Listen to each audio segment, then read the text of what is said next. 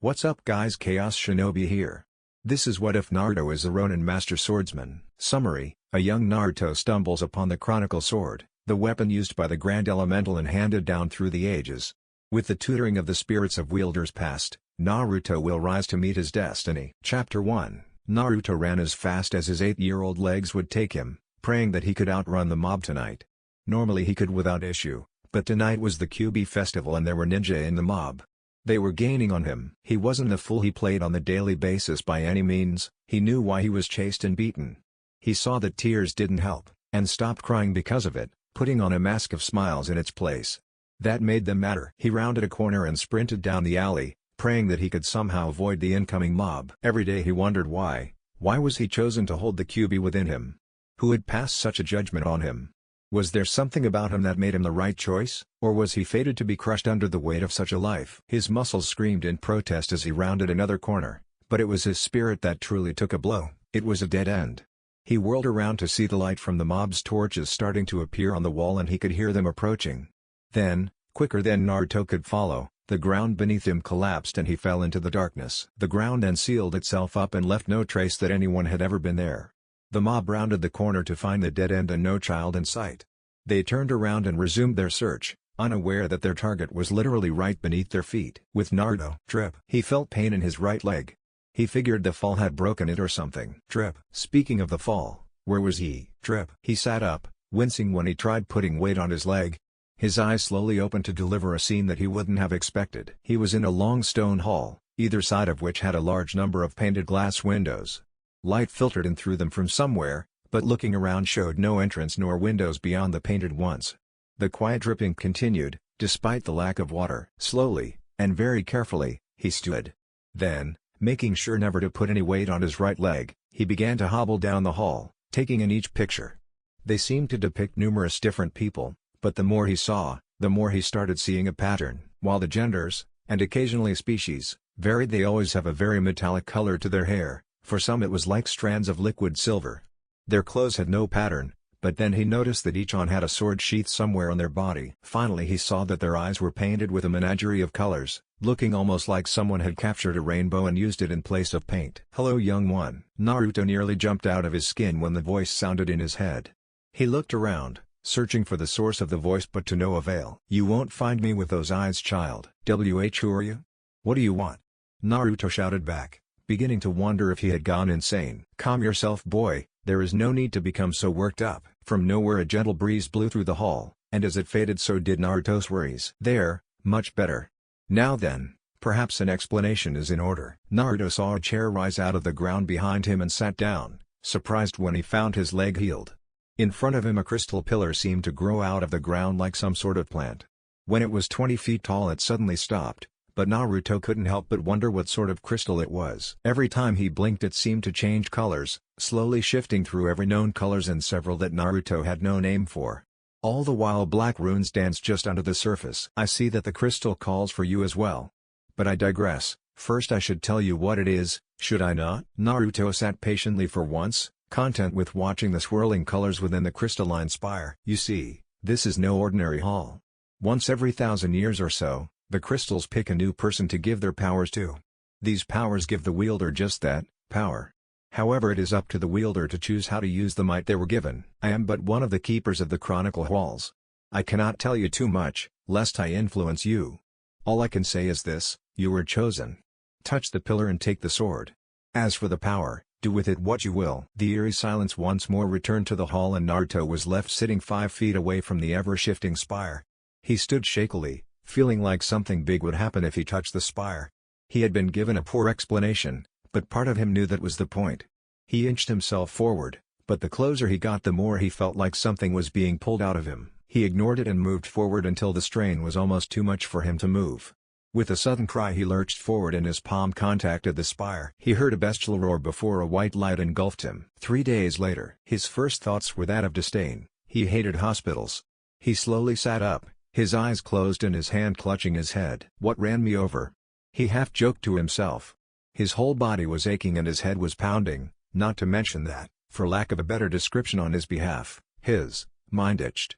He also noticed that once the ache started to subside he felt oddly good, Far better than he should if he was in the hospital. Wait. Why am I in a hospital? He said finally, opening his eyes and looking around the white room.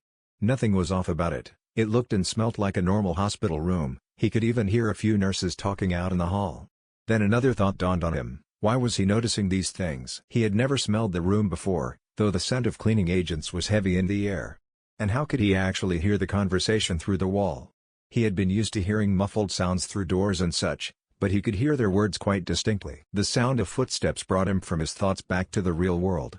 He looked at the door and waited, his mind starting to ache again. An older voice cut into the conversation of the younger ones, asking for his room. They answered politely and he heard them say Hokage-sama. Guess the old man decided to come say hello, Naruto whispered to himself. The door opened slowly and quietly, the aged face of the third fire shadow peeking in.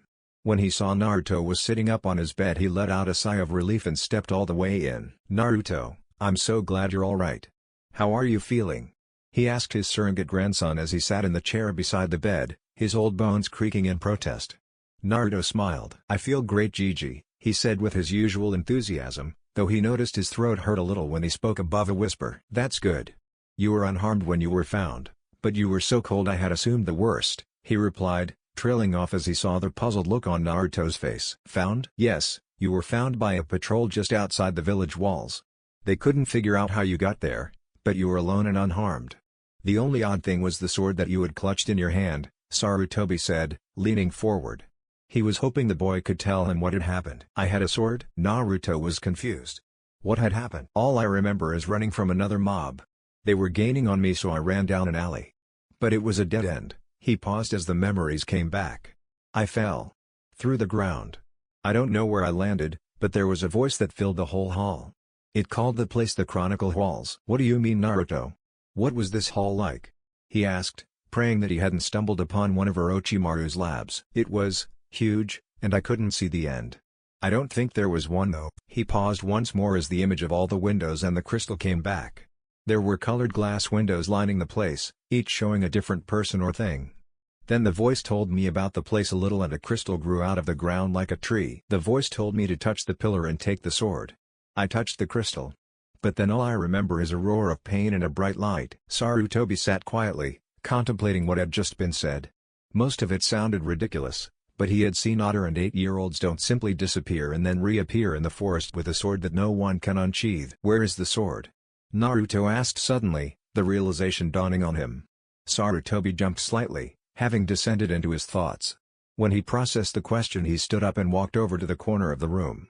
When he turned Naruto saw the longsword gripped in his hands. Naruto, Sarutobi said, drawing the child's attention from the sword, are you sure you don't remember anything about this sword? Not only had no one been able to draw the blade, but it couldn't seem to leave the same room as Naruto.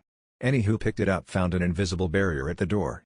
Those who tried to use chakra to remove it from the room or unsheath it found a sizable chunk of their chakra gone in a very painful jolt. No. Alright then, just checking, Sarutobi said with a faked smile. He didn't really want to hand the blade over, but he didn't know what would happen if he didn't. He walked over to Naruto's bed and cautiously handed the blade over. As soon as Naruto's hand grazed the sheath it flew into his hand.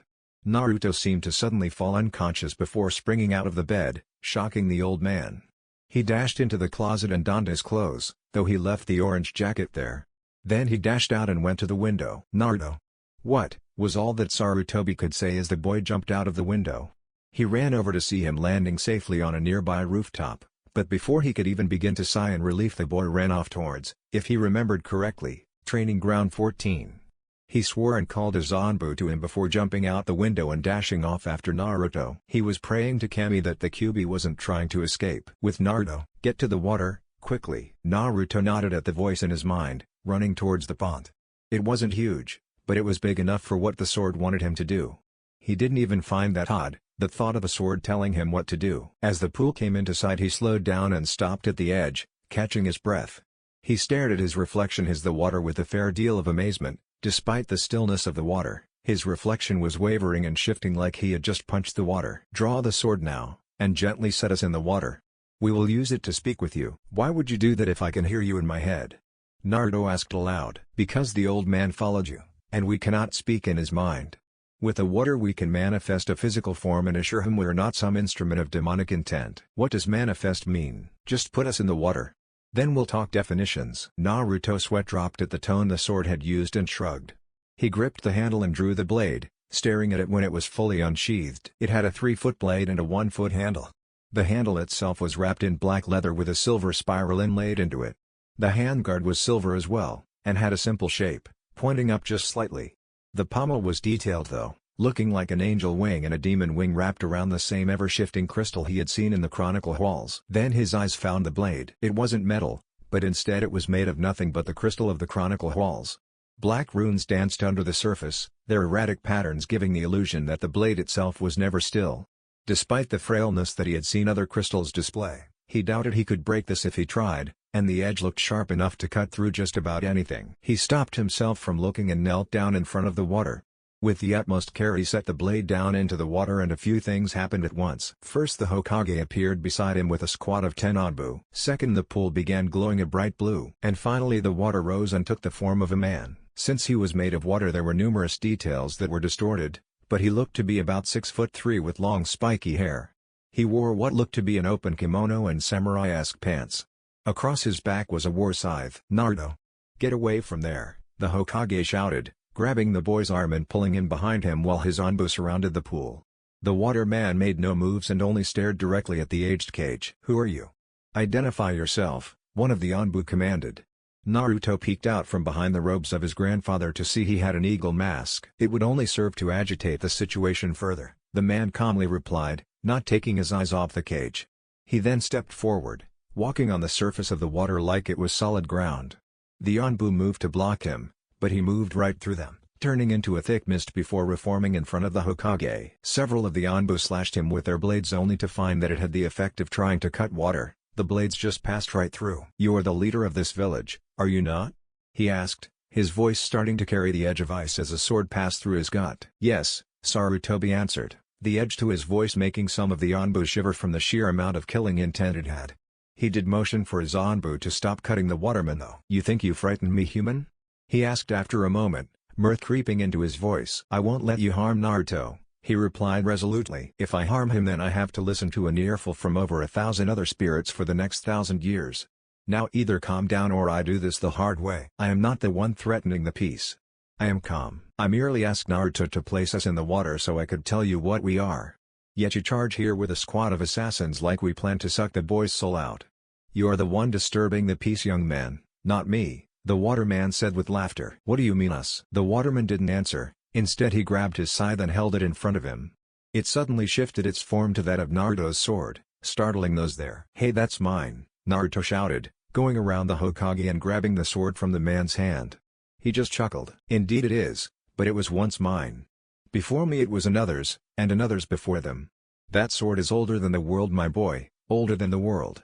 Well, this one anyway. As for you," he said, turning his gaze back to the Hokage. "If I had meant the boy any harm I would have killed him when I had the sword. Now then, sirens call." A heavy mist suddenly coated the area and the Anbu all fell into a deep slumber. Sarutobi tensed but the man made no other move. "I think it's time to explain exactly what we are," the man said before a smirk came onto his lips. 8 years later. BTW The Jonin wear their Shippuden clothes and styles. Sasuke just doesn't have his rope belt. The classroom was buzzing with activity as the newly graduated Jonin awaited their senseis to be announced. The graduating class consisted of ninja mostly from clans. The only one of the 9 Jonin that didn't come from a clan of Konoha sat away from the others. He wasn't alone as the Aburame Arashino sat next to him, having a conversation with a beetle. Naruto was roughly 6 foot tall, though he still had a few years of growth left in him. But if you had seen him as a child you probably couldn't connect how he looked now to his childhood. Long silver hair was pulled back into a ponytail with a few shorter spikes still flaying out randomly from his head. His ever-shifting eyes lazily looked out the window, blue before a blink and green after. The whisker marks he bore as a child had disappeared. His face itself was, as he had heard one young lady from another village put it, akin to that of an angel's. His lithe form bore no fat and a lean sort of muscle. He wore baggy black cargo pants with silver flames at the bottom, held up with the help of a belt that bore a buckle resembling a dragon skull. Combat boots covered his feet and were partially covered by the pants. His torso was covered by a white tank top, over which was a black sleeveless jacket that ended at his knees. He kept the jacket open so he could have easy access to the long sword at his hip. Fingerless black gloves adorned his hands.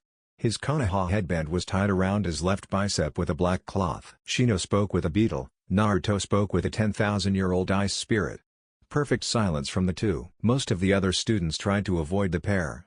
Shino because of his bugs, Naruto because of his eyes and somewhat aloof attitude. He wasn't cruel, but he had a bad habit of not sugarcoating things. You have to be calm to properly use my powers. I know, but in the middle of a fight it's pretty damn hard. I will not say it isn't. It will take much meditation and practice before you can use me for more than training. Still, you at least have Nakuro on your side. Yeah, that metalhead should be able to get me out of some tight situations. It's that fire guy I'm worried about. There are at least 397 fire specialists in the sword Naruto. I think I know which one you're speaking of though. Jackster. Ah, that makes sense. He is a bit odd. The insanity I can live with, the perverted comments are what aggravate me. You must learn to cope. There are worse individuals in here. Now then, I think the teams are being announced. Good luck. Thanks Cyrus. Naruto came back to the world of the living in time to hear that Ino Yamanaka, Shikamaru Nara, and Kuji Akimichi had been grouped together under Asuma Sarutobe. He uttered a silent prayer for his lazy classmate. Ino would tear Shikamaru's head off. Teammate under Kurina Yuhei will be Shino Aburame, Hinata Hyuga, and Naruto Uzumaki. There was silence as everyone looked at the Hyuga heiress and then to the silver-haired youth. Everyone knew Hinata had a low self-esteem, and Naruto tended not to notice such things when he commented on things or criticized people. One comment from him might shatter the girl. Shino was actually quite happy with the selection, though the logic behind it might require some explanation. He knew that he could work well with both Hinata and Naruto, though he might need to speak with his silver-haired classmate about restraint when it came to his criticism. He didn't want to have to deal with the Hyuga having a breakdown. Hinata was a bit scared. She knew Shino well enough to call him a friend, but no one really knew anything about Naruto. Hinata wouldn't admit to having a slight crush on the aloof teen, but it was there. Luckily it wasn't of the same caliber as what Sasuke's fangirls had for him. Naruto was zoned out. Cyrus was commenting on the makeup of the team and what its potential purposes were, Nakuro was asking if there would be a high chance of him being needed, and Jackster was commenting on Naruto's luck for landing a spot on a team with girl like Hinata. Shortly after his comment a slap resounded through Naruto's mind that almost made him jump. It did however, bring him back to the land of the living. Shino and Hinata were beside him, talking to one another about what sort of sensei Kurenai would be.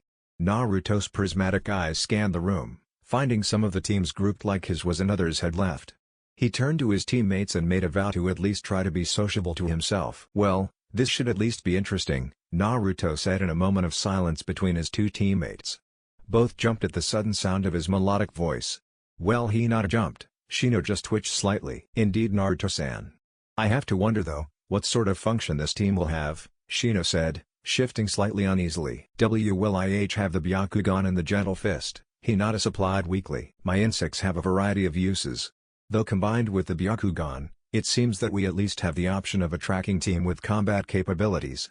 What of you Naruto-san? Both of his teammates gave Naruto their full attention, hoping to get some sort of information on the teen. Me? I use my sword and that is about it. I have a fairly high endurance though, it takes forever for me to get tired. I don't mean to sound arrogant, but I think you two are supposed to find the enemy and once you do support me while I go batshit crazy on them. A very accurate summation Naruto-san. A female voice came from behind the silver-haired youth. The three turned to see a red-eyed woman standing in the doorway, leaning on the frame. Though the report said that you were to be the combat specialist, batshit crazy is accurate enough. And you are? Naruto asked, an eyebrow raised. I am Kurenai Yuhi, your sensei.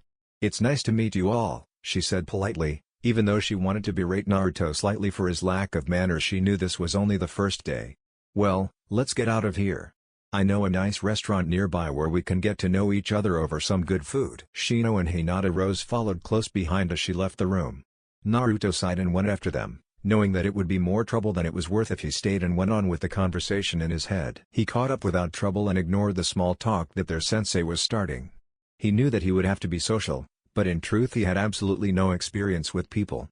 Shino he could get along with if only because the bug user was just as antisocial as he was. But the other two were beyond him. To top it off he would have a pervy fire spirit making a stream of comments about both of them, making it that much harder. They entered the restaurant and found an open booth.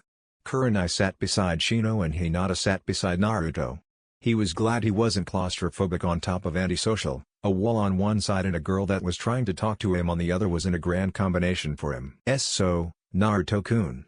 Hinata stuttered out, trying to find something to say. Yes? He answered, trying to keep an even tone. Jackster had just gone off on a rant questioning his sexuality. Why you said you just used your sword? But we never saw it at the academy out of its sheath. Hinata was congratulating herself for finishing without stuttering. Naruto raised an eyebrow. I'm aware of that. I don't draw it unless I'm training or unless I need to defend myself. Beyond that, only special circumstances will ever see the blade form its sheath. Kurenai raised an eyebrow at that statement. Most Jonin, if they specialized in a field or had a weapon, tended to flaunt themselves and their skills. For Naruto to be so reserved about his sword. May we see it? Kurenai asked after a moment, curiosity winning out. I fail to see how this is a special circumstance, was Naruto's curt reply. Well, from now on we are a team. Secrets between teammates can end badly if they are brought out at critical moments, especially if the secret pertains to a particular style of fighting or a sort of trump card, Kurenai argued in an even tone. Naruto sighed and nodded once in her direction. Fair enough. Naruto made no move to unsheath the blade and the suspense was putting even Shino on edge. Kurenai developed a tick mark on her forehead. Well, do you really want me to draw a sword in a civilian restaurant in broad daylight? He asked, putting his menu down and letting his left hand lower beneath the table. No, please don't. Forgive me, the suspense was enough to cloud judgment. Kurenai apologized. It is quite alright. I understand that it is hard to be around me sometimes. I do not communicate with others very well and it has resulted in situations like this before, Naruto countered. Well, ma, maybe IIC can work on that with you? Hinata timidly offered. Naruto turned his head to her with a look of complete shock on his face. You are offering to help me? He asked, aloof tone replaced by surprise. Kurenai and Shino watched with mild fascination. It was odd that Naruto would be so shocked by an offer of help. Why yes. If you want to. What happened next surprised her. Naruto's face lost all of its uncaring looks and softened for a moment, a smile spreading across his lips.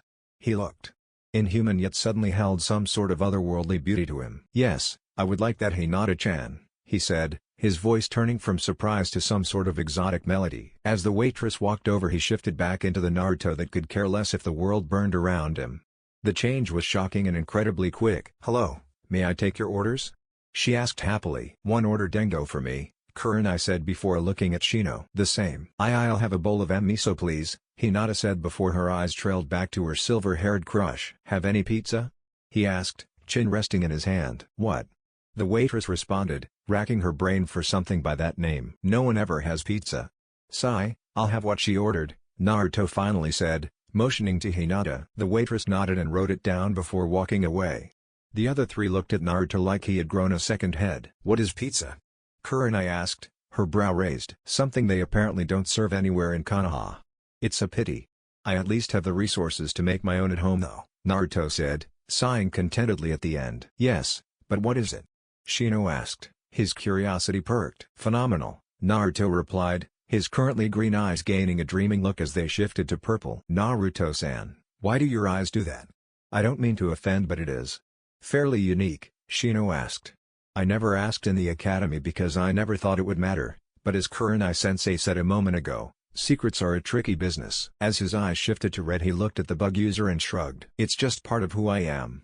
They don't really do anything, though I've had several women inform me that they are fairly hypnotic, was all he said before his eyes trailed to the window. There are, Hinata muttered dreamily, letting out sigh. Did you say something Hinata-chan? Naruto asked, turning his head to her. Hinata tried to stammer out a response that wouldn't make it sound like she had just been staring at him.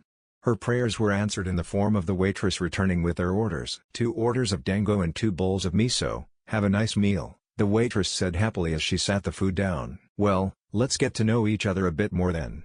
I'll start, Kurenai said as they started eating.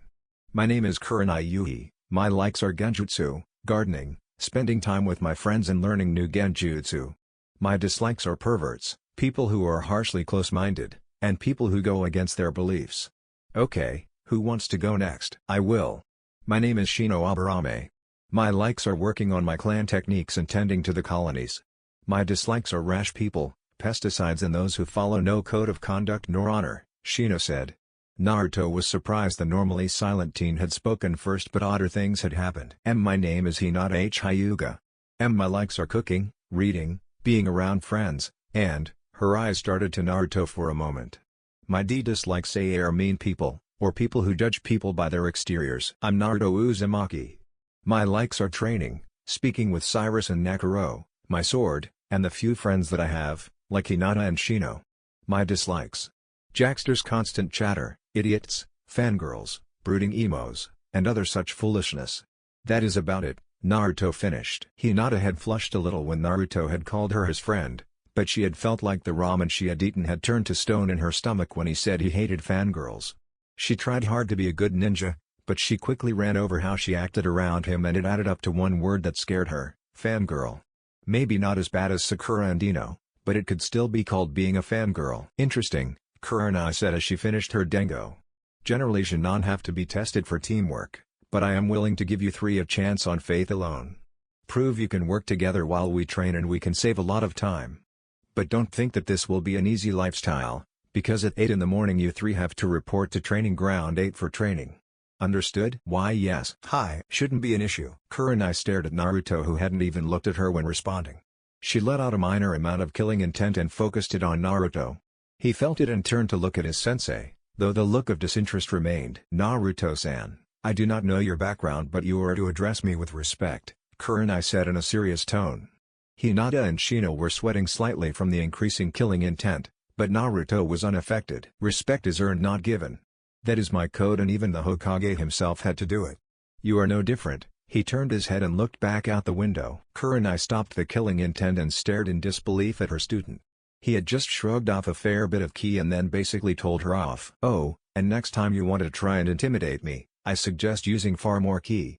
The Hokage made his Anbu faint before it started to affect me. Naruto sighed and got out of his seat by going over the back of the booth. I'll be at training ground 8 if you need me. I want to see what I have to work with. Naruto left without another word. Excuse me, Kurenai-sensei, but I must ask to leave. I need to return home and attend to the colonies that are inactive at the moment, Shino asked somewhat hesitantly. Go on, Shino, it's perfectly reasonable, Kurenai said as she got up and paid the bill. Shino got up and bowed to a sensei before he left. Sensei. See, can I ask why you something? Hinata asked very quietly. Kurenai looked up for the money she laid on the table. You can ask me anything, Hinata-san, she replied.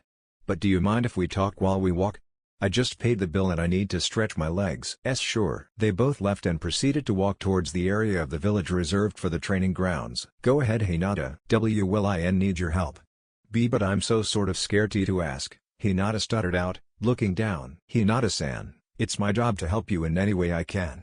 All you have to do is tell me what's wrong and I'll do everything in my power to help, Kurenai said, feeling rather proud of herself for the declaration to her student. I need you to help me stop being a fangirl, Hinata stuttered out, still refusing to look at her sensei. When she learned the object of her affections was the one who just told her off, she wouldn't help. I don't understand, you're the least fangirlish kunoichi that graduated. Actually you act nothing like a fangirl, Kurenai responded, not entirely sure how to help. Well, how about you tell me why you think you're being a fangirl? I look at him when I can. And not anything perverted, just, he's so beautiful. And I can't think straight when he's around. My mind always flies right to him. And I always stutter around him, and, Hinata went on to a few other things before Kurenai stopped her. She sat down on a nearby bench and made Hinata sit beside her. Hinata, you are not being a fangirl. It's just a normal crush, albeit a big one. Being a fangirl is the equivalent of an obsession, Kurenai assured her. I don't know, Hinata said. Kurenai had to admit that the girl didn't stutter nearly as much when Naruto wasn't around. But, wait, Naruto? You like Naruto, don't you? Kurenai suddenly said. Hinata meeped and blushed, but she nodded. I can see why you wanted to talk to me about it. But do you want me to prove that you are not a fangirl? Say something bad about Naruto, just say one of his faults that you notice. Hinata raised an eyebrow, but she thought for a moment. Well, he's really uncaring sometimes. And he almost never shows respect to anyone, she said, fairly sure of what she said. Can you defend him on either of those? Kurenai asked. Not really. Actually no, I don't know why he's like that.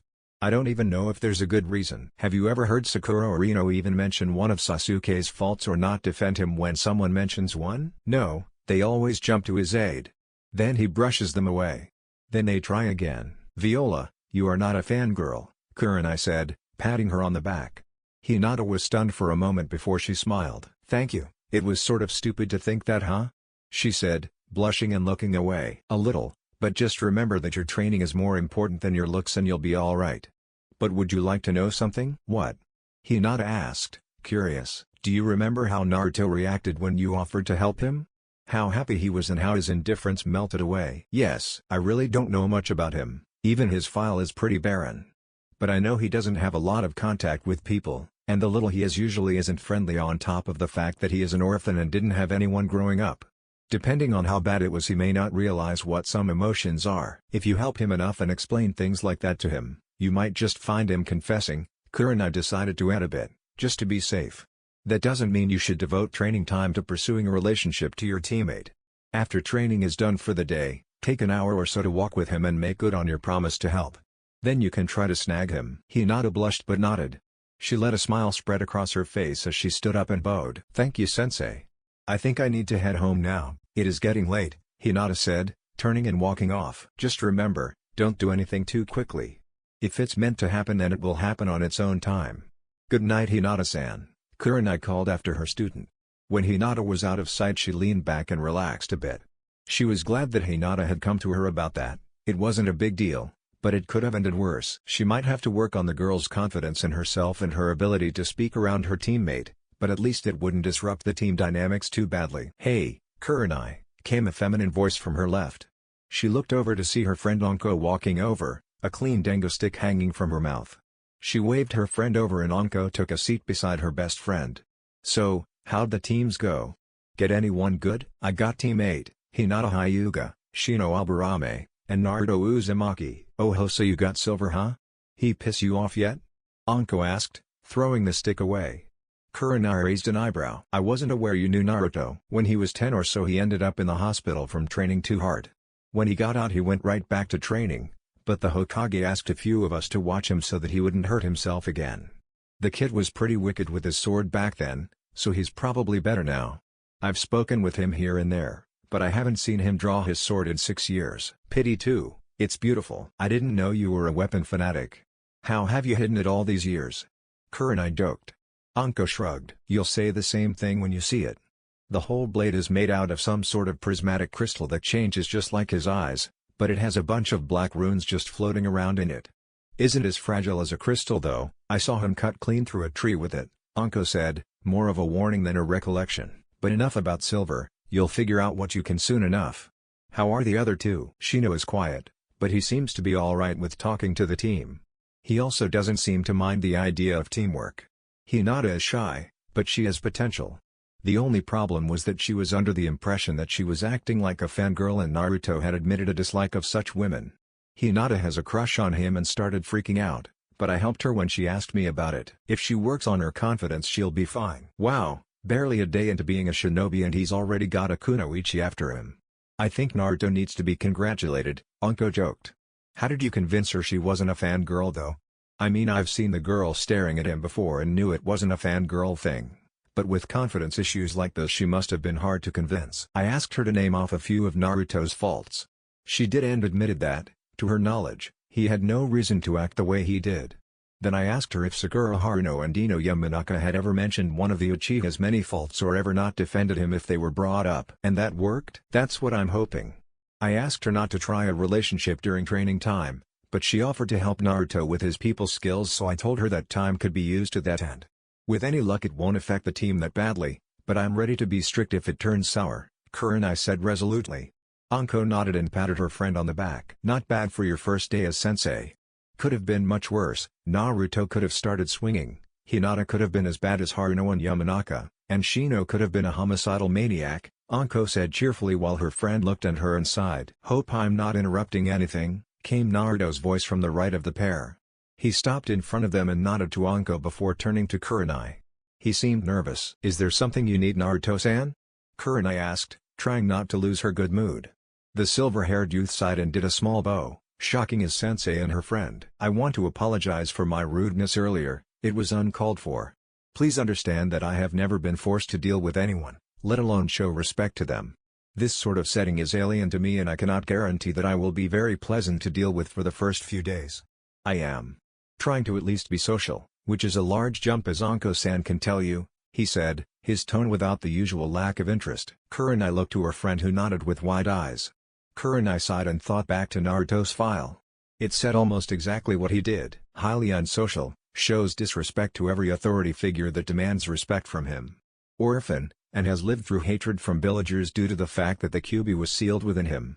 Current physical state is a result of its extraction and the insertion of something else. What was put in is unknown. The file had been made public to Jounin and above, but it stressed the fact that he had no experience with people several times over. Doing anything with him would require patience. I forgive you, Naruto. I am sorry for directing so much killing intent at you, but how did you ignore it? She said after a moment. I didn't ignore it. It is difficult to explain, but I notice and feel any amount of ki, but it takes large amounts to make me care about it and have it affect me. I wasn't lying before. The Hokage knocked out his Anbu with ki before I was affected. That is how he earned my respect. I hope you will come up with a more people-friendly method, Naruto said, his tone shifting back to the more indifferent of his tones. Kurenai nodded. I will try. You should go get some rest, it's getting late and you have a long day ahead of you. I was going to ask Hanko here to help me. In fact, from what I gather you two know each other well enough for you to know what sort of hell that entails, Kurenai said. Naruto raised an eyebrow but turned and walked away. Perhaps a few extra hours of rest would be of benefit, he muttered to himself as he walked off. Anko waited until he was out of earshot before she started laughing. She had gotten to see Naruto bow and apologize in the same night on top of admitting he was wrong. That had been worth the trip. Hey Kurenai-chan, let's go celebrate you getting a team. Anko trailed off, leaning against her friend. I can't drink tonight, I have to be up early tomorrow, Kurenai said, half wondering if her friend was hinting at what she was hinting at. Anko flirted with men, but she had never made true on the flirts, and Kurenai was known as the Ice Queen of Konoha for her refusal of every man that came to her. Both had the reason of the other. I wasn't talking about drinking, Kurenai-chan. Anko trailed off again, leaning over and nibbling on Kurenai's ear. Kurenai gently pushed her friend away. I still have to be up early, Kurenai said as she got up and started towards her house. Anko jumped up after her and caught up quickly. She wasn't giving up that easily. The next day, Training Ground 8. Naruto sat patiently in a tree, his legs dangling off the branch. He had arrived first and had simply decided that a bit of meditation would do him good, but he simply couldn't bring himself to calm down enough, so he settled for sitting in a tree and practicing facial expressions. It surprised him that he had to remember the muscle movements to smile like he meant it. Was he really that emotionless sometimes? Shino had arrived next and had greeted his teammate before sitting at the base of the tree. Naruto could hear a buzzing coming from his friend and figured that he was meditating or something. Next came Hinata. She seemed a bit more cheerful than she had the day before. She had a bag in her hand, that smelt wonderful. When she got close enough she opened the bag and offered a cinnamon bun to Shino, who politely accepted. Would you like one, Naruto? She asked, proud of herself for not stuttering. She wouldn't admit that she had rehearsed that a little though. What are they? He asked, leaning down. Cinnamon buns, I made them myself, she said proudly. If you can get up here. I'm just really comfortable here, he said, attempting a chuckle at the end. At least it didn't sound homicidal. Hinata nodded and went over and put her foot on the tree before slowly walking up it. She was glad that all Hyugas went through chakra control exercises when they were young. Shino wasn't really surprised, but Naruto seemed shocked. How are you doing that, Hinata-chan? He asked suddenly. The abruptness of it caught Hinata off guard and her control slipped, causing her to fall. Before she managed to even fall a foot, a hand grabbed her outstretched wrist and pulled her up. Hinata stared at Naruto's hand as it slowly let go of her wrist. He had deposited her on the branch next to his, but what surprised her was the fact he had done it with one hand. She was light, but it still took a bit of strength to stop someone from falling and pull them to your height in one fluid motion. Are you hurt, Hinata-chan? He asked, leaning over and giving her a once-over. She shook her head and tried to ignore the thought of Naruto's eyes on her body. She reached into the bag and handed Naruto one of the cinnamon buns. She waited patiently for him to eat it, though it took a moment since he seemed to want to poke and prod it before actually eating it. He brought it to his mouth and took a bite. This is good, Hinata-chan. I've never had a cinnamon bun before, he said calmly, if a little happily. He took another bite and let his eyes wander back to the training field. Hinata, on the other hand, blushed from the praise and took a moment to examine his face from this close since she hadn't been quite this close to her crush. Kurenai-sensei said not to start this here though, she thought to herself, instead turning to look at the training field. Think social. Think social, think social, was the repeated mantra in Naruto's head. Out of nowhere a new voice spoke to him. Tell her she looks nice. Who are you? Naruto questioned. This was the first feminine voice he had heard from the sword. I'm Saya, a water spirit.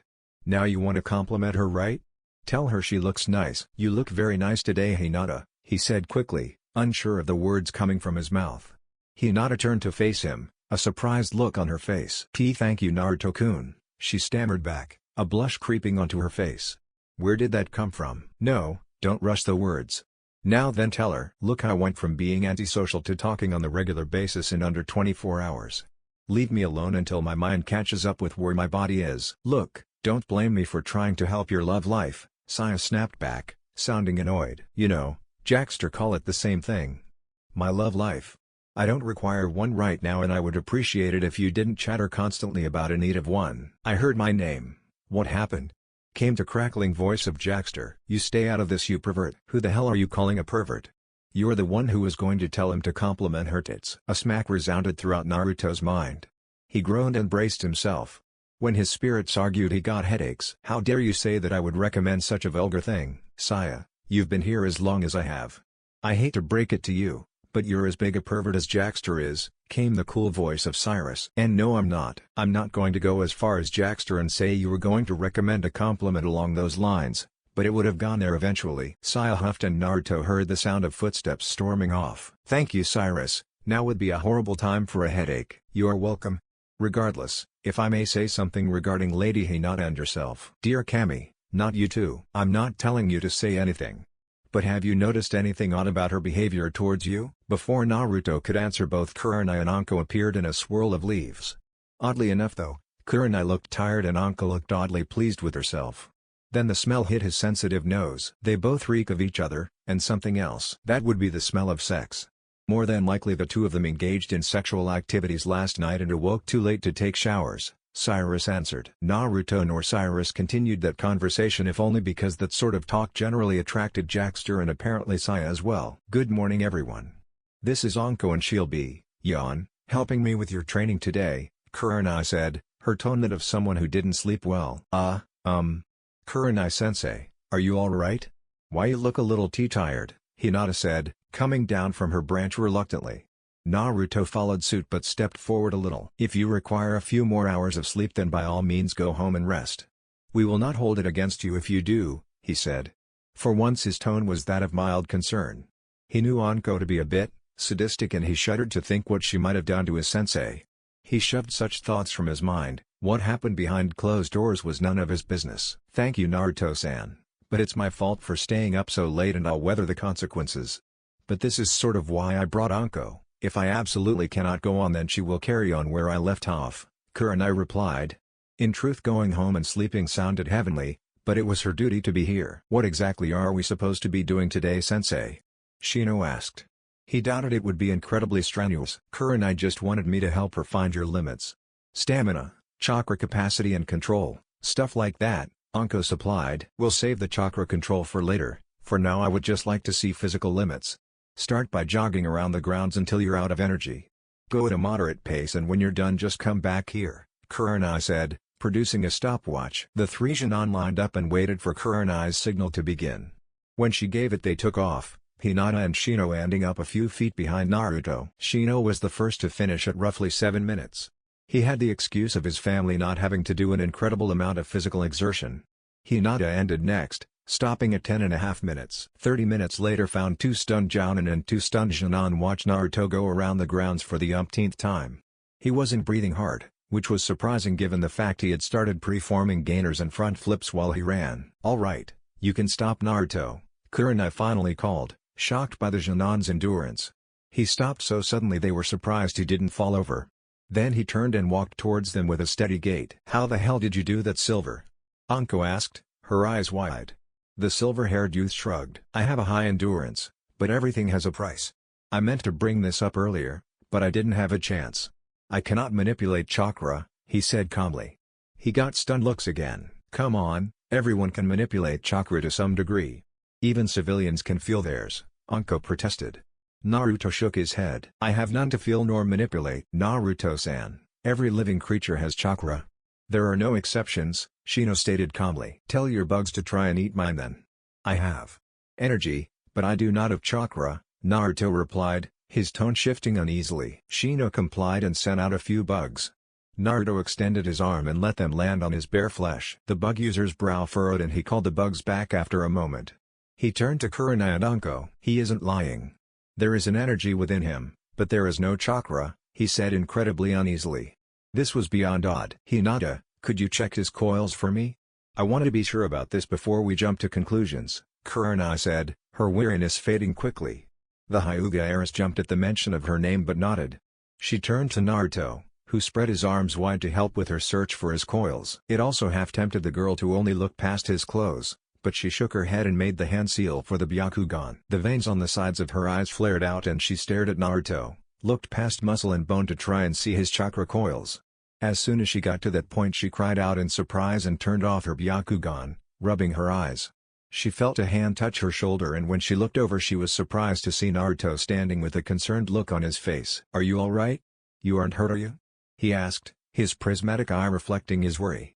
She shook her head. I'm fine, you just caught me off guard. You don't have chakra coils, but why you burn like a furnace with something? I don't know what it is, but it's almost like your made of the energy, the way it fitted your form, Hinata supplied. Naruto nodded and removed his hand from her shoulder. It was very bright, anyone that tries to see that deep might get blinded if they look too long.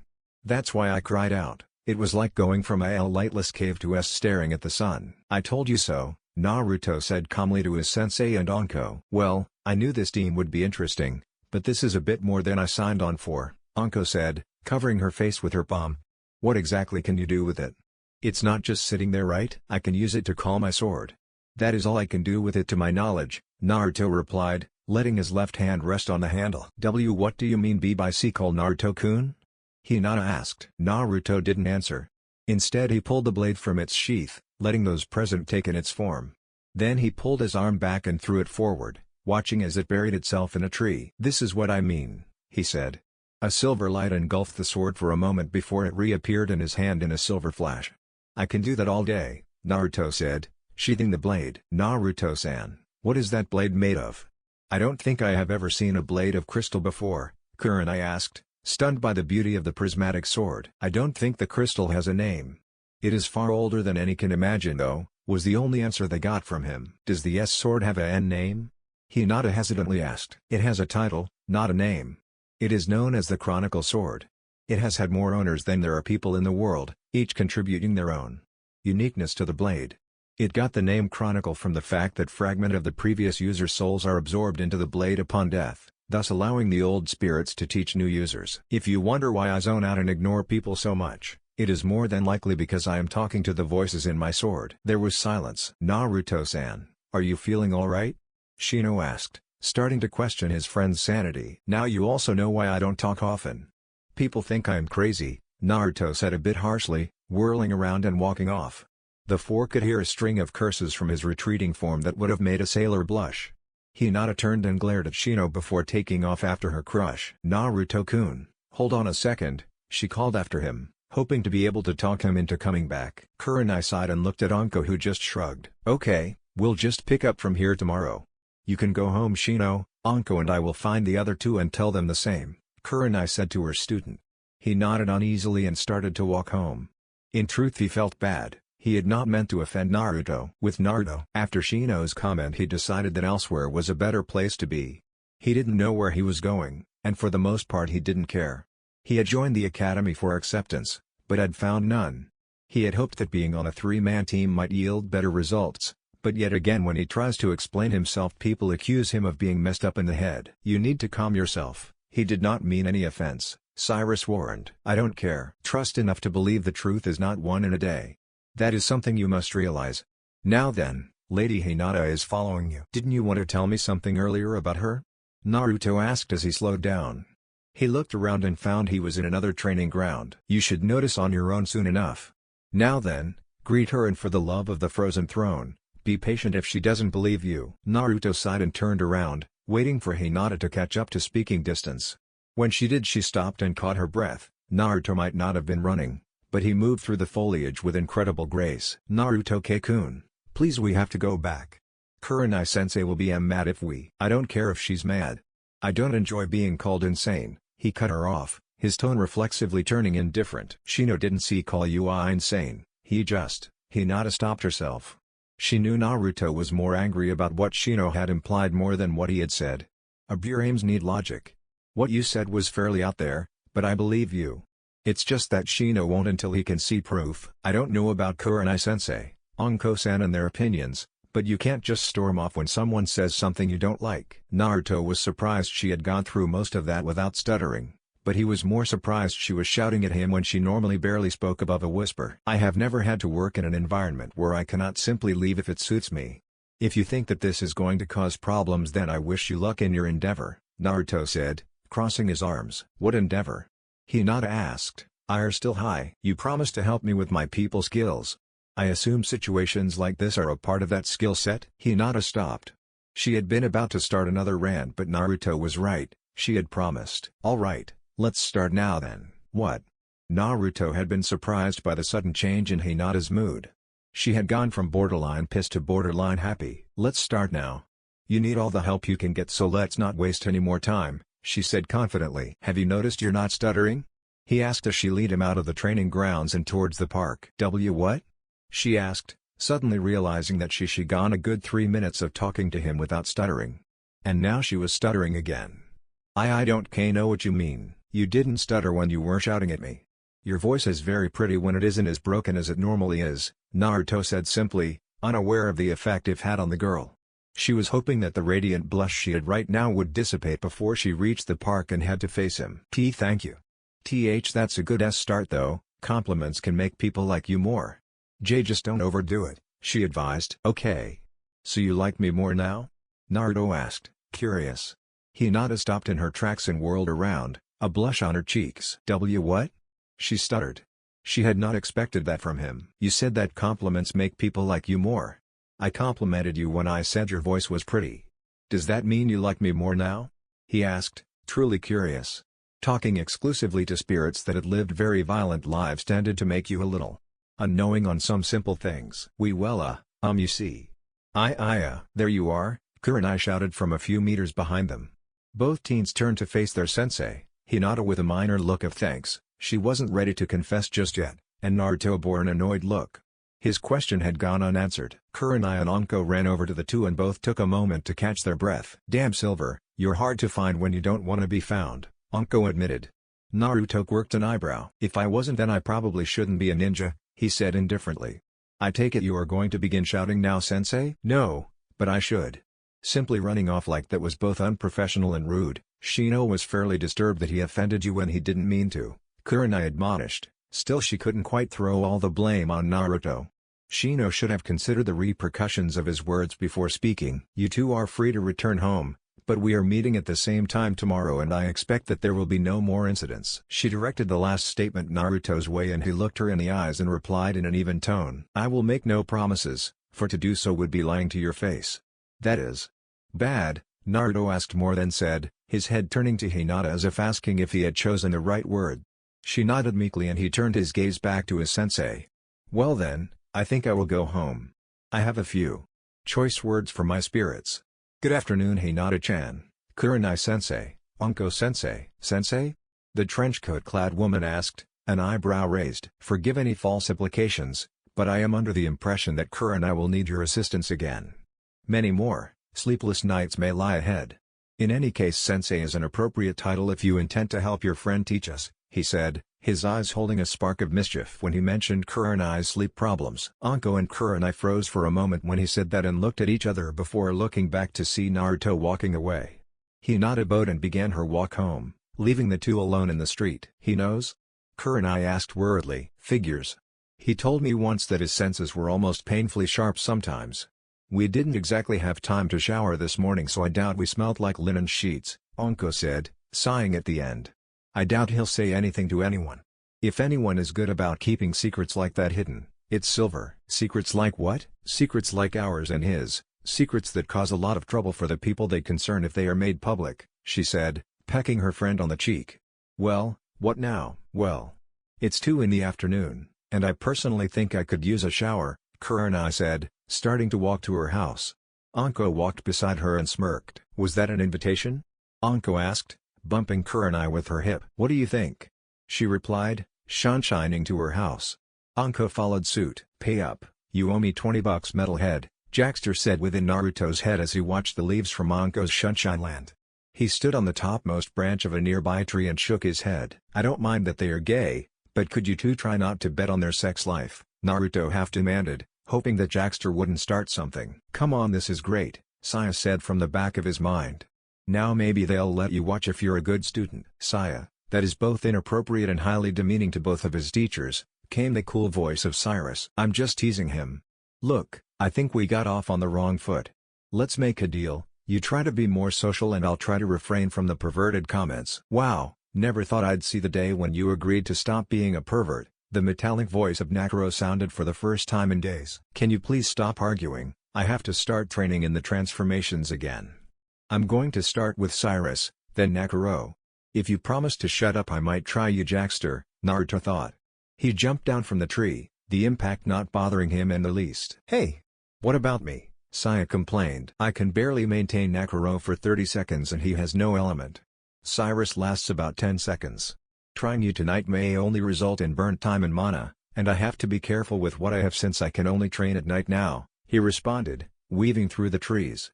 When he finally reached his private little sanctum he unsheathed his sword and looked at the surroundings. A small pool to his left and the base of the Hokage mountain behind that. The thick trees of the forest that surrounded the small clearing made it extremely difficult to come here, but after years of practice he had managed to get it down. He sighed and positioned the blade so the tip was towards the center of his chest. "This never gets old," he said. Then he plunged the blade through his chest. Naruto waited patiently for Shino's signal to start, a feat that previously eluded him.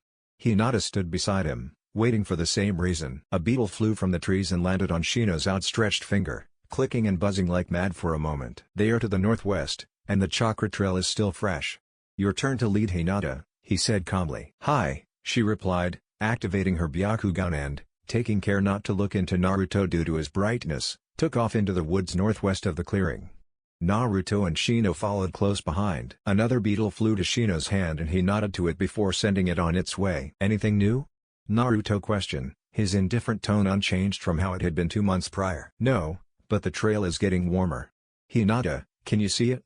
Shino asked. "Barely, but I can follow it." "Call your bugs back and get ready, Anko-sensei and Kurenai-sensei won't make this easy," she said back.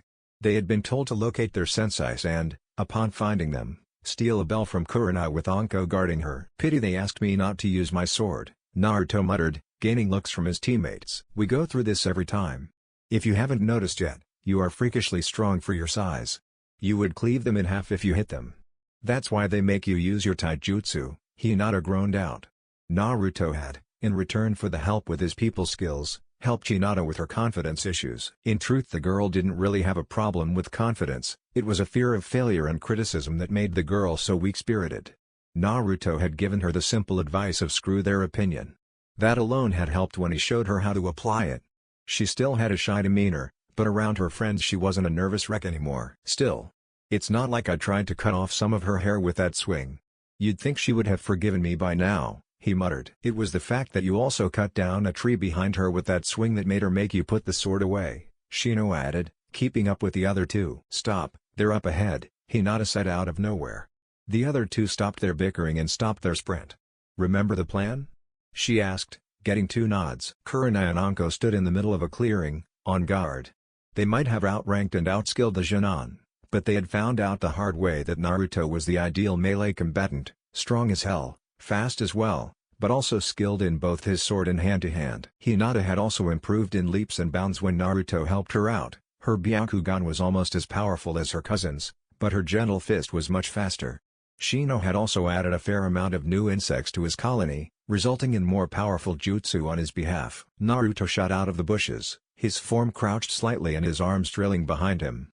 Anko braced herself as he neared. "Ready or not, here I come," he said to himself more than her. He jumped while he was running and front flipped in order to add momentum to his axe kick.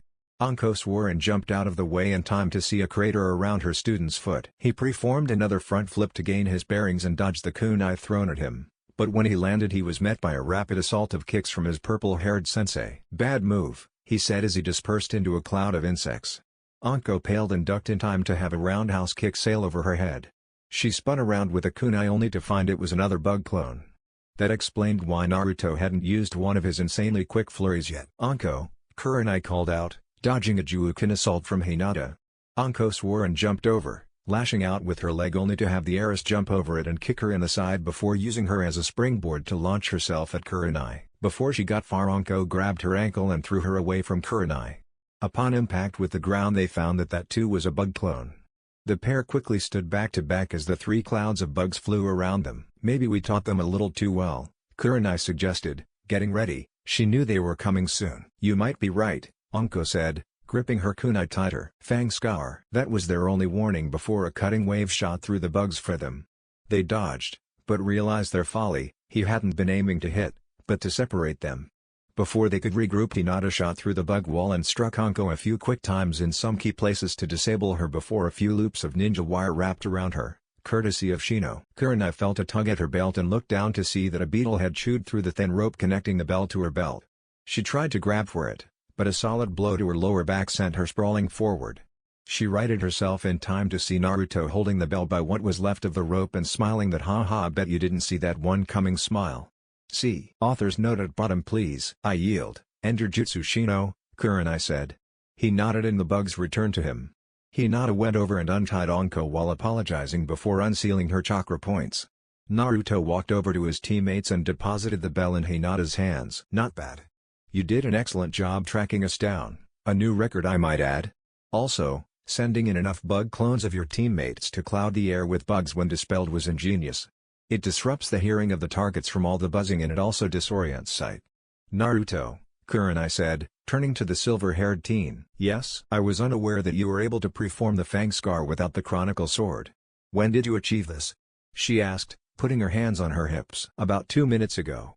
I still need it for Howl, Fury, and Rise though," he said, making reference to the pre-stage techniques of his spirits.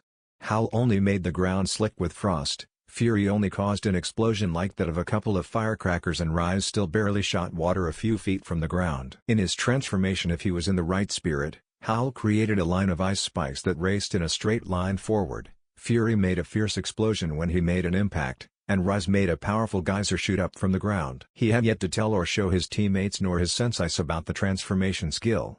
They knew about his spirits, but they didn't know about what they did when he used the merger. "Well, it was a good surprise and effectively separated us. Hinata, you were fast and efficient in your disabling of Anko. You worked very well in tandem with Shino to make sure she wouldn't be able to assist me. Of the three of you, I least expected Naruto to make a sneak attack. After the beetle cut the rope, I expected another to catch the bell and return it to you, not have Naruto strike from behind and catch the bell. If this were a real fight, it wouldn't have ended there, but you did well. Don't let it go to you heads though. We were holding back after all," Anko said, giving the Hinata thumbs up before the warning. Hinata nodded and accepted the praise while Naruto attempted a small smile. Shino smiled behind his collar, not that anyone saw. "Though since you were unnecessarily harsh with that kick, Cyrus owes me dinner," Kurenai said. Anko quickly seconded that with Hinata nodding as well. "Oh come on. It wasn't." "Ugh, fine.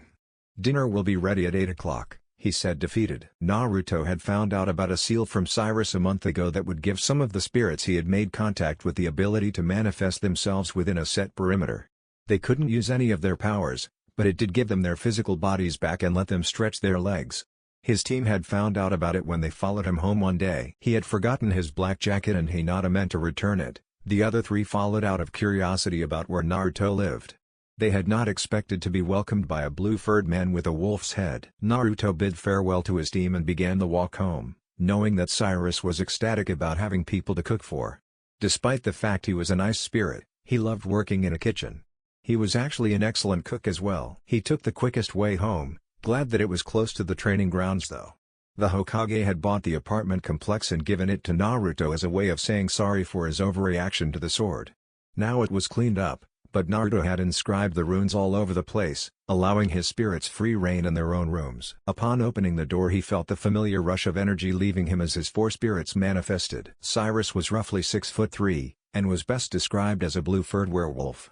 He had the legs and head of a wolf, but just in front of his ears grew two small white horns that pointed forward. Most of his fur was short and a light blue, but he had a mane of longer and darker fur that spiked back, and his chest was covered by white fur. He wore custom-made shorts and wraps over his paws, and over his chest was vest that clung to him and had a spiky white fur collar that started at his chest and went back around his neck. Jackster was one of the odder ones. He wore only a red sash around his waist and very baggy black pants. His skin was a deep tan color, and his flaring red hair framed his face. Yet covering the bottom half of it was some sort of red crystal mask. He had no problem speaking through it, but Naruto never figured out how he did it when he used the merger with Jackster. He also had a long, whip-like reptilian tail that tended to have a mind of its own. Saya was, for lack of a better term, beautiful. She wore a modified kimono that ended just above her abdomen and that showed off her impressive bust, wearing it just open enough to give a view of her cleavage without being overly showy. She never seemed to have trouble keeping it closed though. A blue dress covered her lower half, though there were slits all the way up the sides. She did have some shorts on under the dress for modesty's sake, but she wore no footwear. She also wore her long ocean blue hair loose, letting it fall to just above her rump. Naruto was most likely to stand out in a crowd. Short, spiky, steel gray hair and wore huge shoulder guards and armor along with armor on the outside of his thighs. He wore no shirt and only black cargo pants. He was also 9.5 feet tall and built like a brick shithouse. He was the quietest of his spirits surprisingly, though he was a fight junkie. Anytime Naruto got adrenaline going he started to edge Naruto on about using the merger with him. All of them shared his prismatic eyes. They nodded or did their usual greeting before walking off to do their own things. Naruto went to go find something dull and sharpen it until it could cut through stone. Saya went up to her room to do whatever she did in there. Jackster went to the couch and flopped down on it, and Cyrus went to the kitchen. The complex had been redesigned via sledgehammer.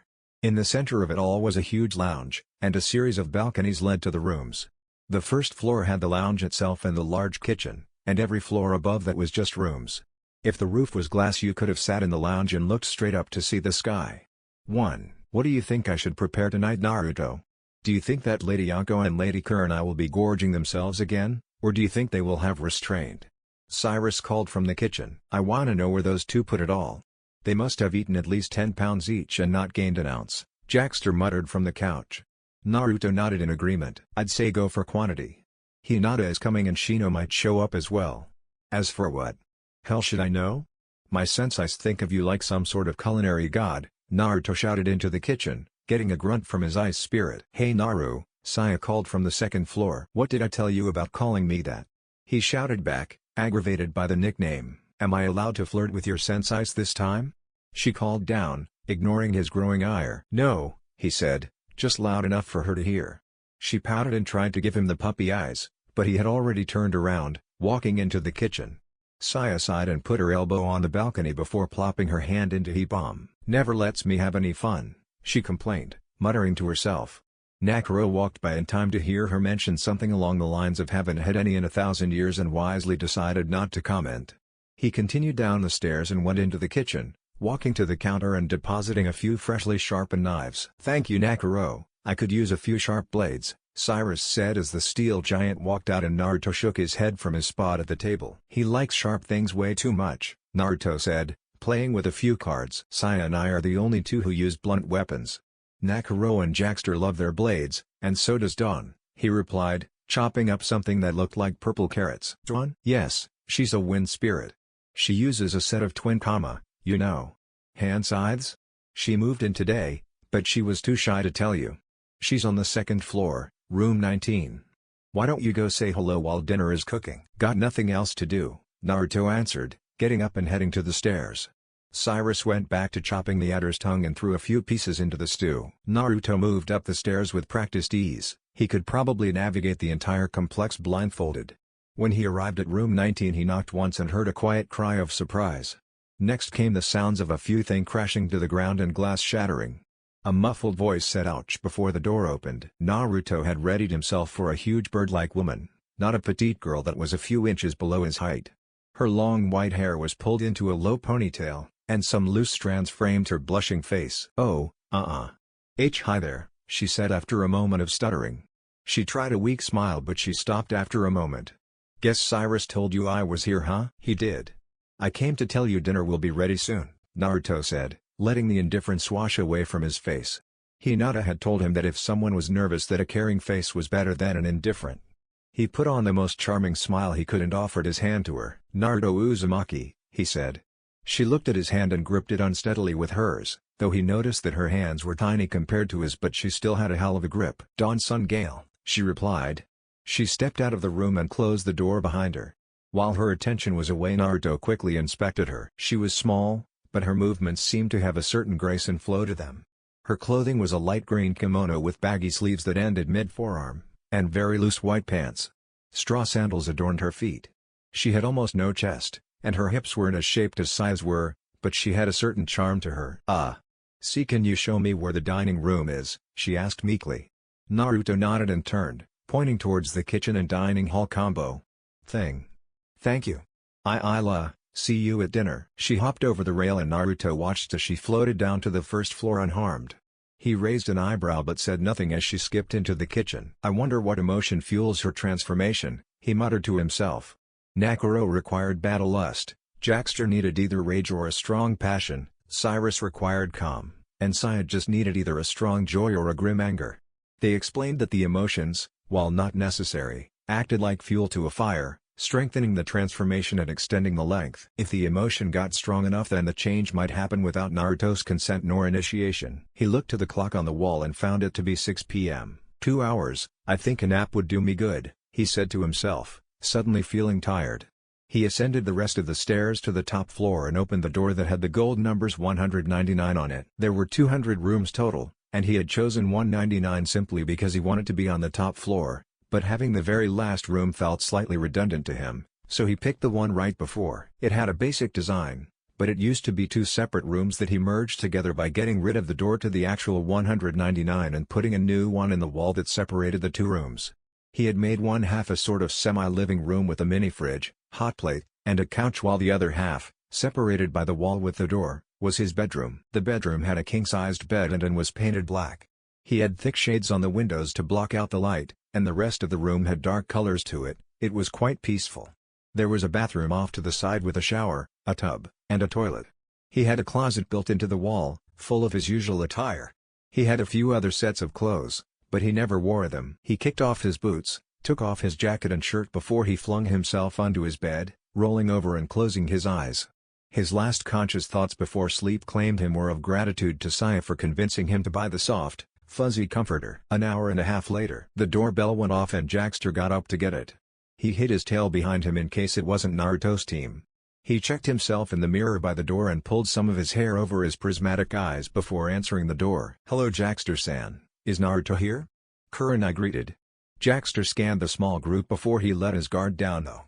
He saw Kurenai, Anko, Hinata, Shino and someone who had the same eyes as Hinata, but he was much older. I don't think I know you, he said flatly, staring at Hiyashi Hyuga. The clan head was taken aback by the tone of dislike in the red-haired man's voice. This is my father, Hiyashi.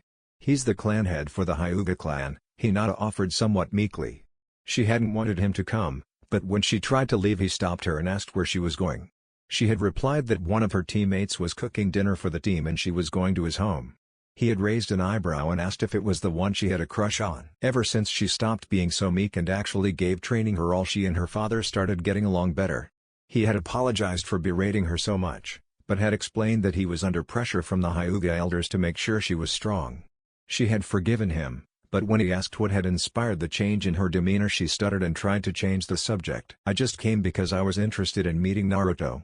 Both my daughter and the Hokage have quite a bit to say about the boy. Excuse me for asking, but are you a relative of his? He added at the end. Naruto's eyes were unique as far as he knew, yet this man had the same ever-shifting irises. Relative? Hell no. We all just have these eyes. Anyone who has been gifted by the sword has them, Jackster said, brushing the hair out of his eyes. Come on, and I guess Cyrus is almost done with the food. He decided to make something from his homeland. Just don't ask him what's in it or you'll regret it. Hiyashi raised his eyebrow yet again but nodded. Jackster moved aside and let the group enter, and closed the door once they were in. Tell me Hiyashi, how well do you handle weird Jackster asked, moving beside the Hyuga as he led them to the lounge. "I have seen my share of oddities in this world," was his cool reply. "Good, 'cause we sure as hell aren't normal," Jackster half-shouted jokingly, walking a bit ahead of the group and letting his tail wave in the air a bit. Hiyashi stopped and stared at it before shaking his head and continuing into the living room. In time to see Nakuro plop down into his huge recliner. He paused yet again when he saw the steel-clad man's size but reminded himself that these were his daughter's friends. A little patience with their appearances might prove beneficial. "Cyrus, we're here," Hinata called out to the Blue Wolf man. "Dinner's about 5 minutes off, so come on in and sit down if you want," came the icy voice of Cyrus. How someone could sound happy with a voice that cool was beyond Hiyashi. He walked in and sat at the table, noting the intricate designs etched into it. He traced a few with his fingers while the others sat themselves. "Nakuro, Jackster and I went at the table one day when we were bored. Nakuro used his knives, Jackster and I used our claws," Cyrus said as he walked over. When Hiyashi saw him he jumped slightly but composed himself. "It's alright, I know it's a little shocking to see a Worgen for the first time. No, forgive me. I should not have been so rude as to jump at your appearance," Hiyashi countered, bowing his head to Cyrus. "Still, no harm done," Cyrus insisted. He looked at the clock on the wall inside as the other spirits filed in. There was no real rhyme or reason to their sitting order, but the right side of the table had Hinata, an empty seat, Dawn, a place Cyrus had reserved for himself, Anko and Enkuranai. The other side had Jackster, Hiyashi, Nakuro, Saya, and Shino. "Hinata, do you know where Naruto's room is?" Cyrus asked, annoyance creeping into his voice. The heiress nodded. "Could you go up and get him?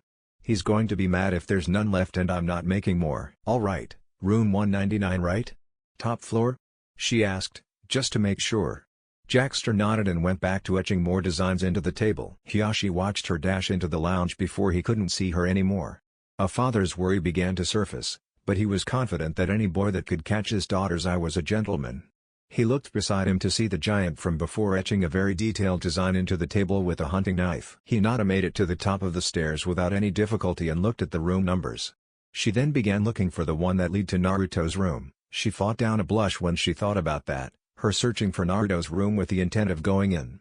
She had never gone in, so she wondered what sort of things were on the other side. Would it be clean, or would weak old pizza and porn be scattered across the floor? 199, she said to herself, raising her hand and knocking 3 times. When she didn't get an answer she tried again with no success. She let her hand rest on the knob for a second. Was she really going to barge into her crush's room without permission? She steeled herself and opened the door. When she didn't hear a shout or anything she opened her eyes to find a very clean living room. A soft snoring reached her ears and she turned to see a door where the sound was coming from. She walked over and knocked loudly again, knowing that on the other side of this door was his bedroom, and she had a feeling she was probably going to have to go in and get him. She felt the heat in her cheeks as she turned the knob and stepped in. The light from the living room illuminated the room well enough, and she got an eyeful. Naruto was sprawled out on his bed, chest up. Hinata couldn't tear her eyes from his toned form, but the closer she looked the more something caught her attention.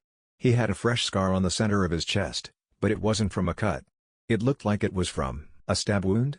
She asked, the blush fading as she went over to the bed. She stared at it and realized it was fresh, new flesh just barely covering it. Her eyes caught the slight luster of the sheath leaning against the bed, and her eyes widened. She measured the width of the blade with her fingers and held them to the wound. It was a perfect match. "What happened to you, Naruto-kun?" she asked, brushing some hair out of his face and stroking his cheek. She pushed it from her mind and got ready to wake him up, but a sudden thought came to her. She blushed and looked at Naruto's slightly parted lips. All she had to do was lean over and... No, she wouldn't do that, not while he was asleep. But then again... Who would know? She steeled herself and leaned over him, knowing that she might beat herself up for it later. She glanced up at his eyes to find them shut and let hers drift closed as she descending slowly. His lips were softer than she had imagined. She pulled back before she did something she would really regret later. "Hinata-chan, did you just kiss me?" Naruto asked, his eyes open and a truly perplexed expression on his face. Hinata's face lit up as she realized he was awake and she jumped back, stuttering. Her eyes found the pile of clothes on the floor by the bed. "Cyrus asked me to come get you and when I knocked you didn't answer so I came in. I knocked on that door too, but you still didn't answer, so I came in and came over here to wake you up but I tripped on your clothes and fell forward." She was lying and she knew it wasn't very good at it, she just prayed he wasn't too mad. "I'm sorry," he said, swinging his legs over the side of the bed and picking up the clothes. Hinata was stunned. What? She asked, stunned as Naruto threw the jacket and shirt into the hamper before getting a new one of both. I'm sorry, I hadn't have thrown my clothes there, you wouldn't have tripped, he explained. He donned the clean clothes and Hinata almost wanted to groan as he covered his torso. Do you mind if I say something about it though? He asked as he led her out of his room and down the stairs. Sure, she said, her heart still beating a mile a minute. She glanced over and saw something she never thought she would. Naruto was blushing, or at least she thought he was due to the odd color to his cheeks too, and for the second time she saw the indifference melt away until there was nothing but his exotic beauty and the charming smile of his. He stopped her and put his mouth by her ear, both noting and not caring that they were both blushing. I enjoyed that, maybe we can try it again later? He asked at the end, barely above a whisper. He didn't know how to feel right now, but he was doing what he felt was right. Hinata turned a whole new shade of red before she could bring herself to nod. Naruto leaned back and continued down the stairs, the blushing heiress following close behind. She wasn't entirely sure she wasn't dreaming, he hadn't confessed love or anything, but another chance to kiss him was a wonderful turn of events. To her surprise, the indifference didn't come back as the blush faded from his face like she thought it would. It did seem like attention was elsewhere as they descended the stairs, but his usual mask didn't return to cover his slight smile. Hinata wondered if she would ever be able to really describe that smile. It wasn't like the ones he forced or put on because the situation called for it. It was like his real smile because he only ever did it when he let his mask slip away. When they got to the stairs leading down to the lounge, she stopped him, remembering the additional guest. Naruto-kun, my father came with me. He said that he wanted to meet you and tag alone, she warned more than explained. Naruto turned his eyes back to her and the smile widened a little, making her heart flutter. I wouldn't worry, Cyrus probably made enough for an army. Unless you are worried he won't approve of myself and make some sort of request to have you move to a separate unit because of it? He asked at the end. Hinata nodded and was surprised when Naruto let out one of the most melodic laughs she had ever heard. Don't worry, I doubt he will find reason to distrust me. Still, she said, worried. Naruto had hit the nail on the head, although he didn't touch on why she didn't want to be moved to another team. It was sort of aggravating and relieving at the same time. Annoying because after looking back at how she always acts around him when not on a mission, it was fairly obvious that she had a crush on him, but good because she wasn't sure if she was ready for him to know just yet. Have some faith in me, you're the one who taught me how to communicate after all, he said, the smile still going strong.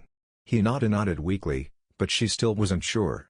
Naruto let his mask slid back on, though it was easy to tell he was in a good mood. They went down the rest of the stairs and proceeded to the kitchen to see a sight they had not expected. Everyone was in the same order they had been, but Hiyashi now held Naruto's knife and was making a few designs of his own while the others either watched or talked. There you two are.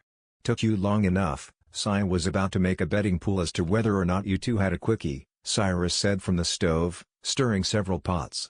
Hiyashi looked up from his work with surprise at the blue-haired wolfman before changing his view to the blue-haired woman. Sai waved and went back to her conversation with Kurina and Anko. Then he turned his eyes back to his daughter and the silver-haired youth beside her, wondering if what the wolfman had said held any merit to the time it took. Sorry Cyrus, I fell asleep and you know how hard it is to wake me up sometimes, Naruto said, his voice still the ethereal melody it was when he was happy. The spirits actually jumped when they heard it, all of them whirling to Naruto with wide eyes. What the hell? Saya asked, surprise lacing her voice. What? Naruto replied, taking his seat in between Hinata and Dawn. You never use that tone unless you're either really happy or relaxed. You sure you and Hinata didn't screw? Jackster asked, eyebrow raised. Surprisingly, none of the other spirits jumped on him for being so blunt. Naruto raised an eyebrow. I'm not allowed to be randomly happy? I can return to being indifferent if you wish, he said, getting ready to if the subject wasn't dropped. Everyone chill, if he wants to come down here and freak us out then we technically deserve it. Now then. Who's ready for dinner? Cyrus asked, hoping to change the subject. In truth he had a feeling he knew what happened, judging from the blush that refused to leave Hinata's face. Human minds were easy to read. He set a bowl in front of everyone before pouring them each a bowl full of stew. How is it? Cyrus asked after a few minutes of watching those present tear through the stew. Even Hiyashi had eaten a little faster than what would have been considered proper. I'll say it again Cyrus, you are a culinary god, Anko said, leaning back and patting her full stomach. She got a chorus of agreement. I must agree Cyrus-san, I don't believe that I have ever had stew that good. What exactly was it called? Hiyashi asked, taking care not to ask what was in it like Jackster had warned. Northern stew, "A delicacy from my homeland," he replied rather proudly. Hiyashi nodded and pushed the empty bowl away. "Well, if you ever need a job, I'm sure there is a place open at the kitchen at the Hyuga compound," Hiyashi offered. "Thank you for the offer, but I don't think that we would let him go," Naruto said, getting a round of agreement. Cyrus mouthed thank you. None of the spirits could leave the perimeter without returning to the sword. He hadn't known how he would have politely declined without having to explain what the real reason was. "A pity," Hiyashi replied, but he didn't pursue it further. He remained quiet while the others talked, observing how they acted. He found the spirits to be eccentric at best, but mostly harmless. He had researched Kurenai and Anko when he learned they were his daughter's ko-senseis and found them to be strong kunoichi. Judging from their actions right now, they seemed to have enough heart to help with more than just the training issues. Shino was a typical Aburame, though he was a bit more talkative than the others. Naruto caught his interest. He had seen the boy a few times before, mainly when he was in the Hokage's office. He had seemed almost painfully indifferent to the world around him, like it could burn and he wouldn't shed a tear. He had seen the youth's file as well, and although he knew for a fact that the Kyuubi had been removed, he had always been worried about what had replaced it. When he asked the Hokage, he was given a vague answer and an even vaguer reference to Naruto's sword. Despite previous observations though, he seemed to be much better than what he used to be. He spoke with a very odd voice, something ethereal and completely inhuman, yet it was beautiful. His physical form was of little concern, though his eyes and facial expressions denoted that he was no longer as apathetic as he used to show, though deep down Hiyashi could have shown he saw something akin to confusion. Hinata also seemed to be a little more confident when he was near, though she still stuttered occasionally. For the most part he acted like a gentleman, though some actions seemed alien when he did them. "Naruto-san," Hiyashi said after a moment, catching his attention. "Yes, Hiyashi-san?" he responded. The Hyuga clan had ignored the lack of respect as he had been forewarned of it. "I was just wondering what sort of combat you enjoy. Hinata tells me you are very proficient with your blade and taijutsu, but what do you enjoy?" he asked. It was more out of pure curiosity than anything else, though judging from his daughter's nervous look she probably thought he was trying to interrogate him. "I enjoy using the sword above all. Taijutsu is fine for sparring and such, but my sword is a part of me. It is an experience that is, to quote how Jackster once put it when he wielded the blade, almost better than sex," Naruto said. Hinata was surprised he had quoted the fire spirit, but wished he hadn't when she saw the look in her father's eyes. "And you are sure of this? How?" he said, thinking back to the bets I almost started. Naruto raised his hand in a placating gesture. "Relax, please. I did not just deflower your daughter when she went to wake me. I was simply quoting Jackster. He is the one to ask if you wish to know if it is better than sex or not," Naruto said, ignoring the blush Hinata had. "In all honesty, sex outranks it, but it's a close fucking second," the fire spirit said, sensing Naruto's discomfort and drawing attention to himself. Hiyashi looked to the redhead and nodded before turning his head back to Naruto. "Forgive the hostility, but you two were gone for a fair amount of time and a father worries," he apologized, bowing his head slightly. "No harm done," Naruto said. He stood up after a moment though, with the spirits following suit before they all migrated to the lounge. Hiyashi and the others didn't know what was going on, not even teammate knew exactly why they were going. Hoping not to offend, they rose and followed them out. The spirits laid themselves about on the area full of chairs and couches, each one looking content. Naruto was crouched in front of a cabinet, turning a few dials and pushing a few buttons on a black box inside. "Naruto-kun, what are you doing?" Hinata asked as she sat down in the chair next to Naruto's. The others sat wherever there was an open seat, wondering what he was doing. "Trying to get the stereo to work," he said, pushing a few more buttons. "After a good meal we always come in here and listen to the loudest music we have. We didn't do it the last few times you guys were here, but I think you can handle it. Quick note, they only have traditional music in the Naruto world in this story and they have CDs of the music. Jackster and Nakuro have music like Disturbed and Metallica, and the rest of the spirits have music too. The ninja aren't prepared." I could use some relaxing noise right now. "Tell me, what sort of instruments do you have recordings of?" Hiyashi asked. Nakuro looked at him and laughed. "What is so funny, Nakuro-san? I have to keep telling myself that you guys only have traditional music here. We have better music," Nakuro said, a wicked smile on his face as he leaned back in his recliner. "There we go," Naruto exclaimed when the sound of a guitar came on through the speakers set up all around the lounge. "Kill switch engage, my curse." Naruto singing. He does so very softly, Jackster singing. "This isn't too bad," Kurenai said, swaying slightly to the soft sound of the guitar until she saw some of the spirits tensing. Out of nowhere the music suddenly became much louder and highly unlike anything they had ever heard. They saw Nakuro air drumming, Jackster air guitaring and Saya was air bassing. Is that even a word? Spellcheck doesn't think so, though they didn't know what the instruments were. I watched you walk away, hopeless with nothing to say. I screened my eyes, hoping to see you again. This is my curse. The longing. This is my curse. Too. This is my curse.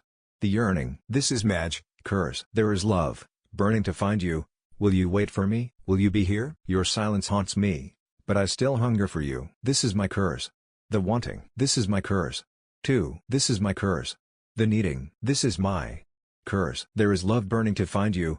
Will you wait for me? Still I want, and still I ache, but still I wait, to see you again. Dying, inside, these walls. Dying, inside, these walls. Can I see your face in these tears? In these tears? And I see your face. There is love. There is love. There is love. There is love. There is love. There is love. There is love. There is love. There was silence after the song finished. Jackster sighed and jumped up before moving to the stereo. Damn thing is on the fritz again, he grumbled, messing with the dials. Naruto, what was that? Anko asked, wanting to hear more. It was loud and her ears sort of hurt, but still she wanted more. A band that's long dead. Kill switch engage. The song was my curse, he said calmly. He wasn't normally the type to sing to a song, but he was in a good mood that night. He wasn't surprised that Jackster did the shouting bits while he covered the calmer parts. Please tell me you have a CD3. She pleaded. It's Jackster's music, not mine. The heaviest stuff is Nakuro's. Ask them, not me, Naruto replied. He looked to his side as Anko jumped up to ask the two and saw Hinata staring at him with slightly widened eyes. What? Why you can sing? She asked. She had imagined him being able to do many things, but singing wasn't on the list. When I drop my mask I can. Apathy isn't a good thing to sing with, he said, sinking into his chair. He was staring to get tired again. Actually, going for a good night's sleep might be a good idea. I was going to save this for a surprise tomorrow morning, but the way this is going we may be up too late. Tomorrow I'm going to put in a request for a C-ranked mission, Kurenai said. That got the attention of the Genon. You think we're ready? Shino asked, fairly surprised. Kurenai nodded. You have a very strategic mind. You are proficient with your clan jutsu and are good at changing them to fit the situation. Hinata, you have gotten much better at taijutsu and have enough speed to dodge most assaults. Naruto, if it weren't for the fact that Anko and I have years of experience and training on you, you would more than likely mop the floor with us, especially if you used your sword, she praised, making sure to do so evenly. Is there a chance of combat? As in people trying to kill us and the need to retaliate or exterminations of bandits? Naruto suddenly asked, his tone odd. It wasn't the joyful melody it was a moment ago, but it wasn't the apathetic tone that he used when he was in public. It sounded hopeful. Yes, there is a good possibility. However, getting a mission like that for a first C-ranked is unlikely. A more likely one would be the escort of a merchant or something of the like outside of the village, Kurenai said, wondering what was going on with her student. I see. Well then I think you are right, a good night of sleep would do us all good. I don't mean to evict any of you from my home, but once Anko is done getting music for my friends I must ask that you leave so I can sleep, Naruto said, his happy tone back. Okay, I'm good, Anko said, walking back over with a small box full of CDs. Kurenai looked at them and groaned. Anko would be up all night listening to them and since she moved in last month that meant she wouldn't get any sleep either. Kurenai glared at the twin spirits who saw her and mouthed sorry before dashing off before they invoked her wrath. Naruto escorted them to the door, if only to make sure Jackster didn't do something memorable. Shino stepped out first after bidding Naruto a good evening. Kurenai and Anko told him to thank Cyrus again for the food. Anko also asked him to thank Jackster and Nakuro for the music. Hinata and Hiyashi left last. It was nice meeting you. I'll admit that I was concerned that having you on my daughter's team was a possible hazard, but I see now that it will be far more beneficial than harmful. If I may ask a favor though, please watch after her. A father worries, he said. Father, Hinata groaned. She did not want them to have this conversation. Believe me Hiyashi-san, I wasn't going to let any harm come to her in the first place, Naruto said through his widening smile. Hinata stopped and looked at him for a minute before taking her father's sleeve and tugging slightly in the opposite direction. Come on father, she said, wanting to go before they said something that would really embarrass her. Having your father tell your teammate to watch out for you while you were 2 feet away was embarrassing, but having the teammate say that he was already going to do it was too much. She didn't really want to go, but she didn't want to be with Naruto and her father. Good evening Naruto-san. Perhaps we will speak again, Hiyashi said as he turned and walked off. Hinata said goodnight as well and went after her father. Naruto stared after her for a moment before he shut the door and let out a sigh. He would ask Cyrus what the weird feeling in his chest was later. Cyrus tended to know about that sort of thing. When Hinata caught up to her father, she lightly slapped his shoulder. "What was that about? If I may ask a favor, please watch over her," she quoted, an annoyed look on her face. Hiyashi faked shock. "Why, my dearest daughter, I have no idea what you mean. I was merely determining the character of your crush," he said in the most innocent voice he could manage without cracking up. He had been waiting a few years to play either the overprotective father or the teasing one. "Yeah, right," she muttered back. "Kind, caring, knows how to keep good company and apparently a good shinobi. When is the first date?" "Father." The next day, Training Ground 8. The three Jonin waited patiently for their senseis, though there was a bit of tension in the air among them. Most of it came from the suspense of not knowing what sort of mission awaited them, but some of it was coming from Hinata and Naruto. After what had happened in his room, Naruto had felt something akin to some sort of weight in his chest. It didn't weigh him down or hinder him, but it seemed to only show up when he was near Hinata.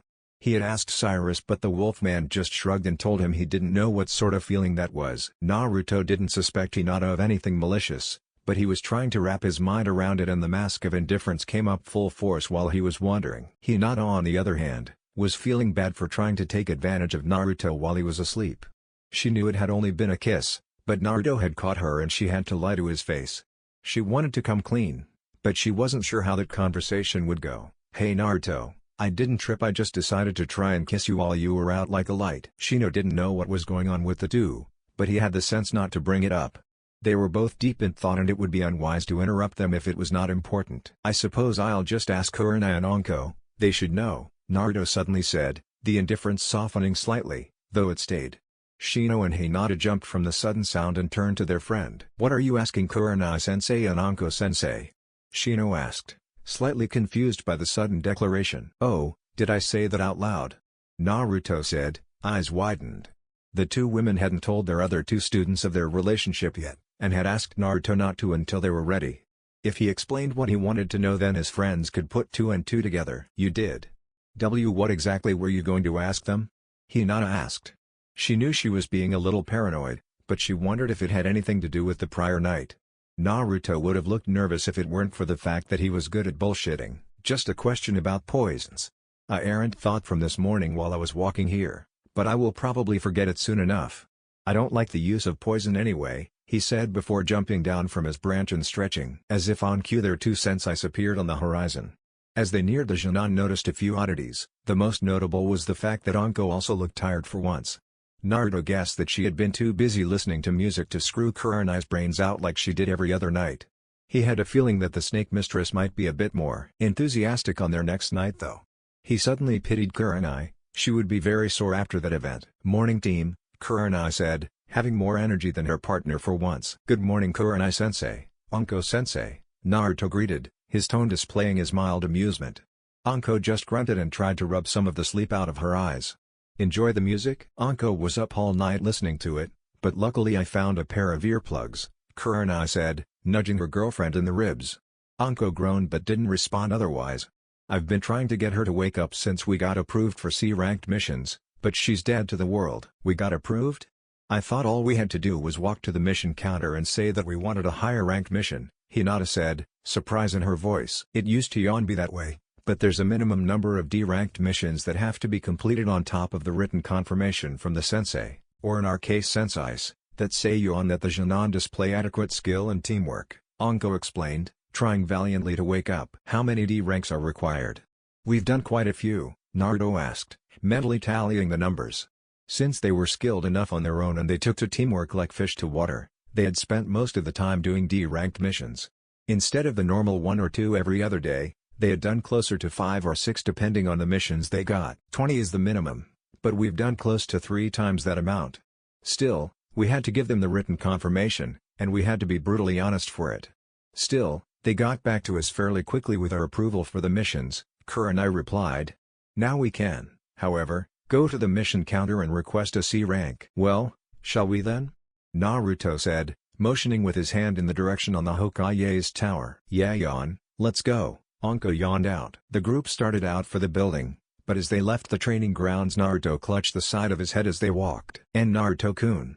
"What's wrong?"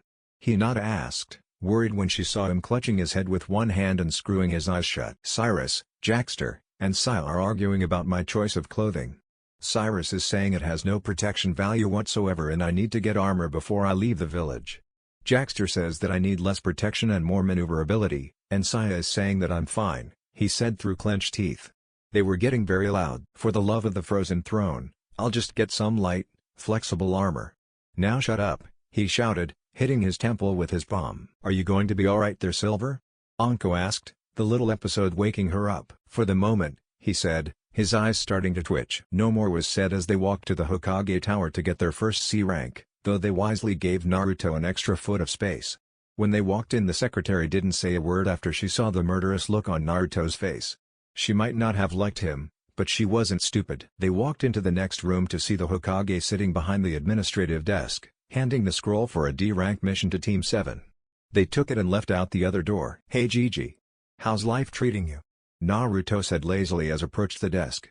He was still mad at his spirits, but misplaced anger never ended well.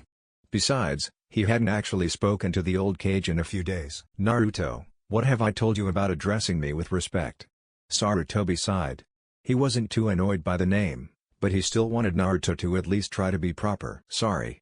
How have you been, Gigi-sama?" he asked again, the smirk on his face threatening to turn into a full smile. "Good enough, I'm fine. Now then, I believe your team has qualified for C-rank missions," he stated, looking at their twin senseis for confirmation. They nodded and he looked at the scrolls in the desk. There were a few scrolls for bandit elimination, but he didn't want them to absolutely have to kill on their first trip out of the village. There were a few that barely qualified for C ranks, but then one caught his eye. It was a simple escort mission, with the only danger being having to protect the client from bandits while he went back to Wave. With ninja present, most bandits wouldn't even come close though. "I think I have found a good one to start out with. It is an escort mission, but it's about a 2-day trip. Sound good?" he asked. "Hi Hokage-sama. I think that should be an easy one to start out with," Kurenai answered. She turned to her students and motioned for them to relay their own opinions. "It is a logical choice for us," Shino said.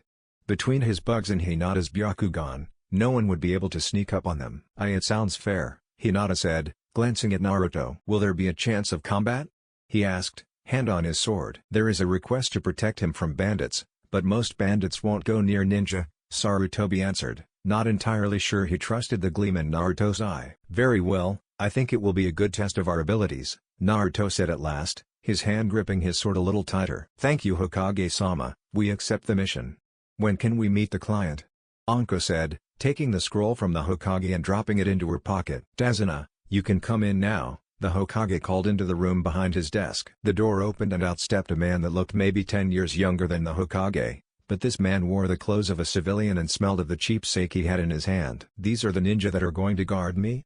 The silver hair kid looks thin enough for the wind to knock him down," the man complained. Naruto sighed and walked over to Tazuna, before picking him off the floor with one hand by grabbing the front of his shirt. "I assure you, it will take far more than the wind to do me any harm. You on the other hand, are very breakable." He left the threat to Tazuna's imagination as he sat him down and stood beside his team. "Naruto, what have I told you about threatening the clients?" Kurenai scolded him. "Hide the body when I'm done?" he asked innocently. "That's what I told you, she told you not to do it," Anko replied, patting him on the head. "I am sorry for my subordinate's behavior, but I must recommend that you restrain such judgments for after you have seen our skill. Now then, when can we leave?" Kurenai asked. "Tazuna is ready to leave, so prepare your team and meet him at the gate in an hour," Sarutobi advised, sorting through the scrolls for the next Shin'an team to come through the door. "Hi," she said, bowing to the Kage. She turned to her students. "You have 1 hour to pack adequately. This will take a minimum of a week," she advised before shining out of the room to pack. Anko bowed to the Kage as well and shined after her girlfriend. The trio of Shin'an bowed as well, but they had to walk out of the room. "Tazuna, I feel I should warn you. The silver-haired one suffers from battle lust. If there is a fight, I do not know if he will be able to distinguish between targets and allies. I trust his ability to know not to swing at his teammates and senseis, but I do not know if he can stop himself seeing as he does not know you," Sarutobi warned the bridge builder. Tazuna looked at him before he looked at the place where Naruto had stood and gulped. Konoha Gate, 1 hour later. Anko and Kurenai were actually fairly surprised that Hinata and Shino had arrived before they had, but they were proud that they had been able to prepare that quickly.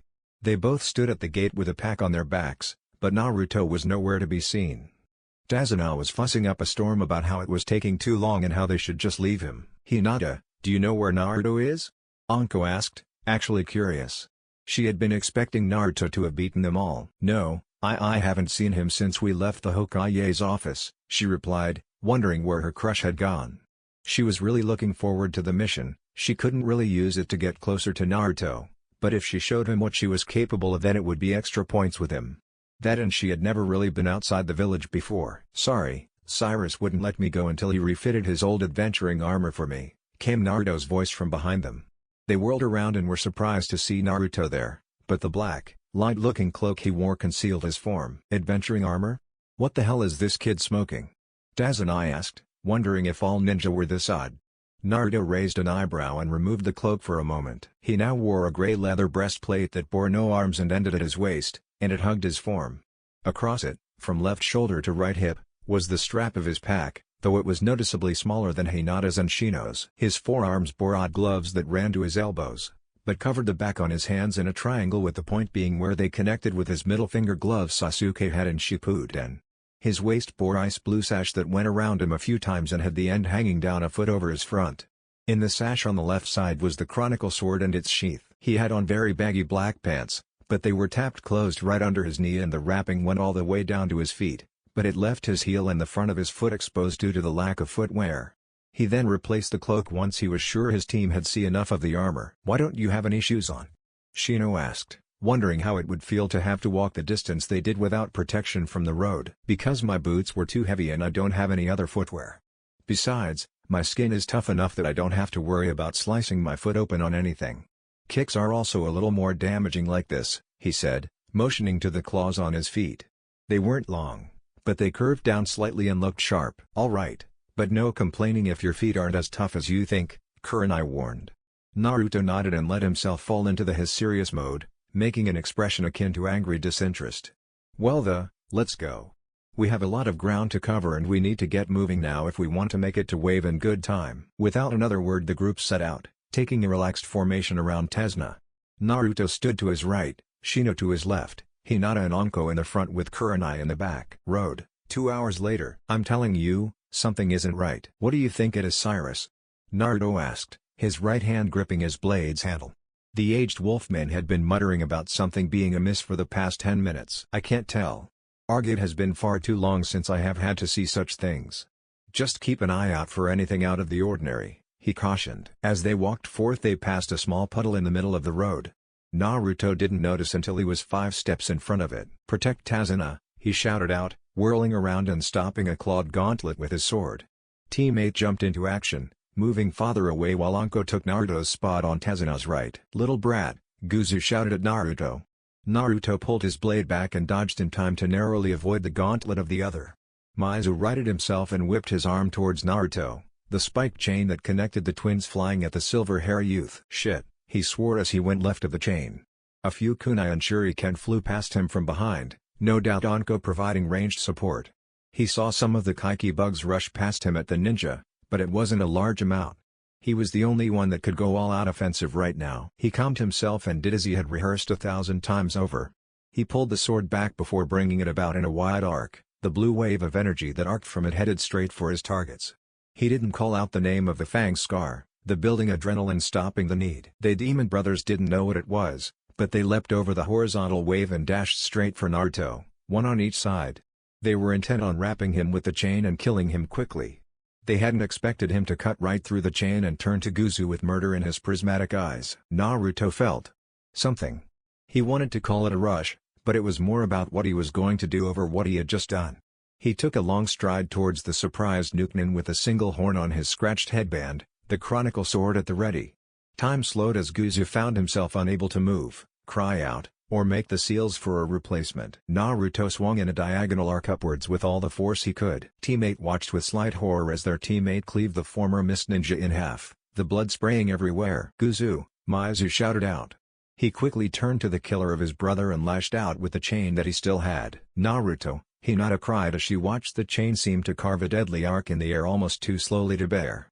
It caught him across the back and a tear appeared on his cloak. The armor protected him though. He whirled around and sprung at the stunned ninja, sword at the ready once more. "That won't work on me," Maizu taunted, jumping back as the sword sliced through the air where his torso had been. He pulled the chain and this time tore into Naruto's right forearm. Naruto didn't even cry out. "Get over here," he shouted in a half-crazed voice, now wondering if this was how every kill would make him feel. He was no longer human, he told himself as his left hand grabbed the chain, oblivious to the metal that dug into his skin. They had attacked with lethal intent, he thought as he jerked back, pulling Maizu off balance and towards him. They were lower than him, he almost said while his hand wrapped around the chain again before pulling just before Maizu regained balance. "Why should I feel anything for their demise?" he whispered when Maizu was in swinging range. He grabbed the chain, ignoring his silver blood falling to the ground, and made sure Maizu wouldn't be able to move. "Die bastard die," he shouted, bringing the chronicle sword down. Maizu cried out as it tore a bloody path down the front of his torso, but before his mind could totally register the pain he had been slashed again across the stomach. Naruto let go of the chain and proceeded to start swinging both violently and erratically. Each stroke of his sword dug a newer and deeper rut into his flesh. Each slash sent Maizu back a bit and Naruto moved forward with every cry until Maizu was backed into a tree and Naruto was sending blood everywhere. "Naruto," an almost timid voice called from behind him. He ignored it in favor of mutilating the corpse. "Naruto! Snap out of it," Anko shouted, breaking the spell. Naruto seemed to have fallen under. His eyes cleared and his head snapped over to where his team was standing, each one looking slightly mortified. Anko and Kurenai had seen their share of murderous psychopaths, but for a 16-and-a-half-year-old Jonin to do something like that was beyond words. Shino was trying not to throw up at the amount of gore Naruto had created.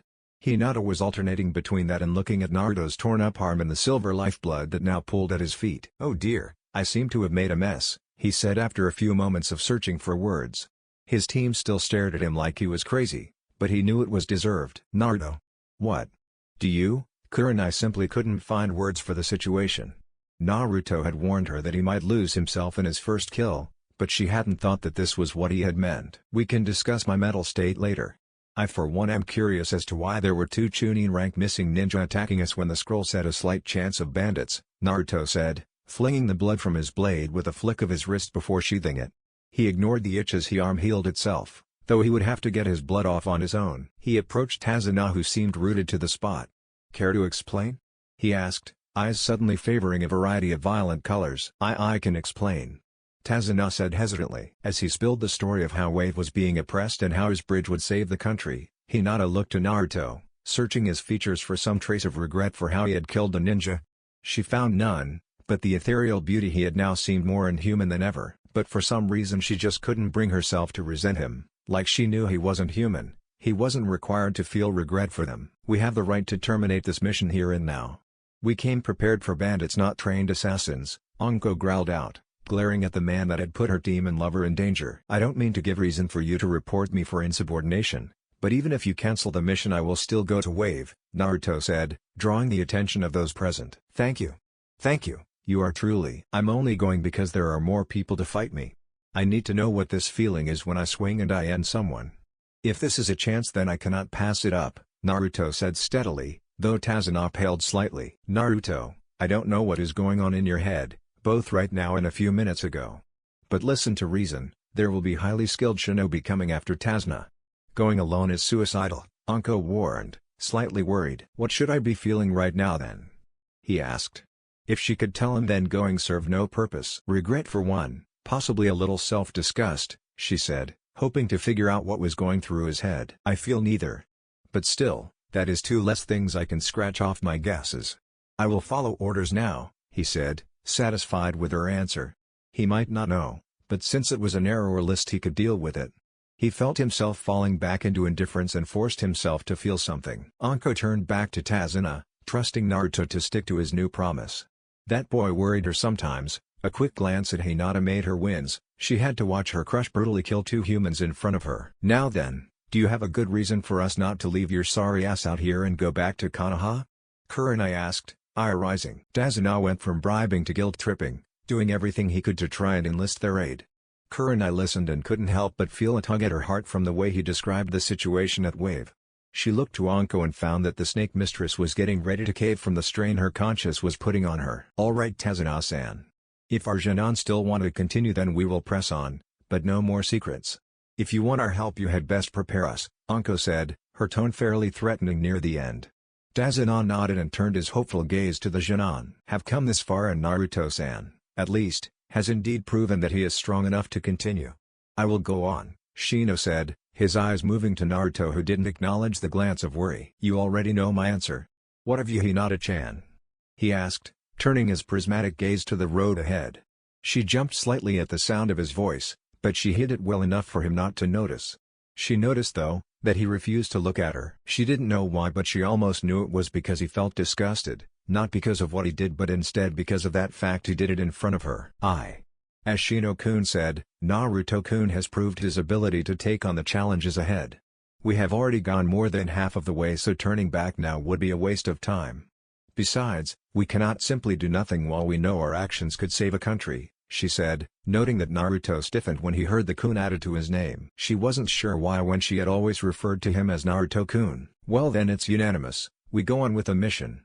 As soon as it is completed and Wave can pay, we expect to be paid for an A-class mission at least due to the probability of high-level ninja coming after us, Kurenai said, her eyes trailing to Naruto and the odd way he seemed to hold himself. Years of training let her know how bad he was feeling by his body language, but she could tell it wasn't from his little slaughter episode.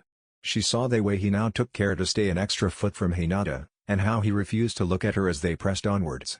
Was he scared he had hurt or disgusted her? They went on for another 5 miles before the sun started creeping below the horizon. They spotted a clearing from the road and went over with the intent of using it as a place to rest for the night.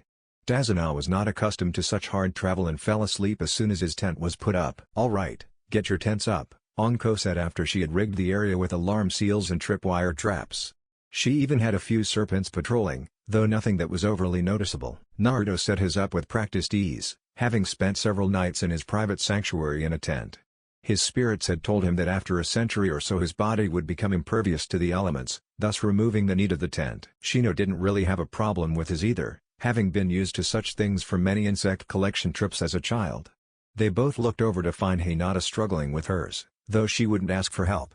She had lived a pampered life and had never slept outside her room at the Hyuga compound. Here, you are doing it wrong, Shino said after a few minutes, getting up from his seated position to help his teammate. She accepted the help and stepped back while Shino set up her tent for her. She stole a glance at Naruto who caught her glance and quickly diverted his eyes. She almost made to move over to him and try to find the reason that so much hurt filled his eyes, but years of shyness prevented her. She did vow to find out what was going on with the silver-haired swordsman. Thank you, Shino-kun, she said when he was done. He nodded and went to go sit by the small campfire that Anko had built to cook the rabbits she had caught. Her eyes found that Naruto had gone sit in a tree away from the rest, though he faced away from the group. She looked at her team before she turned and walked towards Naruto. She knew he might need alone time, but she didn't want to let him stew over this until it drove him insane. She walked up the tree and sat on the same branch as him, but he scooted away and still refused to look at her. Naruto-kun, what's wrong with you? She asked, moving closer. He didn't move away, but he refused to look at her.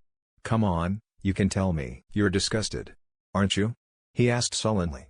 She gained a look of confusion, and waited for him to continue. For what I did.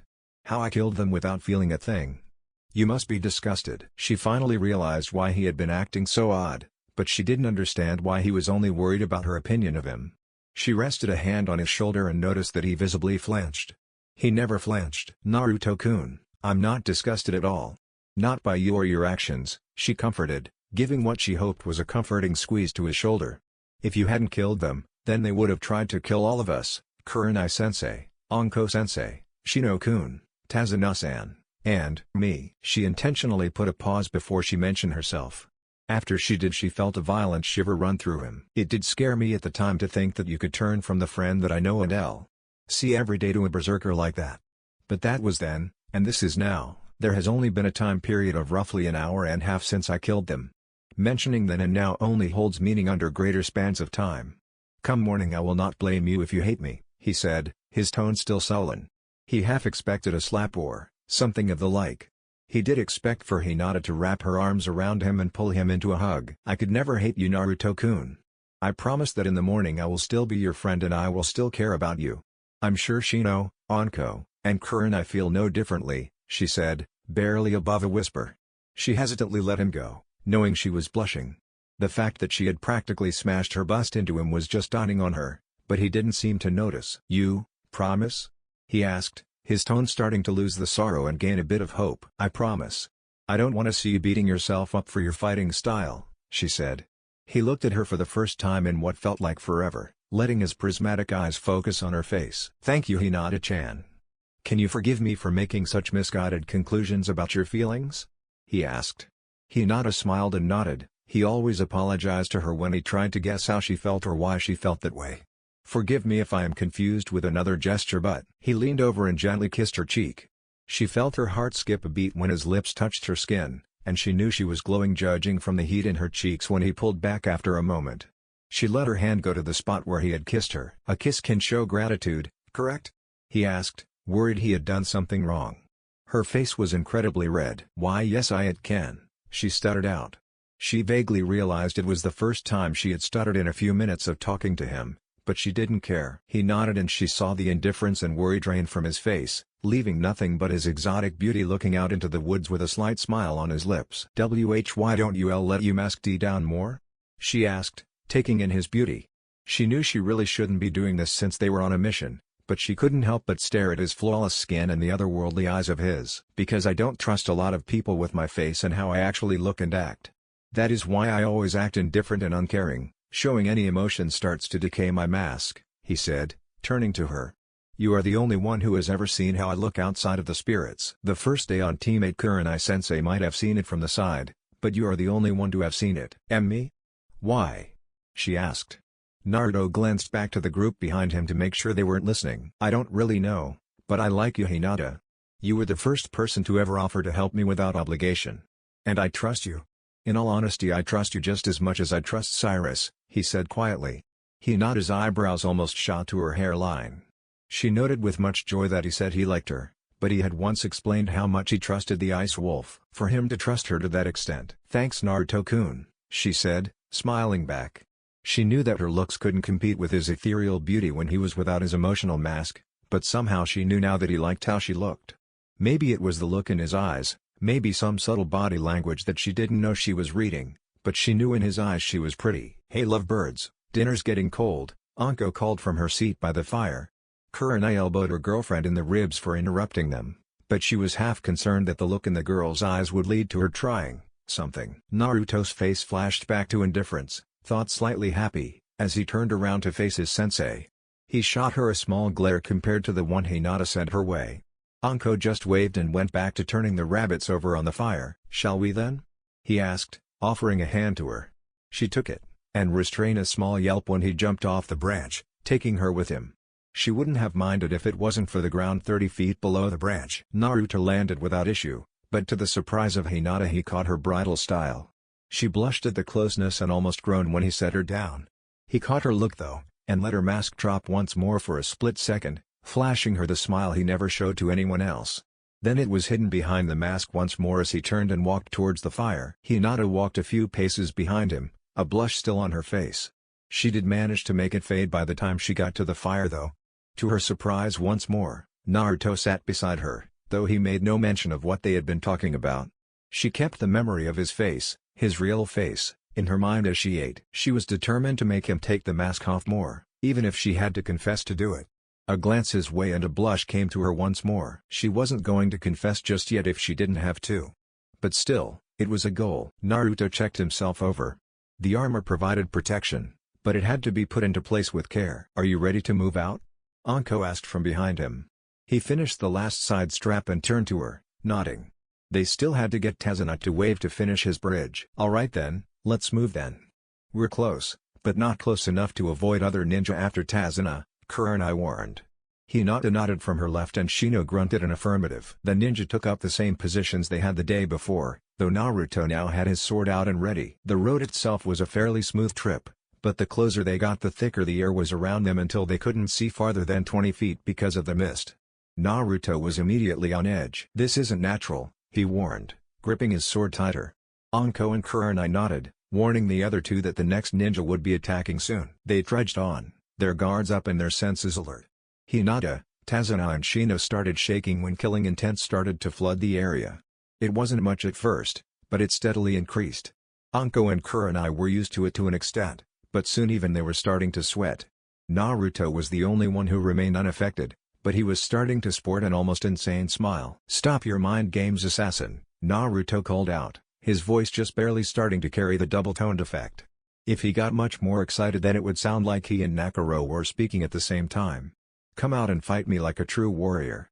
Come out, coward." Everyone else had jumped when he had suddenly shouted, but they were back on guard when a dark chuckle came from the mist.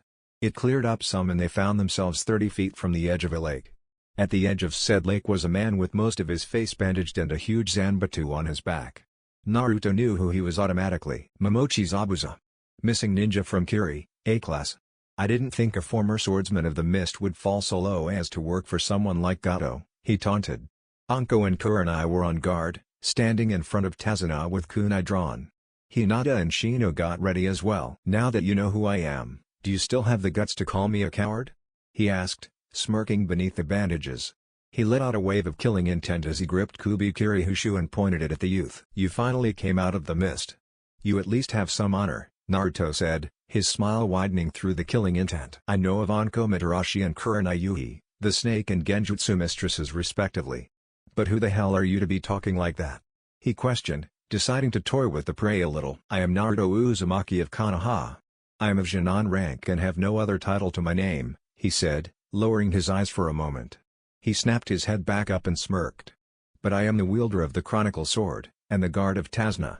If you think this will be easy, think again." Without warning, the killing intent Zabuza had been blasting out was neutralized by Naruto's words. He frowned and tried to send more out, but he simply couldn't. "Who is this kid?" "Naruto, guard Tazuna. This guy is way out of your league," Kurenai warned, stepping in front of her student. Anko joined her, her hands already starting seals. "If you are incapacitated I will not run," was his reply as he jumped back to guard Tazuna. Hinata activated her Byakugan and Shino had most of his swarm buzzing around Tazuna. "You will not harm Tazuna," Anko stated, quickly throwing out several kunai. Zabuza jumped to the side to avoid them, but Kurenai was ready for him. She threw a kunai to get his attention and when he deflected it with his sword and looked her in the eyes she cast the genjutsu. "Kai!" he shouted as soon as his vision stared to distort. He wasn't quite fast enough as a kunai buried itself in his side. Anko swore as he turned into a puddle of water. Then she saw him behind her lover. "Kurenai! Move!" she shouted, throwing several more kunai and sent out her hidden snake hands jutsu.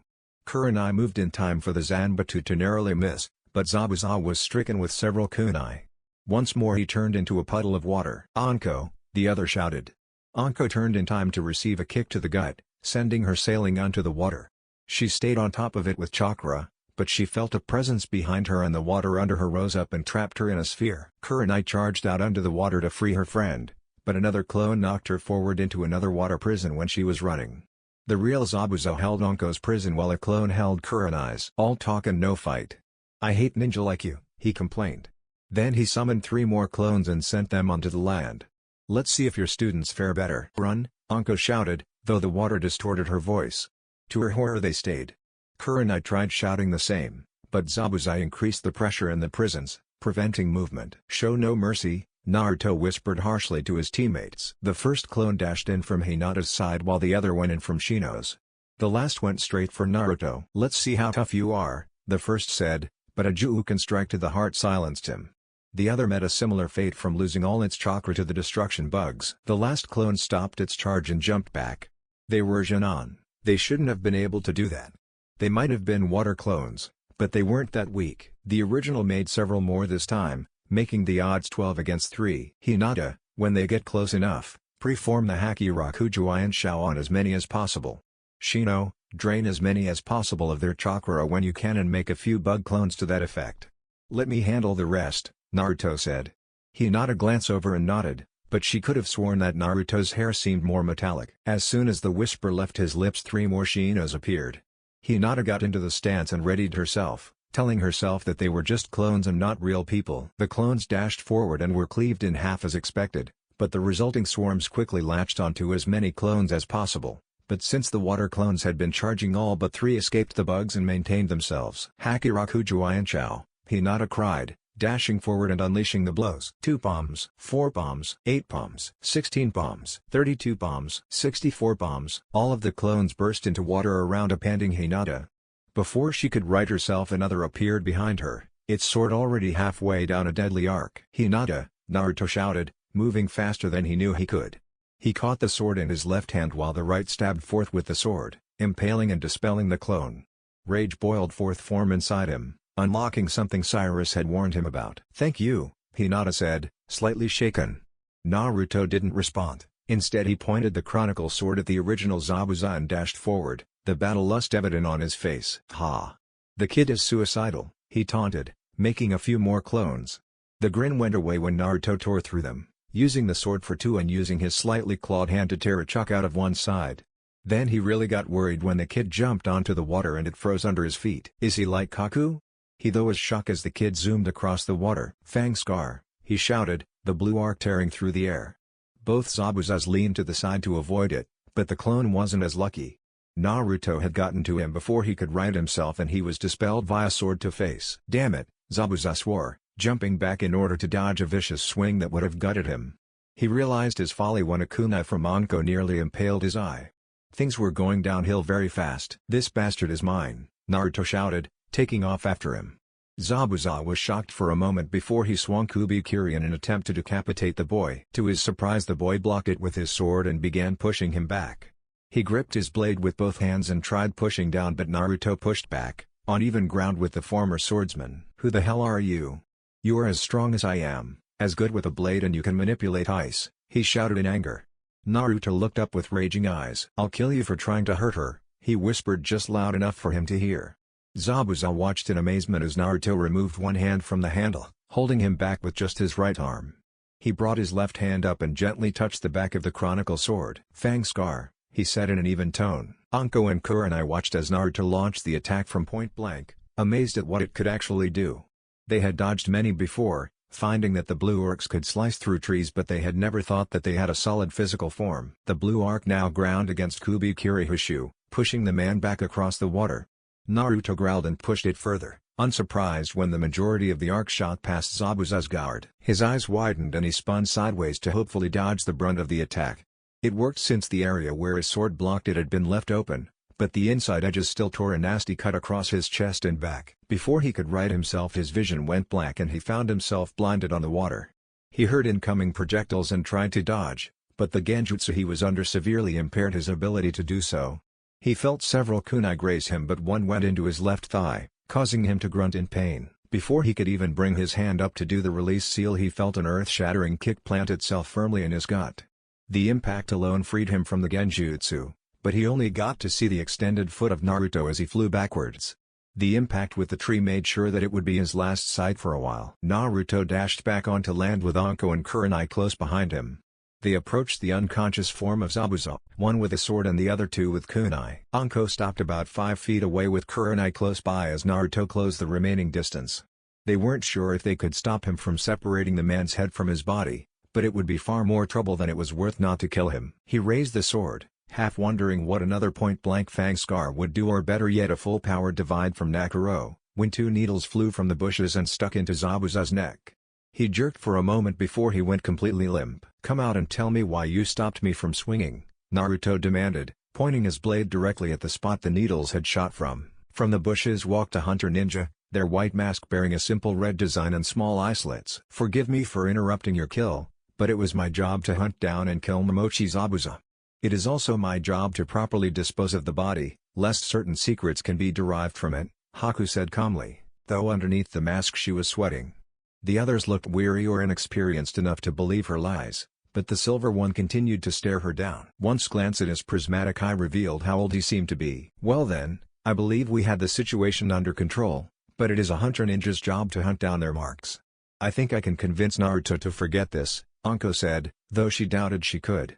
Let it slide maybe, but Naruto almost never forgot things like this. "Thank you, I try not to make a habit of being a kill thief, but one must eat," she lied, hoping that trying to relate to them might make the silver one believe her lies. "If you don't mind me asking, since you killed him, you will be paid accordingly so long as all of the body is disposed of regardless of the state it is in prior to whatever you do to it. Is this correct?" Naruto asked, his voice returning to indifference as he let Nakuro's influence fade from his being. "Yes.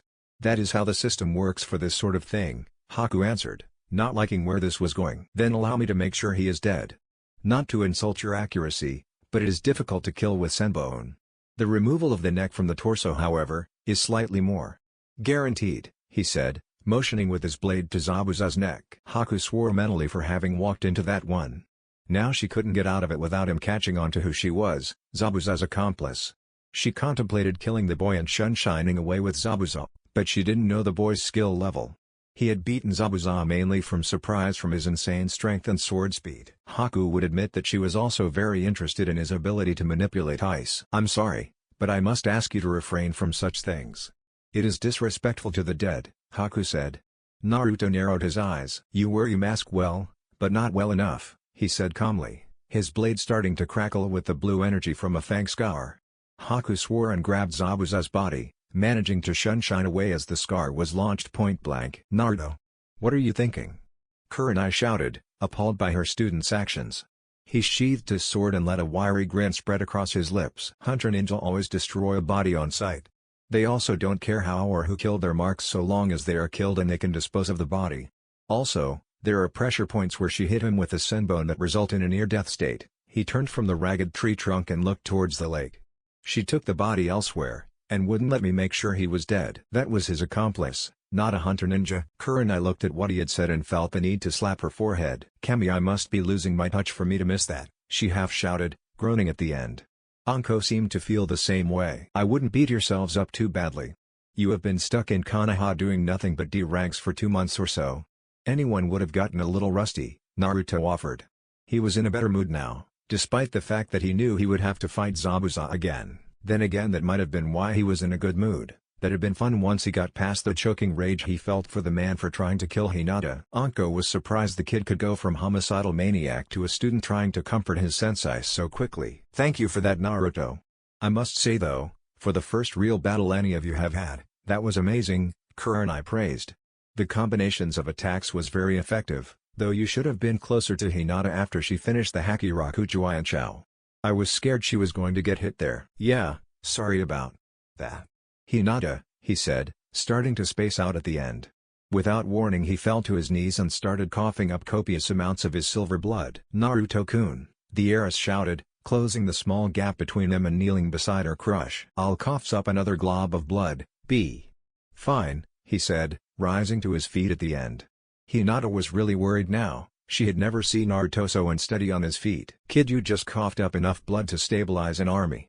What the hell is wrong?" Anko asked, putting Naruto's arm over her shoulders to help support him. "Backlash from the sword. I tapped into something that is very hard to tap into and I'm paying the price," he said, spitting out more blood. "Come on, my house is a mile or two from the other side of the lake. My daughter has a few medical supplies in the house, and treating him there is better than out here," Tazuna stated, feeling gratitude to the silver-haired Jinan. "This can't be treated. I just have to suffer through. Don't worry too much though. That which does not kill me makes me stronger." "This is no different," he said, removing himself from Anko's support and moving forward. "Naruto-san, you must listen to reason. You are coughing up too much blood and if you continue on like this you may die unless we can find and treat the cause of this," Shino said, putting a hand on his friend's shoulder. Naruto spit out another glob of his silver blood, wiping his mouth on his cloak. He sighed and removed the article before folding it and stowing it in the pack. He didn't feel like washing more of his blood out of it. "I tapped into something I didn't mean to. I guarantee that I will survive, but I will not like the next 24 hours or so," Naruto said, cracking his neck. "Let's move fast then," Hinata suggested, hoping to find some way to aid her savior. If what he said was true and he couldn't be helped then she would at least be there for him emotionally. Luckily her suggestion was agreed upon by everyone, including Naruto. They decided to take the walk around the lake, seeing as Shino couldn't water walk and they weren't sure if they could fish Naruto out of the water if he passed out. They moved quickly, but Naruto felt the eyes of his comrades on him.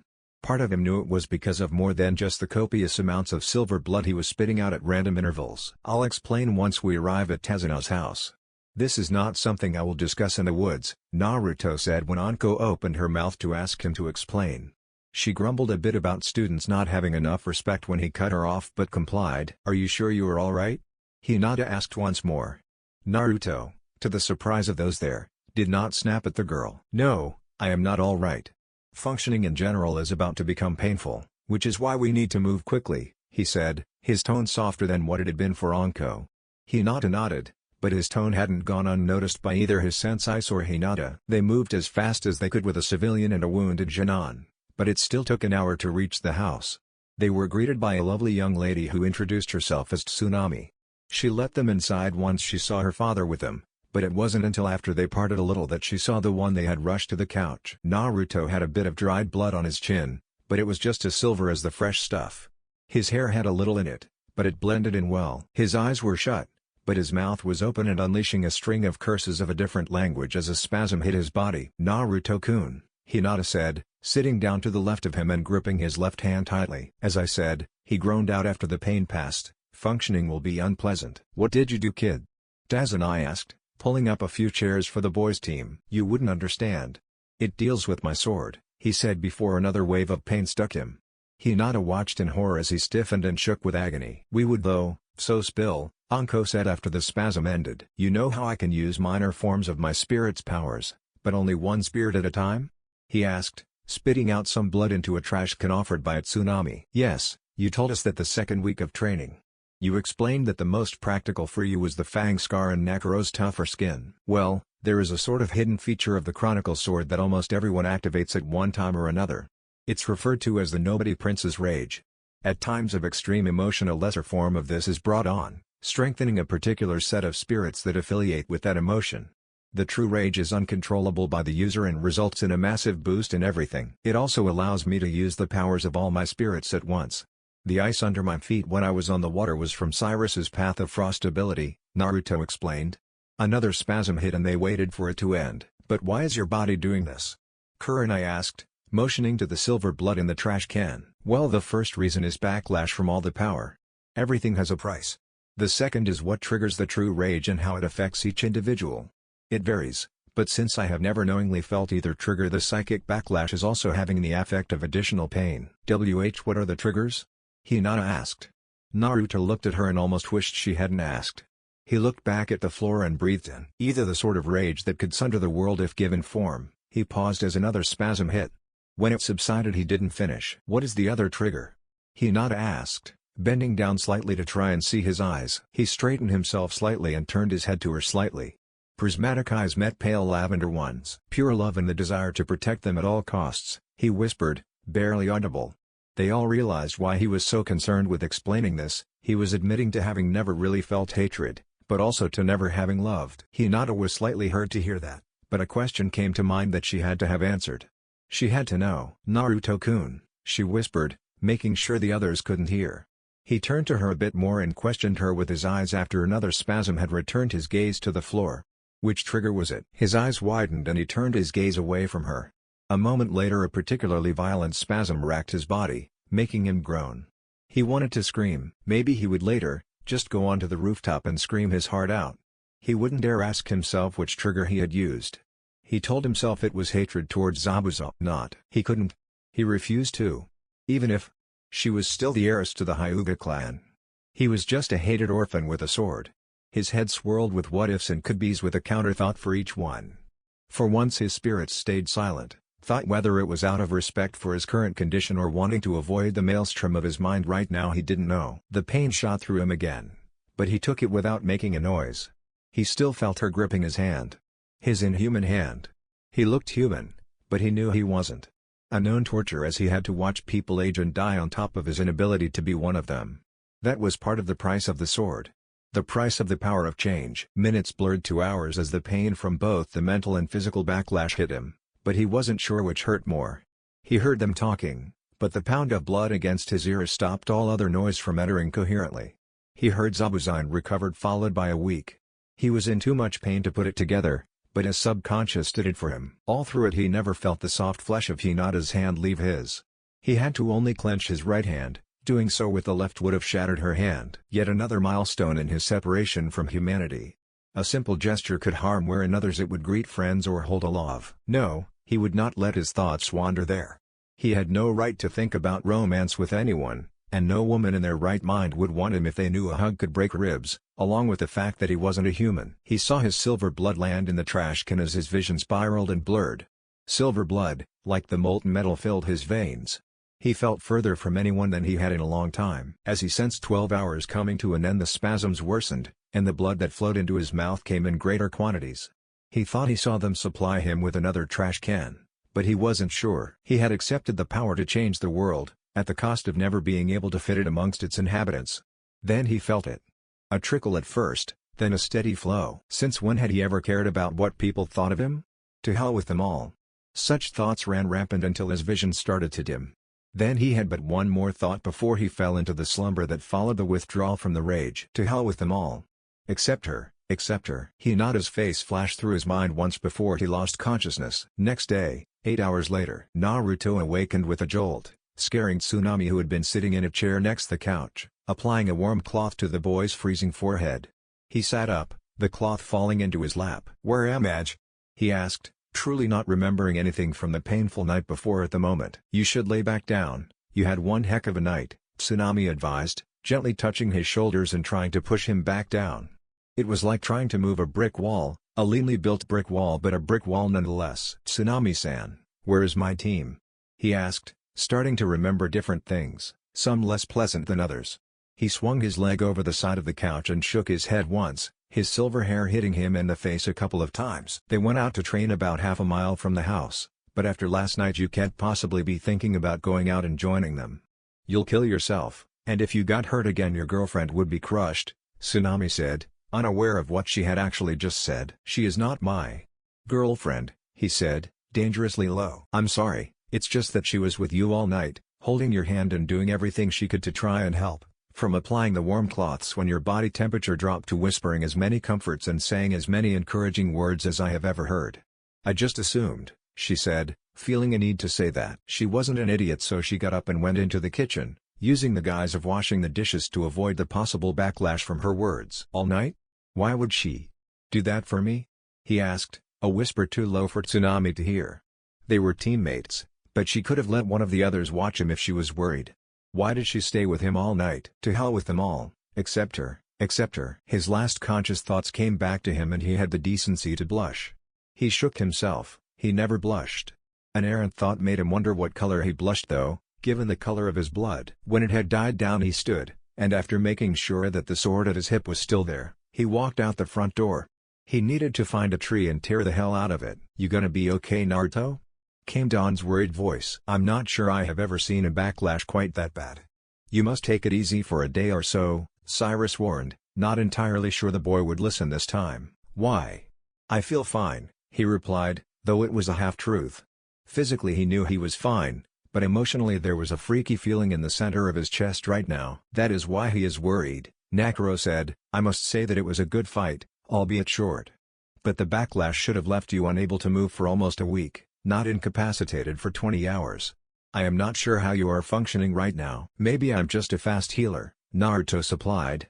It was true, for someone who hadn't even wielded the blade for a decade he had fast healing powers. "Naruto, the last time I ever used it was for a lesser trigger than what you felt and for a much more trivial matter.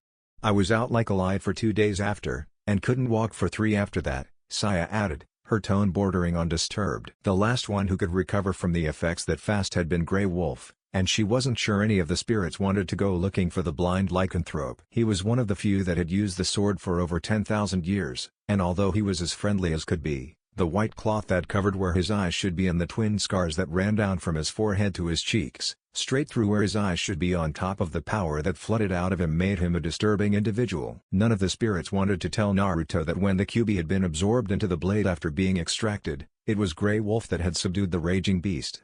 With a snap of his clawed fingers the beast was bound by the chains of pure energy and had then thrown it into the ocean to calm down. They had explained that within the sword was a huge world, full of spirits. It was so they could continue to live without being driven insane. In there they were real, but they could never die and nothing happened that they didn't want to.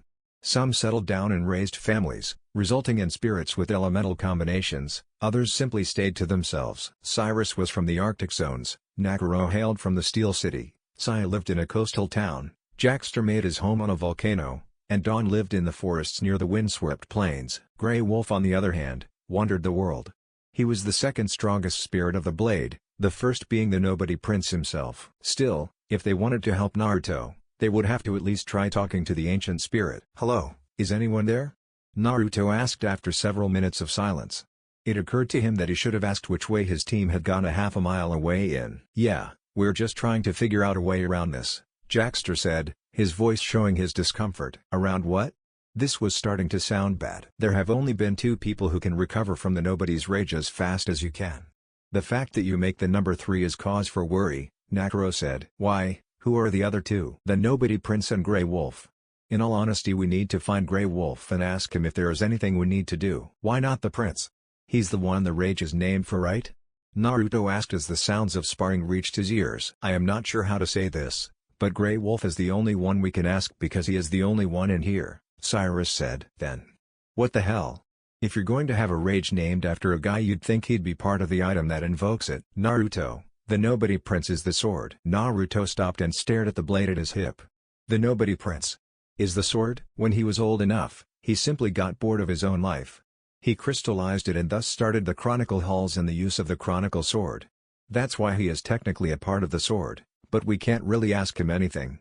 It would be like you walking over to a tree and asking for a good bean recipe. "We've spent enough time talking. I'll go and try to find Grey Wolf, you go on and do what you have to, Naruto. Just please don't overdo it," Dawn said as he felt her presence return to the sword from his head. "I guess she is right. I need to train and get ready to kill Zabuza since the bastard will be back. I'll make sure the fucker is dead this time. How dare he try to hurt you?" "Are growling. Stopping your current train of thought may be a good idea," Cyrus warned. He was slightly annoyed by the torment Naruto was putting himself through. A blind man could see the girl had feelings for him, but he keeps telling himself it wouldn't work and it would end badly, on top of not understanding how she acts around him is a sign of affection. He was being patient seeing as they were still young, and Naruto did have a rather rough life to start out with. But if Cyrus had to listen to one more "I couldn't love her" speech, he was going to have to pummel someone. He had dealt with enough of those from other spirits. "You are correct." Naruto stopped the conversation and trudged forth, having finally located his team. From the look of it, Shino was practicing water walking and had Anko sparring with him on top of a small pond.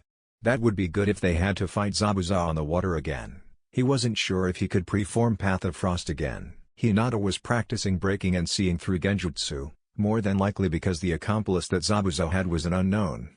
Kurenai, when she wasn't throwing a genjutsu over Hinata, was practicing her aim with kunai and shuriken. "Kai!" Hinata shouted, feeling the genjutsu the second it was cast. She was practicing with her Byakugan deactivated, and was rather proud of her skills. "Very good, Hinata, that was the fastest one yet. Let's see if you can, Naruto," Kurenai exclaimed when she saw her silver-haired student walking to their temporary training field. "Naruto-kun?" Hinata asked, surprised. She whirled around and saw him standing there, far different than the pain-racked teen she had stayed with the night before. "I miss much?" he asked nonchalantly, finding he couldn't quite bring himself to complete indifference with Hinata smiling at him. "We were training for Zabuza's return.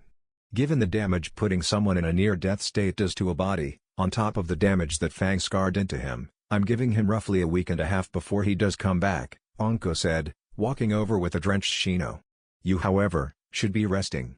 We had Tsunami give you a once-over from the belt up to make sure you were okay. Mind telling us why there is a fresh stab scar on the center of your chest?" She was using fresh as a relative word. It was a new scar, with lighter and smoother flesh covering it. For some reason it never seemed to heal past that, despite the boy's incredible healing rate. "Personal reasons and the result of several failed experiments," he said, agitation creeping into his voice. He was not going to tell them about his transformation skills. "Personal reasons and failed experiments? What the hell were you doing?" Anko asked, starting to get agitated. She agreed with Kurenai that secrets can hurt a team, but she hated them being kept around her more. "I wished to see if the sword could kill me. It was wholly unpleasant, but it cannot kill me." The wounds it leaves had never fully healed though. "A bit of a weak spot if you will," he said, lying his ass off. "Let me get this straight, you tried to commit suicide, just to see if it would work?" Kurenai shouted, shocked and angry. "That is the gist of it. I was only 9 at the time, before I contacted any spirits. I was lonely, and I had seen a few of my cuts and bruises from training heal. I wanted to know if self-inflicted ones or ones from the sword did not. If I was wrong and they didn't heal, then I would have no longer been lonely. At the time I thought it was because I would die, but now I know it would be because my soul would have gone into the sword, forever to be with every other soul to have ever used the blade," Naruto said. In truth he had tried stabbing himself, but that was how he contacted Cyrus. He had been lonely, but not that lonely. "You're an idiot. Still, you need to go back to the house and rest. Whatever you went through last night did not look pleasant enough for you to be out walking around today, Anko sighed. This kid was beyond odd, but she figured she should have been used to it by now. I am fine, Anko-sensei, and I need to train as well, he countered, though he really had no proof beyond that fact he wasn't coughing up enough blood to save an army. Hell no, you're not going to be doing any sort of training for at least a few days. Go back to the house and rest, Anko said, starting to get annoyed. I need to do something for the upcoming battle. I will not be able to activate the Nobody Prince's rage for a year and a day, so I must do something else. Zabuzai is stronger than I am, faster, and wholly more experienced. The element of surprise is the only thing that saved me, he admitted, left hand clenching the hilt of the chronicle sword. Then guard Tazuna while we fight him and run interference. You don't have to be the one to fight him, Kurenai said, starting to use the most commanding tone she could. Naruto closed his eyes and took a deep breath, calming down and letting go of the sword. That alone surprised them, he never calmed down that quickly. Meditation in the forest then? I don't think sitting on the ground is going to open up any more wounds than lying on a bed, he asked, though he was loath to do so. He had admitted to himself that, despite his pride, Zabuza was better. The Nobody Prince's rage was a well-run dry right now, so that left two options, either train himself to exhaustion, or work with the transformations and their weapons. If he trained himself then the results would be noticeable. The transformations left him no different than before, though he would have to remove the breastplate as the leather wouldn't heal from the stab as his chest would. He doubted that he would ever be able to heal it past a fresh scar. Alright, but on the condition that Hinata has to go with you. She can keep an eye on the surrounding with her Byakugan and warn you of any encroaching danger, Kurenai said. Naruto inwardly swore, he couldn't stab himself with Hinata there. There was a third option though. Fair enough. I take it you want her to work on her Byakugan's range as well, Naruto stated more than asked. Kurenai nodded and looked to the purple-haired girl. Do you mind Hinata? If you go I do want you to work on your Byakugan, but make sure he doesn't fall asleep in the forest all night, she asked of the young woman. Hi, she said. She tried not to think of it as alone time with her crush, but her mind did wander. How far are you planning on going, Naruto-kun? A mile or so from here. Somewhere quiet, he said, trying to remember what Cyrus had told him about traveling into the sword's world. His physical body would remain in his world, but his mind would be free to wander the spirit's realm. Alright, let's go, she said, trying to mask how happy she really was.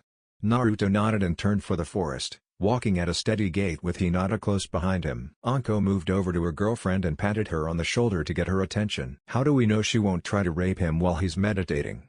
The kid is pretty much dead to the world when he does, she asked, an eyebrow raised. Kurenai sighed and looked to her lover. I have faith her timidness will stop her from doing that, if not her respect for herself and Naruto. Quick inspections with the Byakugan however. Well, it's always the shy ones, she joked. I don't mean to interrupt, but what am I to do while they are away? My Kaiki will be rather upset if I fall into the water again, Shino asked. How much chakra do you have left? Kurenai asked, turning to her last student. Not enough to stay afloat apparently, he said, his tone starting to sound aggravated. We spar then. Anko, would you do the honors? Kurenai asked, though her eccentric lover was already standing in her stance, bouncing on her feet. Shino had a feeling he wouldn't be able to move correctly on the way back to Tazuna's house. With Naruto and Hinata, why you going to be okay, Naruto-kun? Hinata asked as he settled himself down into the grass. His back rested against a tree and the crystal sword lay across his lap. Hinata sat on a small boulder across from him, her Byakugan active to watch the area of the forest where they were. I should be fine, was his simple reply, though he showed her no indifference in his tone. I must request silence though, and do not stir me unless it is dire. Hi. Naruto closed his eyes and let his body relax. He evened his breathing, and let his mind clear up before he began. He found himself sitting in the middle of a crossroads, though the sign in front of him wasn't particularly helpful. As he stood he counted 37 signs, each one pointing in a slightly different direction, with several pointing up and a few pointing down. This is unhelpful, he said, trying with difficulty to read the runes on the signs. Oi, haven't you around here before? Who the hell are Jamon? A gruff voice asked from behind him. Naruto whirled around to see one of the outer sights he had seen. In front of him stood a 7-foot-tall, bipedal, dusty-furred hyena with a warhammer across his back. He wore a random assortment of clothing, seeming to amplify the fact he wasn't from a very sophisticated area, though the random bits of leather did make him seem intimidating. He had a mane of shaggy brown hair, though there were numerous braids, feathers, and bits of jewelry woven into the mass. Naruto Uzumaki, current wielder of the Chronicle Sword. And you are? He asked in turn, questioning the man's accent. Howl Ghost, Chamanada Ghost Tribe Knowles. Earth Spirit Monday, he said, inclining his head to the shorter wielder. What you be looking for? I can point ya in the right direction. Think Jamaica/dark spiritual accent. In truth, I don't know what I am looking for. Ah, so yo ain't one of dem stupid ones. Well, what you wanna find? He asked, pulling out a bottle and drinking from it.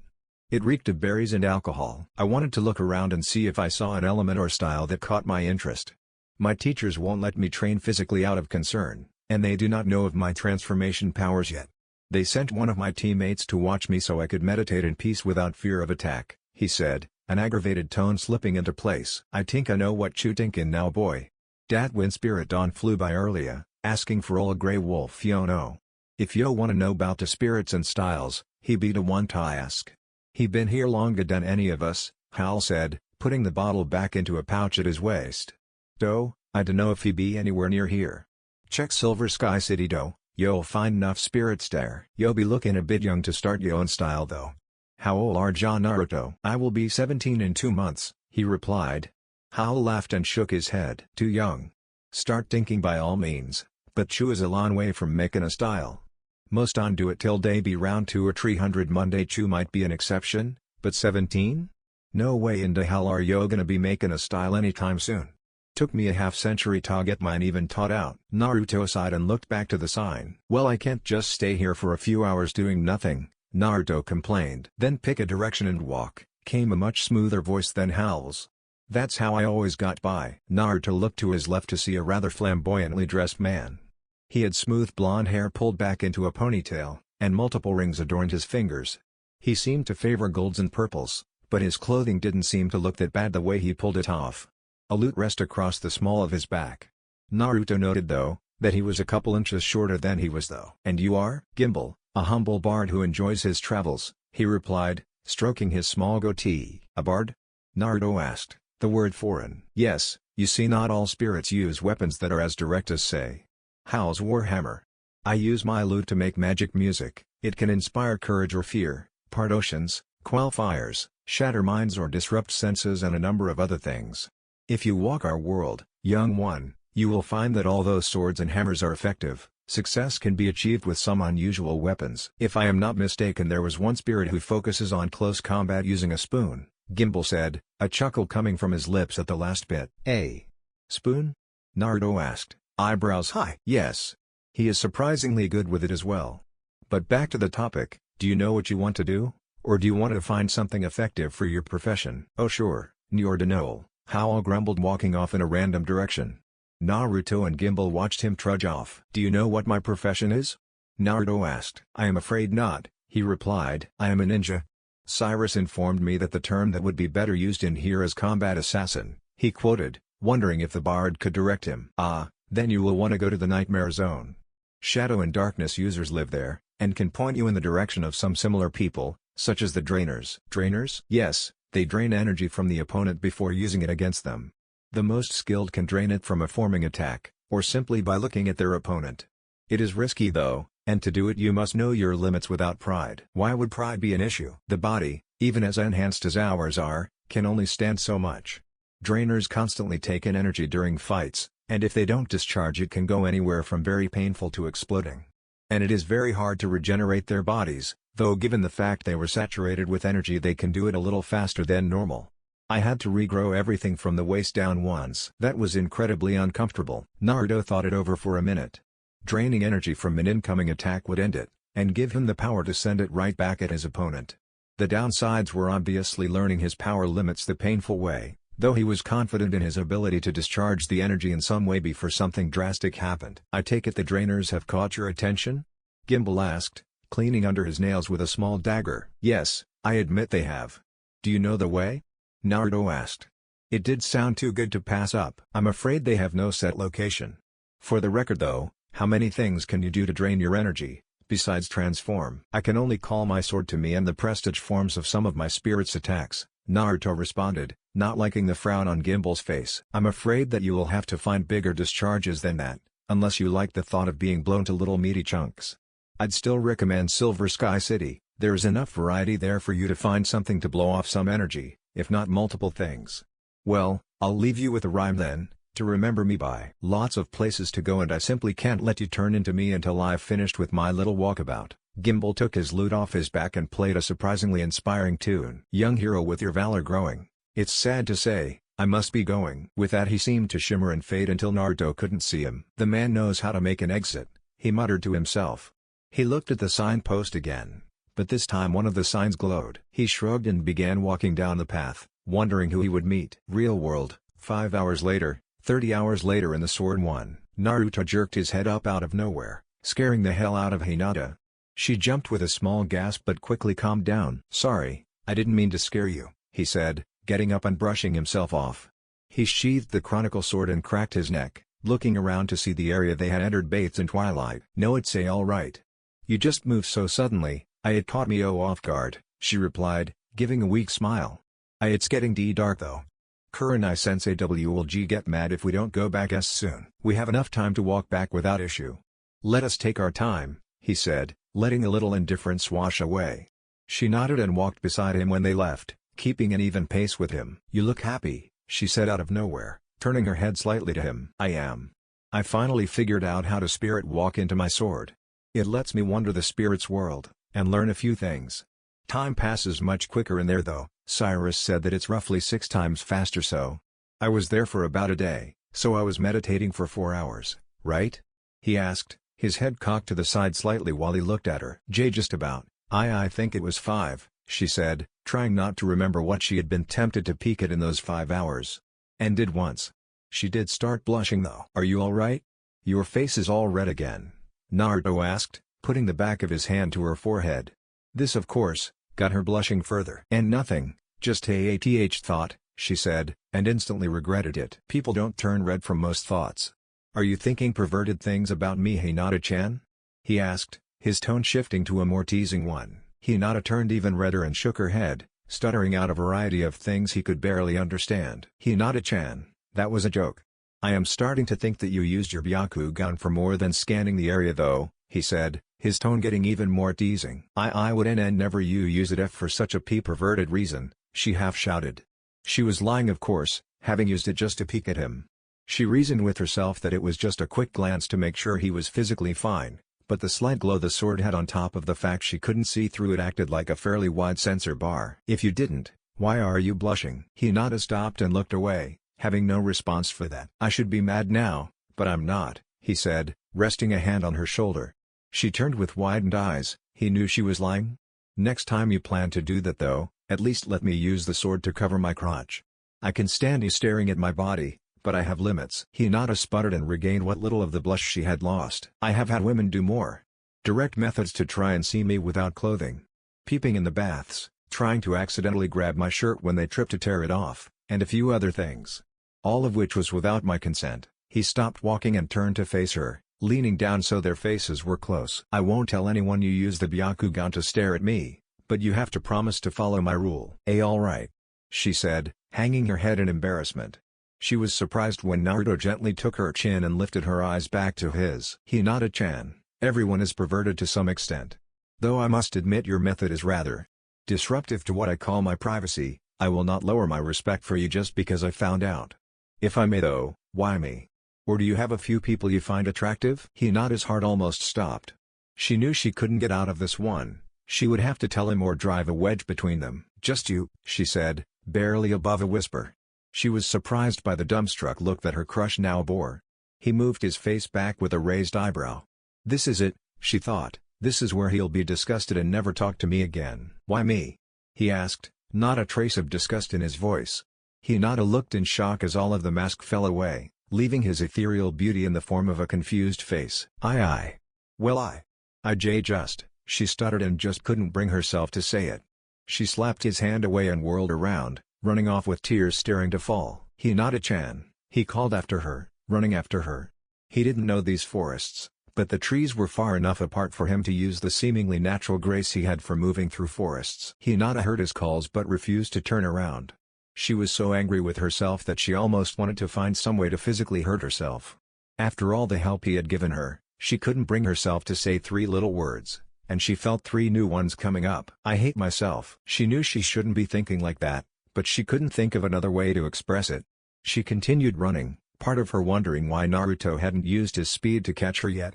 She knew he was faster than this. They ran for what felt like hours, going in circles until neither really knew where they were. Hinata saw water up ahead, and sure enough, when she broke free of the tree, she was faced with the massive body of water beneath Tezuno's bridge. She stopped in the edge of a small overhang that had grass on it, falling to her knees and crying her heart out. "Hinata-chan," Naruto said, moving slowly beside her and sitting down. He didn't know what to do. He had never really been near a crying person and didn't know how to deal with one. Looking over showed him that Hinata refused to look up from the ground in front of her, and he could see the tears falling. "I'm sorry I teased you so much. I didn't mean to make you cry." It's not why your fault, and Naruto-kun," she hiccuped out, still not looking at him. He bit his lip and opted for putting what he hoped was a comforting arm around her shoulders, as he had seen Kurenai and Anko do when they were away from most. "Please tell me what's wrong, or what I can do." "Please, Hinata-chan," he asked, starting to get scared. He, for once in his life, had absolutely no idea about what to do. "A mess, such a sea coward," she sobbed, almost laughing. She did feel the arm around her though, and leaned into it a little. "You're not a coward, Hinata, do not think you are," Naruto said, glad to have something he could say for certain. "Why yes, I hiccup am," she cried, bringing her knees up to her chest and wrapping her arms around them. Naruto bit his lip and tried not to do anything to upset her further. He knew he was part of the reason she was crying, but what had he done? "Hinata-chan, do you want me to leave? I can run so far away that I will never cross your mind if you want me to," he offered. It would hurt, and he didn't know why, but if it made her happy then he would do it. "And no. Stay here," she cried out, breaking out of the fetal position and grabbing onto Naruto's vest, burying her face into and sobbing. Naruto was starting to become scared once more. He had never seen Hinata cry before. "Is there anything I should do?" he asked, stuttering for the first time in his life. "Just hold me," she pleaded, drawing herself into his lap while her face was still buried in his chest. Naruto hesitantly wrapped his arms around her shaking form and gently squeezed once before relaxing the pressure. They stayed there, Naruto holding her while she cried her heart out into his chest. He looked up and saw the moon directly above them, the complete silver ball shining its light down on the pair. He bit his lip and looked down at the girl who sat awkwardly in his lap. She was twisted so the front of her torso was against him, but her legs were sticking out the right side of his lap. "Hinata-chan, please tell me what made you so upset," he asked, gently stroking her hair. She turned her head, not wanting to even remotely look him in the face right now despite the fact she was still against his chest. "And no, hiccup, why you'll think I'm weird, or, hiccup, why you'll hate me," she said, her tears starting to come back. "I could never bring myself to hate you, no matter what it is. Please, right now it's hurting me to not know how to make you feel better," he pleaded, still running his fingers down her hair. She removed her face from his chest and brought it up to his level to look him in the eye. He saw that her eyes were red and puffy from the tears. "Promise me, that why you won't hate me," she pleaded, her lavender eyes staring into his ever-shifting irises. "I promise, Hinata-chan. Take your time, but please, tell me." Hinata nodded and tried to get her breathing even, which became a little difficult when she realized her position on his lap. She couldn't bring herself to escape his embrace, especially since she was sure he would never do this again after she spoke. She started, but she couldn't bring herself to say it. Naruto brushed some of the hair out of her face and let his hand gently cup her cheek. She leaned against it and hoped that she could draw some of his courage from the contact. His right hand rested on her shoulder while the other cupped her face, and he wasn't sure why, but he started rubbing small circles with his thumb into her shoulder as gently as he could. She leaned forward and let her head rest against his neck, wrapping her hands around his torso while he let his go around her as well. "I love you," she said, quietly. She felt tears forming because she knew she would never be able to say it louder. "What?" Naruto asked softly, gently removing Hinata from his neck so he could look her in the eyes. She looked away and didn't answer, feeling ashamed for having forgotten his hearing. "Hinata, please say it again. Please." "I love you, Naruto-kun," she said, louder.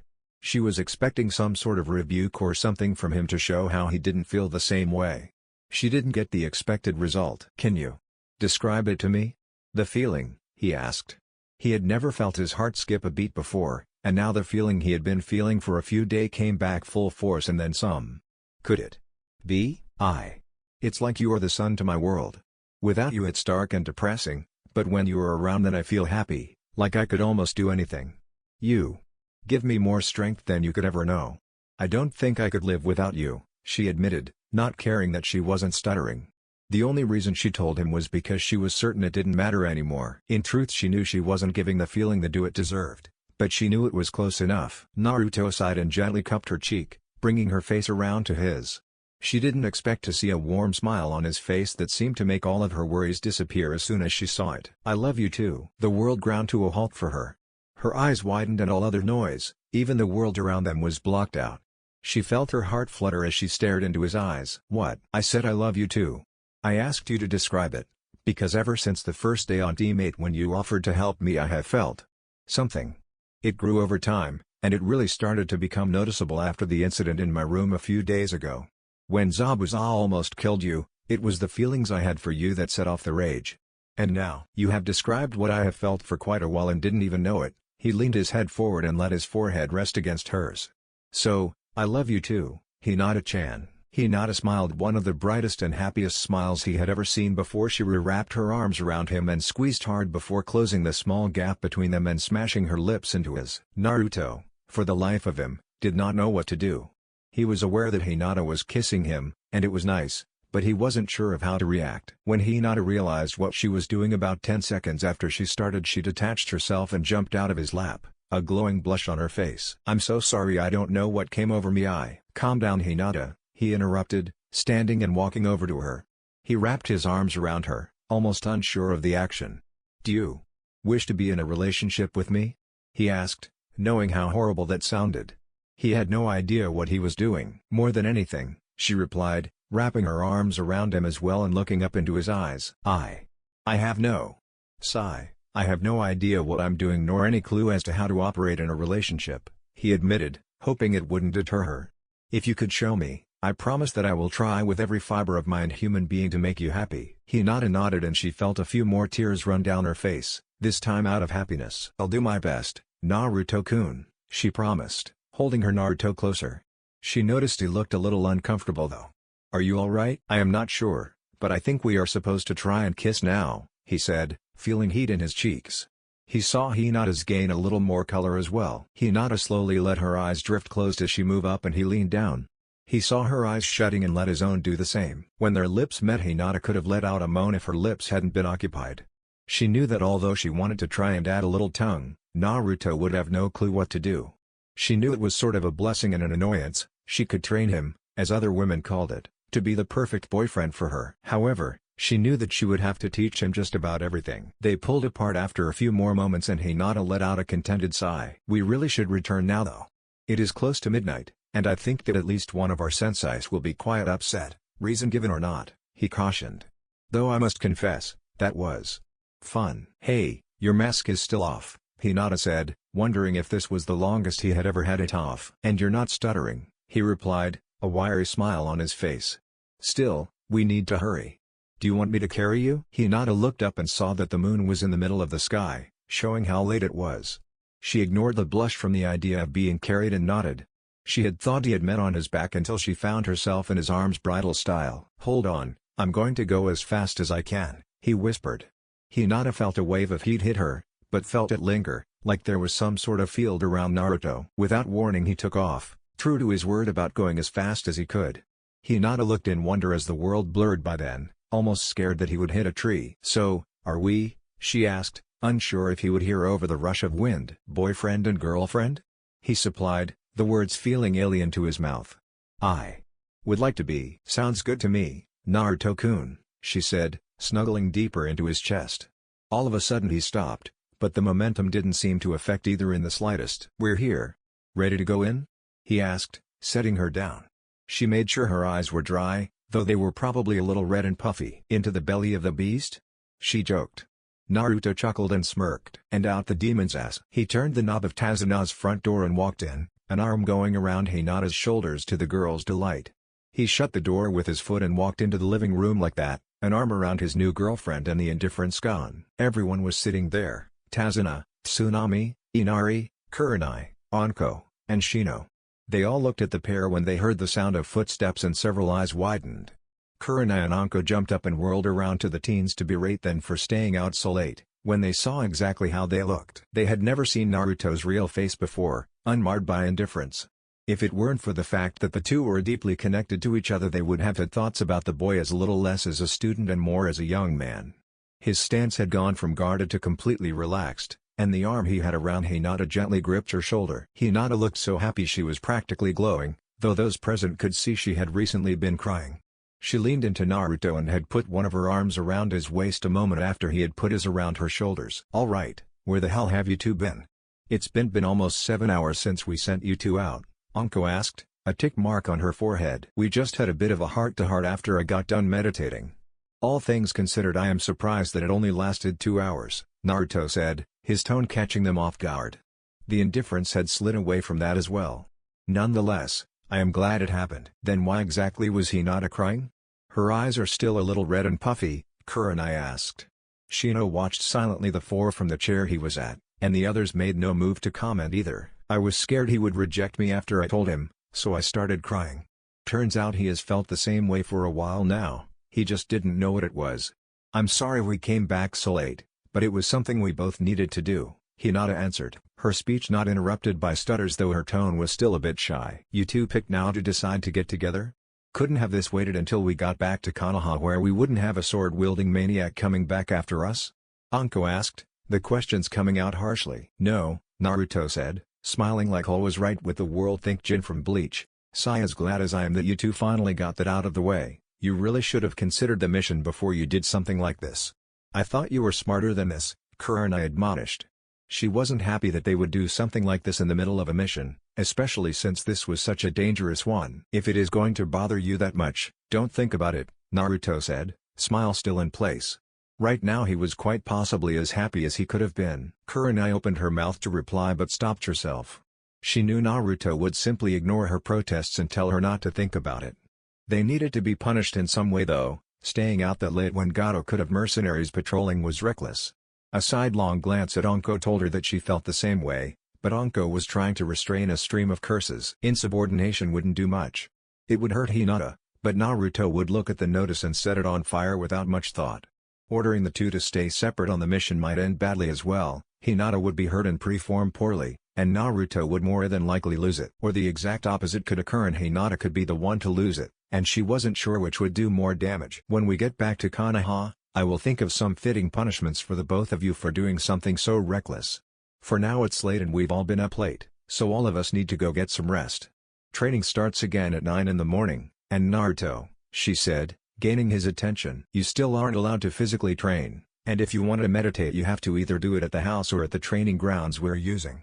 I'm not sending you off into the woods again." Naruto made no move to respond at first, rising her ire. He then made a small nod with his head, but made no verbal response before calmly walking by the both of them with Hinata in tow. They watched as the two went up the stairs together, starting to lose a little of their anger. "Those two had better have one hell of a story for this one," Anko muttered to Kurenai before they went up as well, heading to the room they shared. "That was odd," Shino said, standing and bowing to the family before deciding to go and rest as well. "I thought they looked cute together," Tsunami said quietly, wondering why the boy jumped on her that morning for calling her his girlfriend if they were going to walk in much later like that. "Those ninja worry me sometimes," Kazuna said, wondering if he would ever be able to finish the bridge. "I have to give them some faith though. They might seem dysfunctional outside of the battlefield, but I'll be damned if they don't know what they're doing." While they talked downstairs, Naruto and Hinata sat in the room Tsunami had prepared for Hinata. They sat on the bed, Hinata enjoying the feeling of being held close, and Naruto enjoying the knowledge that his strength wasn't as hard to control as he thought it was. "I guess you should head back to the couch." Kurenai-sensei said training was at 9 tomorrow morning. Hinata sighed, not really wanting him to go. "I want to stay. If that's okay?" he asked, letting go of her so she could see his face. "I want you to do, but they're only the one bed and I don't think the one who has to sleep on the floor will be well rested tomorrow," she sighed, running a hand down his cheek. She noticed that she wasn't stuttering anymore, but she didn't care. "Then we both sleep in the bed. I can step outside while you change if you want me to," he offered, not quite realizing what he had said sounded like something else. Naruto-kun, do you know what that?" "Never mind. Sigh, if Kurenai sees us she'll kill us," she said, knowing it was pointless. "Wait out in the hall while I change," she asked. She felt cold when he left and heard the door shut, but she knew he was just outside the door. She shucked her normal ninja attire and put on a large t-shirt and a pair of shorts. While they weren't the most practical of clothing if they were ambushed in the middle of the night, it was better than fighting in a nightgown or going to sleep in dirty clothes. She looked in the small mirror on the wall and smoothed her hair out a little. "You can come back in now," she said quietly, a few feet from the door. She didn't want to risk her sensei's hearing and making them stay apart. It opened silently and Naruto stepped in, closing the door with equal silence. Do you need to change or anything? I can step out into the hall if you do," she offered when she saw he was still in the tear-soaked breastplate. "For just a moment if you will," he asked. She nodded and went out, wondering what sort of clothes he slept in. Part of her was secretly rooting for nude, but she ignored that thought. "You can come back in now," came the smooth voice from the other side of the door.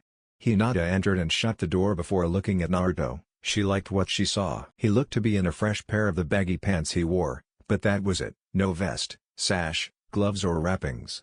He had let his hair down as well. She could barely believe there was a half-naked Naruto in front of her, about to get into the same bed as she was. He walked over to the bed with grace and pulled back the covers, waiting for her. "How do you move like that?" she asked as she approached.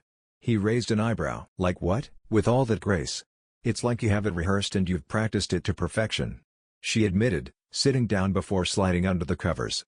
She suppressed a shiver when Naruto joined her, the size of the bed forcing them to be close. Hinata waited until he had settled himself into the blankets before lurching forward and wrapping her arms around him.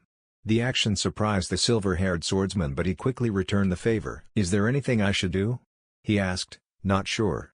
Hinata blushed when she thought of the things she could tell him, but she found a good alternative. "How about a good night kiss?"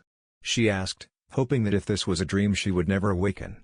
She saw him smile and lean his face to hers. As their eyes closed, their lips met and Hinata felt the warmth spread through her from the kiss. "I am sorry if I am not good at this," Naruto said as they parted. Hinata smiled and buried her face into his neck. "You're fine, Naruto-kun." "No. You're perfect," she whispered into his neck. He held her a little tighter and she felt sleep start to claim her, nestled against the body of the one she loved. "As are you," he said softly, feeling his own eyes begin to droop. Rest sounded wonderful. Naruto stared at his opponent, wondering if this was some sort of whole new level of hate. They had been sparring for at least a day now, which meant about 4 hours outside of the sword's world. He stood at roughly 6'7", towering over the younger wielder, and had a lithe build. Long silver-gray hair fell to just above the shaggy wolf tail that came from his tailbone, with 2 wolf-like ears poking out from the silver curtain. His eyes were covered by a black strip of cloth, and twin scars ran vertically down his face, right through where his eyes would have been, though this had done little to hinder him while he repeatedly stomped Naruto into the dirt. He wore an open black trench coat over a bare chest, showing his tanned skin. His pants were white, and the combat boots on his feet were a dark gray, and none of his clothing was dirty in the slightest. In his hand was the Chronicle sword, but in place of Naruto's long sword it was in the form of a bastard sword. "Come on kid, I don't have all day," Grey Wolf said calmly, taunting Naruto. "Or do you want to take on Zabuza the way you are?" Naruto had received a letter from the Nukenin, challenging him to a duel in a way he couldn't refuse. Either they fight one-on-one, or the population of Wave gets blown to hell. The second stipulation was that the loser had to give up their current mission and become the subordinate of the other. His team wasn't thrilled about his decision to accept, despite the consequences of refusal. Hinata had been the most verbal of the 4, mainly because she knew the likelihood of her being single after the fight. "Shut it, furry," Naruto growled out, charging forward. "Second verse," Grey Wolf said quietly as he neared. When he swung, he sidestepped and tripped the boy, making him fall face first into the dirt, as funny as the first. Naruto got up and charged again, knowing that his only chance at beating Zabuza was to train with Grey Wolf. He had taken a vow as soon as he had went into the sword that he would train until he was sure that he could protect Hinata. He knew she was perfectly capable of handling herself, but some backup in that department never hurt. "And so it begins again," Grey Wolf said calmly. 6 hours later, real world. Naruto's eyes snapped open as his team walked in the door, all of them looking drained. They had obviously been training their asses off, preparing to run interference if Zabuza wasn't true to his word. "So how did you enjoy sitting on your ass all day while we trained our asses off?" Anko asked, flopping down on the couch. Naruto was sitting in the armchair by said couch, in the lotus position with the sword across his lap. "I was beaten, stabbed, impaled, crushed, lacerated, shanked, smashed, garroted, and cleaved in half countless times over the last 2.5 days in the sword. You know what? I'd rather be fighting Zabuza than that silver-furred bastard," he groaned out, cracking his neck while his eye twitched. "Silver-furred bastard? Who the hell are you talking about?" Anko asked. She knew time passed quicker in the sword, but she didn't know who he was training with in there. "That would be me." Naruto's head whirled to the door, his teams following a second behind. There, standing there as bold as brass while leaning against the wall, was Grey Wolf. Outside the sword. "Without the rune. Don't think on it too hard, your little brain might fry up, and you can't fight if you're a veggie," he said cheerfully, walking towards the group. "I'm the one who's been running Fishcake's ass into the dirt for the past few hours, technically speaking." With a wave of his hand, a rather extravagant armchair grew out of the floorboards, complete with cushions. He sat down with an interested smile on his face as he looked at Hinata. Neither Naruto or Hinata was exactly comfortable with his gaze. "This is it? The one that motivates you?" he asked, turning his gaze back to Naruto. "I used my once-in-a-century trip out of the sword to see your motivation, and this is it?" "Choose your words very carefully," Naruto said, standing up with sword in hand. "I'm just saying that there are more fish in the sea, including the ones in the sword." "To each his own, I suppose," he said, playing with some of the fur on his tail. Anko and Kurenai could feel the waves of power that were rolling off of this man, and despite their desire to stand up for their students, they knew it would only cause more harm. Shino was trying to calm his bugs down, trying to figure out what had instilled so much fear into his colony. As the tension rose, it was obvious that Naruto was reaching his exploding point, but the one to break the silence was surprisingly Hinata. "I don't know why you decided to come here, but you should leave. Your presence is neither desired nor appreciated," she said, dangerously low. All of them could tell that she was very angry with the silver-haired man for telling her boyfriend that there were more fish in the sea, despite her diplomatic tone. Now, no need to get testy. I just came to test a theory, and I am done now. You may all pretend that I never came here, and go back to training for the upcoming clusterfuck of a battle." "Oh, and Naruto," he said, turning his gaze to the current wielder, "try not to do anything stupid. After all, if you die then your destiny won't happen, and it's in this world's best interests for you to live. That, and I'm not sure I could put up with you mucking about in the sword's world. We have enough idiots as it is." He smirked and did a backflip out of the chair as a Juoken strike landed right where his heart had been. Theory proven once again. Later, came the response through a bemused grin. In an instant he went form, standing there too. Not being there anymore. "I'm going to rend him limb from limb. And duct tape him back together," Naruto said with a twitching eye. He walked over to his girlfriend, who stood still while taking deep breaths to try and calm down. "You didn't have to do that," he said, putting a hand on her shoulder. "Yes, I did," she said, accompanying it with a sigh. "You have to train with him all day? Isn't there someone else?" "I'm not fond of him either, but the fact that he stomps me into the dirt every time is proof enough. If I can scratch him then I can take Zabuza's arm off," Naruto said, sheathing his sword.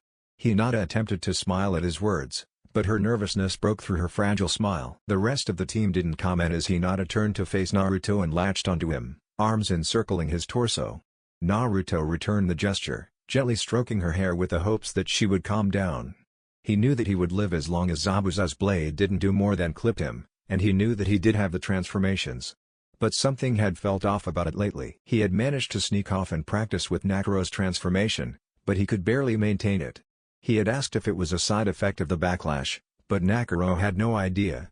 Cyrus's answer had worried him slightly. There was a point in every wielder's life that the transformations were locked off, forcing the wielder's own powers and element to come to the forefront. Normally this happened near the age that others of the wielder's original race would die, so for humans it should have happened near 80 or so, not 16.5. When he had mentioned it to Grey Wolf a few hours later, the Lycan was bemused at best, saying that the most violent of currents are the first to break the dams. Translated, he meant that for Naruto to be losing access to the transformation so early, he must be tuned into a very powerful element. When asked what it might have been, Naruto had gotten a 3-ton boulder thrown at him. "Are you sure that you want to do this? If we rush him then we might be able to take him down before anything goes wrong," Anko offered, knowing the discomfort that the Hyuga girl must have been feeling. "Better that I try. We don't know how bad the aftermath would be otherwise, and as much as I hate politics I'm not going to be responsible for the clusterfuck that would happen if half of Wave died because I wouldn't face a challenge. Besides, this should be a good test of my skills," Naruto said, a wicked grin on his face. "Just be careful," Hinata pleaded quietly, face still buried in his chest. "Don't worry about me. I'll be fine," he said, realizing he was very shitty at being reassuring to a worried girlfriend. Hinata seemed to be a little bit more comfortable though, so he kept stroking her hair and trying not to look like he was formulating a battle plan. "We're back," Tsunami said as she and her family walked back into the house. They had gone out to the market, leaving Naruto alone in the house. When Tsunami got to the living room, she looked around until her eyes found something out of place.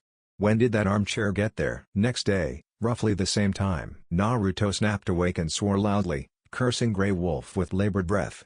He was surprised that his physical body wasn't starting to show signs of wear and tear from the constant beatings, but something really felt off about his body. Like something was flowing the wrong way in his energy. The door opened and Hinata walked in, glad to see her boyfriend.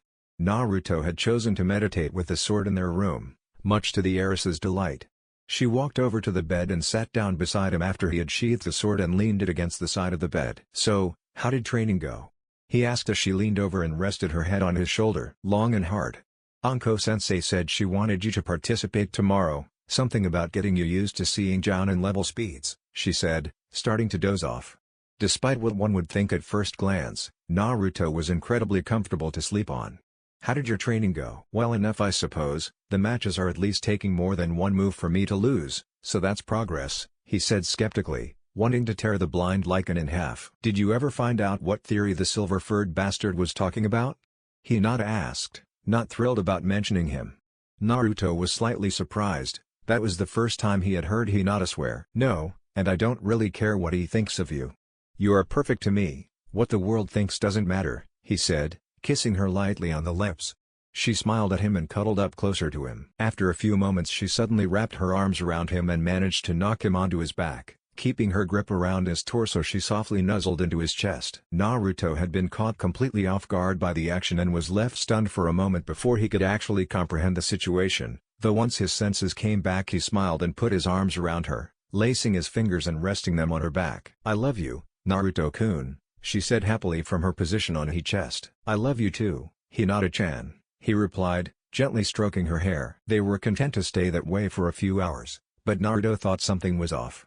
Not with what the scene was, but more of the color. Something just didn't seem right. He tucked some of his silver hair behind one of his ears, noticing that whatever he was noticing went away when he did that. "What in the world?" he muttered as he took the same hair form behind his ear and started looking at it. Hinata looked up with a confused expression on her face. "What is it?" she asked, wondering why he was fiddling with his hair. "Something's not right." "There," he said, taking a few hairs away from the rest of the group. The three hairs gave both teens a perplexed look. "Hinata, my hair is normally silver, right?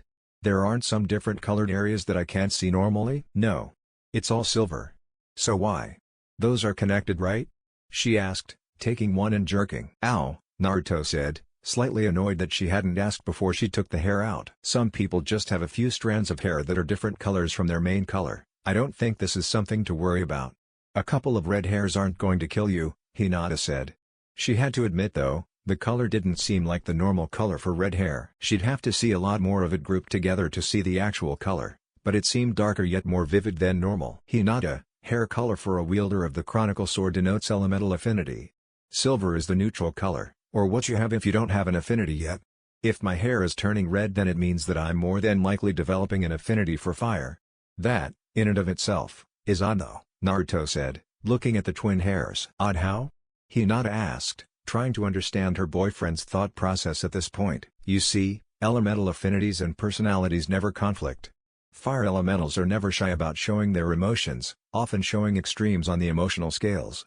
While they aren't all violent, they are all very passionate about what they do, which usually has something to do with fire or the aftermath of a blaze. Given my background and own knowledge of my mindscape, it just doesn't fit that I would be aligned with fire." "So what element do you think you'll fit?" she asked, raising herself up a little to look at him comfortably. "I thought I would fall to water or ice. Jackster said that I could pass for a darkness user if I dyed my hair black, and Nakuro said I could be a metal wielder. Personally, fire just seems off to me," he said, letting the hair fall. "Well, what other elements are red? Hair color-wise anyway?" she asked, actually starting to become interested. "I'm not the right person to ask. All I know is the basics, and there are such things as fusion elements that can have the color of either parent element or a new color. Ice is considered to be a pure water element, but the manipulation of lava would be classified as both fire and earth," Naruto explained. "Is there a way you can check what element you are aligned to? Get into a life-threatening fight and see what happens when I'm about to die. That's about it. Luckily for my curiosity, that much is in the near future," he said, knowing that it was going to kill the mood. "Oh," Hinata said, putting her head back down. "Yep. Let's hope I'm a water elemental or an air user, because those are the only two elements that are plentiful on the bridge," he said jokingly, patting her on the back gently. "Be careful. Please be careful," she pleaded, choking on her words. "Hinata, I swear to you that I will walk away from that battle victorious. I may very well collapse like a sack of potatoes right after, but as soon as I wake up we'll make it up to you, and prove that I did in fact live. Sound good?" Naruto asked. Hinata looked up at him with a raised eyebrow. "And how do you expect to make it up to me for making worry like that?" she asked. "I don't know. How about I do anything you want for a full day without complaint?" he offered. "You mean you wouldn't do that anyway?" she asked, adopting a slight pouting look. "Will I? Naruto stuttered, at a loss for words. "I'm kidding, Naruto-kun."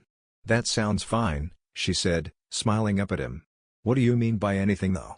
she had to ask, some of her inner pervert shining through. She wouldn't take advantage of the situation.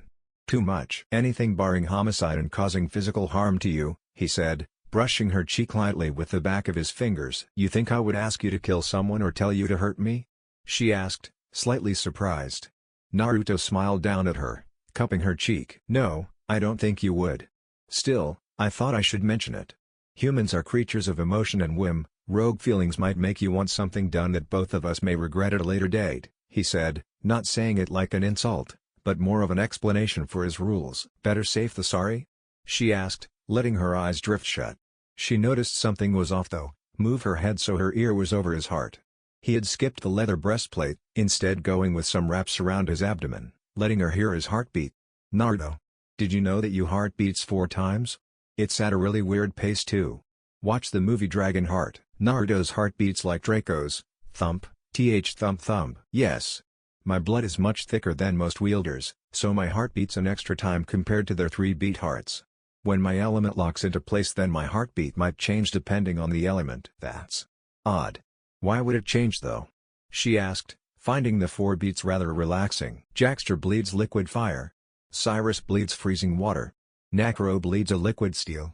Wielders become their element, and it alters them. Hair color and physical alterations are obvious, but we change internally too. Our bodies become so in tune with the element that we can use it to make our bodies undergo incredible feats of regeneration in only a few seconds to minutes. If submerged in water, Saya could regenerate an arm in under a minute. Body parts with vital organs are more difficult though, taking several hours. If the damage is too extreme then we die. All things considered, we have more defensive mechanisms than offensive ones," Naruto explained, thinking back to the 3 red hairs. "Is that why Saya always looks a little damp? Her affinity?" Hinata asked, interested. "Yep. But, what if the element you get doesn't really fit you? What if you don't like it?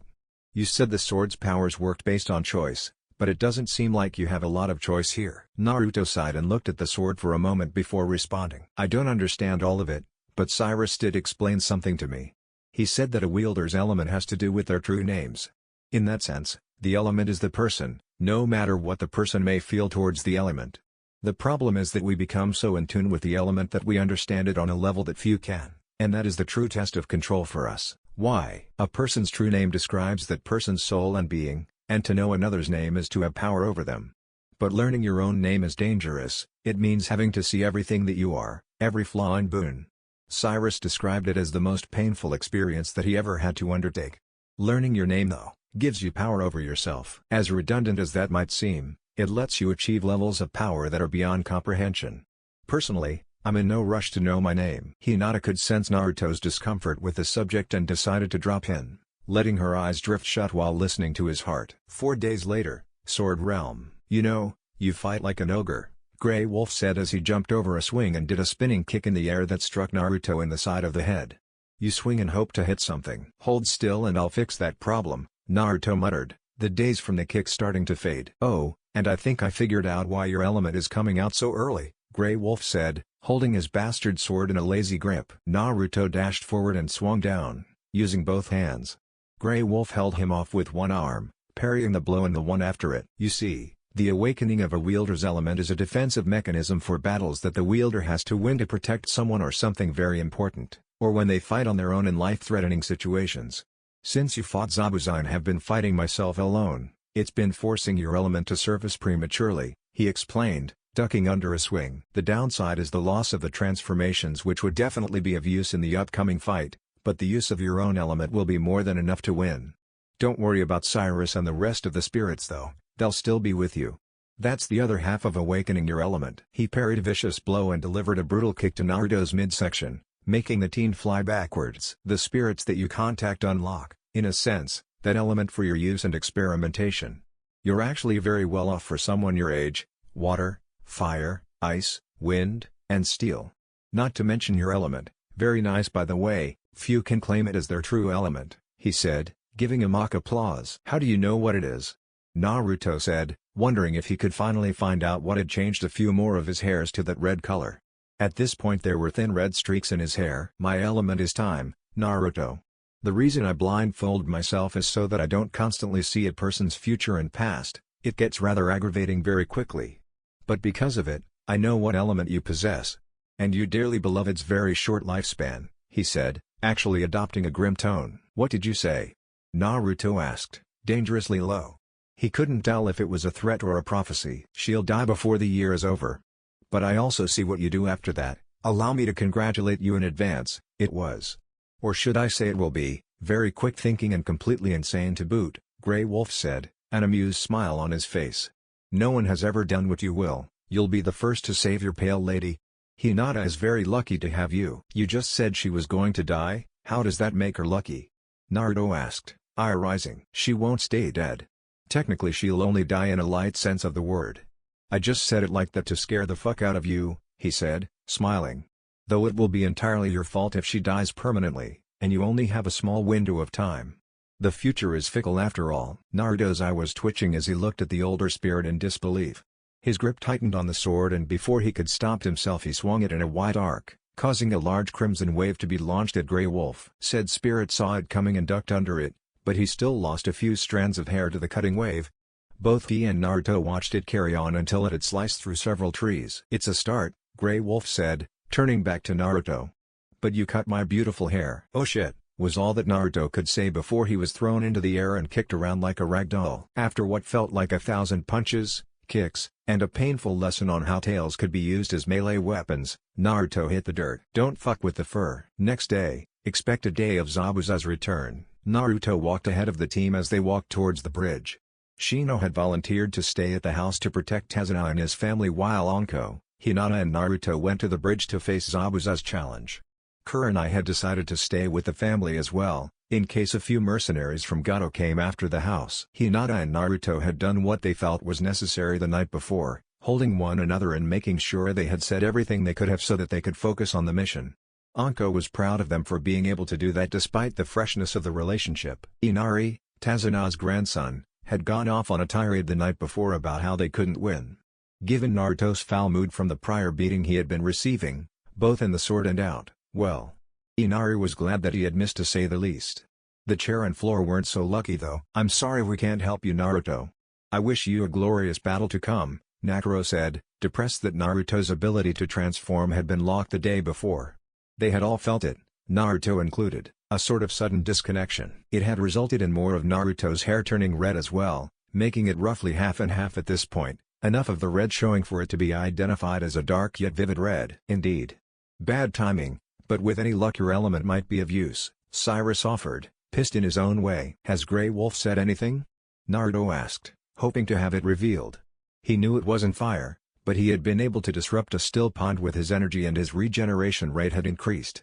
And then there was the crimson wave that he had been unable to recreate since the fight with Grey Wolf. No, he's been giving cryptic hints, but nothing helpful. Fucking Chronomancer, Jackster swore, getting a chorus of agreement. Remember, you cut a few strands of Grey's hair, you'll be able to tear Zabuza's arm off if you can hit him, Saya said, knowing what the boy was feeling. She had been in a similar situation when her element surfaced. If I can hit him, Naruto said grimly. When the knight's charge is threatened, the gate will shatter. Strike nothing lethal, a scratch will give you swords, came Grey Wolf's voice, sounding fairly prophetic. And as cryptic as a stoned monk. Thank you Captain Asshole, Naruto said, eye twitching. Before anything else could be said within the teen's head, Naruto saw his opponent. Standing on the unfinished side of the bridge was Zabuza, his hunter-nin accomplice standing at his side. As they approached, Naruto grabbed his sword and tore it from its sheath, intent on ending this. Zabuza smirked at the boy's courage, taking his own sword in hand and starting to walk forward as well, leaving his apprentice behind. As the two neared, they began to pick up speed, eventually charging each other. Haku was worried for her. Yes, it's a she, master, having had to stitch up Zabuza's wounds from their first encounter. She didn't know what this kid was, but he wasn't one to fuck with. A monstrous clang erupted as the two blades met, locked together as their wielders struggled to gain the upper hand. Naruto gripped the chronicle sword with both hands, grinding his teeth together as Zabuza fought him with equal force. What happened to you, runt? Last time I saw you your hair was silver. Don't tell me you think that dyeing your hair is going to help you win this fight, Zabuza taunted, putting more force behind his Zanbatsu. Naruto didn't answer, having to concentrate on holding Zabuza back. When his transformations were cut off, his ability to use the spirit's powers went too. Normally he would have shot off a fang scar or, if he had transformed, a divide. What happened to all that strength? You were much stronger the last time we fought, Zabuza asked, not letting up in the least. Zabuza let up and sidestepped as Naruto was thrown off balance, striking him with the blunt side of the blade like a bat. Naruto was sent flying, though he managed to right himself and land shakily 20 feet away. Zabuza didn't give him time to recover, launching forward with his sword digging a rut in the bridge. Naruto swore and brought his blade up at time to block it, and be thrown backwards with a cut in his breastplate. It didn't get to his flesh, but it was on his left side, just below his ribs. Come on, this is insulting. Maybe I should take a swing at that Hyuga girl. Would that get you to fight me seriously? Zabuza taunted, not realizing what sort of nerve he had hit. Charging like a berserker didn't work on Grey Wolf. But Zabuza wasn't Grey Wolf. He blocked instead of dodging. Not that Naruto cared at this point, looking just as pissed as he had been when he had used the rage. Zabuza knew he had hit the right nerve for a better fight when energy started rolling off of Naruto in waves. His hair started blowing in a non-existent wind before it started to levitate slightly, turning completely red in the process. Then the chronicle sword changed. It wasn't a straight-edged long sword anymore, it no longer looked capable of making any sort of clean cut whatsoever, and it didn't have the neutral feeling to it. This was now a weapon made to spill blood. It gained 1.5 feet in length, and the blade was now very jagged, though it was still double-sided. The hilt had changed now, the crossguard turning into a golden angel wing and an obsidian-looking demon wing. The wrap was now black leather with red rings and a gold rivet between the evenly spaced rings, and the pommel was now a 5-inch blade that was seemingly held in place by 2 small wings like those on the crossguard. Ready or not, here I come, Naruto shouted, revealing his new fangs. His prismatic eyes were filled with the bloodlust that few jounins could muster as he shot forward, moving faster than before. Now we're talking, Zabuza shouted, bringing his Zanbatsu up. His eyes widened when the impact threw him back a few feet, giving him barely enough time to alter the angle of his blade to block the crazed wielder. Wild swing after wild swing was thrown at the Nukenin, making Zabuza question the wisdom of threatening the girl. He pushed the teen back, taking a swing at his midsection. To his surprise, Naruto caught it with his right hand, though the force of the blow still sent him flying back into his allies. Anko and Hinata jumped out of the way, knowing that if they helped that it would violate the rules. Naruto managed to get his feet to the ground and skidded to a stop, looking at his right hand in confusion. Red liquid was pooled in his palm and dripped to the ground, despite the fact that the cut had healed. He brought it up to his face and let his tongue dip into the liquid, bringing it back in with a half-confused smirk. I'm bleeding. Blood? He said quietly, his eyes widening and his mouth widening in a vicious smile. I'm bleeding blood. Has he lost it? Anko asked Hinata as her students started laughing like a maniac. He said that whatever a wielder bleeds is their element.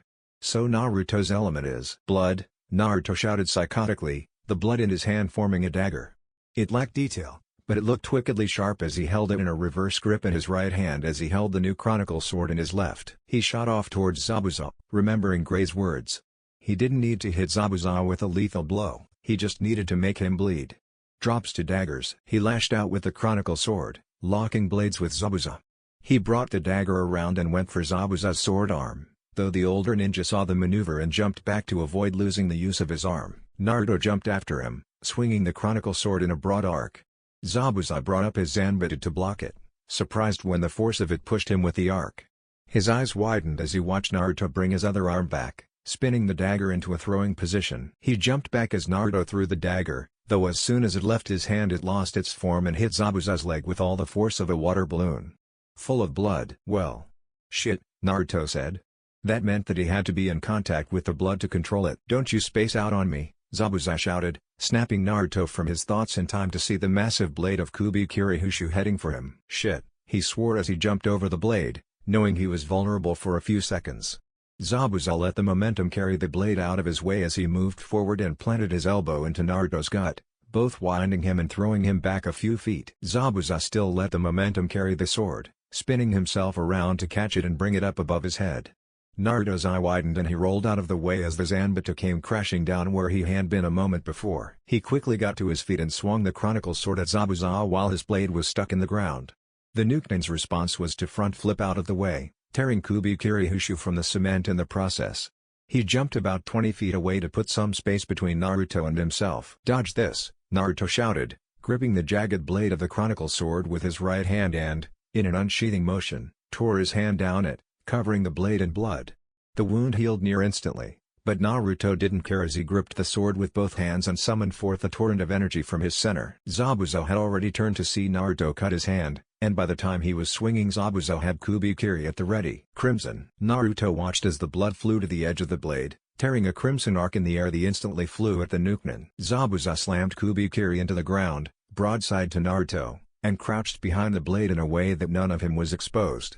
When the wave hit the sword, everybody knew. The shockwave almost knocked Anko off her feet, her use of chakra to anchor herself being the only thing that kept her from landing on her ass like the heiress beside her or Haku across the bridge. "Damn," Zabuza swore under his breath as he got up, tearing his Zanbato from the cement, noting with slight shock that Kubikiri had a crack in it where the wave hit it, along with a fair amount of blood. "That's no good."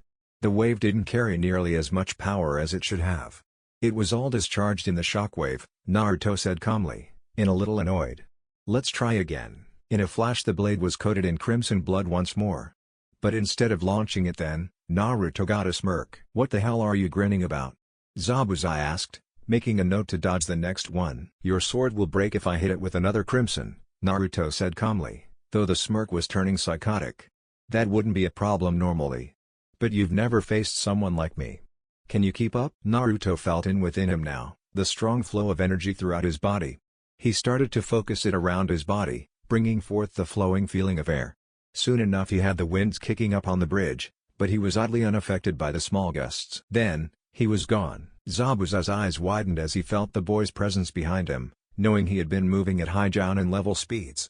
He rolled to the side, feeling the air rush by him as a sword passed over him. He swung Kubikiri while he was still crouched down, trying to take the teen's legs out. It cut on the air though, but this time his eyes easily followed the boy. Instead of going for a back attack, he appeared to Zabuza's left, right behind Kubikiri. "Crimson," Naruto shouted, swinging viciously. Zabuza matched Naruto's previous speeds, appearing out of the line of fire from the cutting wave. He watched from the corner of his eye as it sailed over the rails of the bridge and turned back into normal blood about 30 feet out. "Damn. I was hoping that would kill you," Naruto said, irritated. He couldn't keep up the wind anymore, meaning he was back to his normal speed. Also, the Crimsons weren't as strong as they were when he sent the one after Grey Wolf, and they were taking up a massive amount of energy for a blunt blow. The one that went at Grey was razor sharp. "Oh, trust me, I don't die that easy. Besides, this is the most fun I've had in." "Zabuza-sama. Gato is here, and he brought his mercenaries," Haku shouted, jumping over to her master with her senbon at the ready. The Nukenin looked at the rat-like man standing in front of a small army. "Gato, what the hell do you think you're doing?" he asked, eyes narrowed. The short man laughed and tapped his cane on the ground. "Business. I've been waiting for you two to tire each other out, or kill each other. You see, for the same price I'm paying you, I can hire all of these mercenaries and then some. So, I have them kill you, then let them ransack the town. They get paid, I keep the money I was going to pay you, and Wave will never rebel again," he said arrogantly. Then he spied Hinata and Anko, saying the words that would seal his fate. "Leave the purple-haired sluts alive. They look like screamers." Zabuza almost buckled under the sudden pressure of Naruto's killing intent. He looked to the younger swordsman and was shocked to see the air visibly distorted around him. He watched as the boy coated the blade in his blood once again, noting that the blood was much more plentiful this time. "Weep for the earth that the blood of the sinful taints, crimson." This time there was a difference in the red wave. As it tore through the air it literally roared, a section in the middle extending further ahead of the wave, taking on a rough shape as the rest turned into wings. He had turned it into a roaring dragon. Gato had started running as soon as the killing intent started, weaving through the sea of mercenaries. When he got behind the mass of hired arms, he He turned in time to see all but the last few lines be torn in half by the red wave, though it ended up turning into a tidal wave of blood that smashed into the rest, carrying them off. Zabuza looked at the teen in a new light as he walked forward, each step cutting through the silence of the bridge. As he approached the puddles of blood, they seemed to follow him, surrounding him and moving the corpses out of his way. He got to the edge of the bridge and looked down at the small man, hanging onto a piece of rebar for dear life. Please spare me. I can give you anything you want," Gato pleaded. Naruto looked down on him with cold eyes. "You declared that you were going to rape the woman I love. I'm going to kill you," he said coldly. He pulled his left arm back, the chronicle sword in hand, before plunging the blade forward. It went straight through Gato, completely missing his vitals. Naruto then lifted the man with the sword and threw him onto the bridge, right into the center of the blood pool. He clutched the stab wound and cried in pain, not having the sense to run. Zabuza and the others watched as Naruto went to the edge of the pool and planted both of his palms in the crimson liquid. "Agony," he said, not blinking as thin spires of blood shot up and tore the man to shreds. When he removed his hands, the spires fell, leaving the mutilated corpse to rot. He walked around the pool, noting that the blood stayed in place as he walked off towards his sensei and girlfriend. On the way, he stopped by Zabuza. "Our fight is over.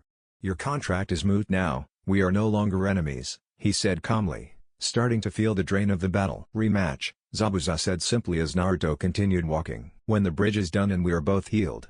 Try anything before then and I will kill you." "You are welcome to try," Zabuza challenged. Naruto stopped halfway between Hinata and Zabuza, turning slightly to look at the Nukenin from the corner of his eye. Zabuza immediately felt the pressure of his ungodly killer intent, like he had a demon staring at him. "I am going to spend some time with my girlfriend. Afterwards, Tazuna will finish his bridge. Then we can have the rematch." "And not a moment sooner," he growled out, focusing his killing intent on Zabuza. When he was sure the point was across, he stopped the flow and turned back to his allies. Anko was proud of her student, if a little wary.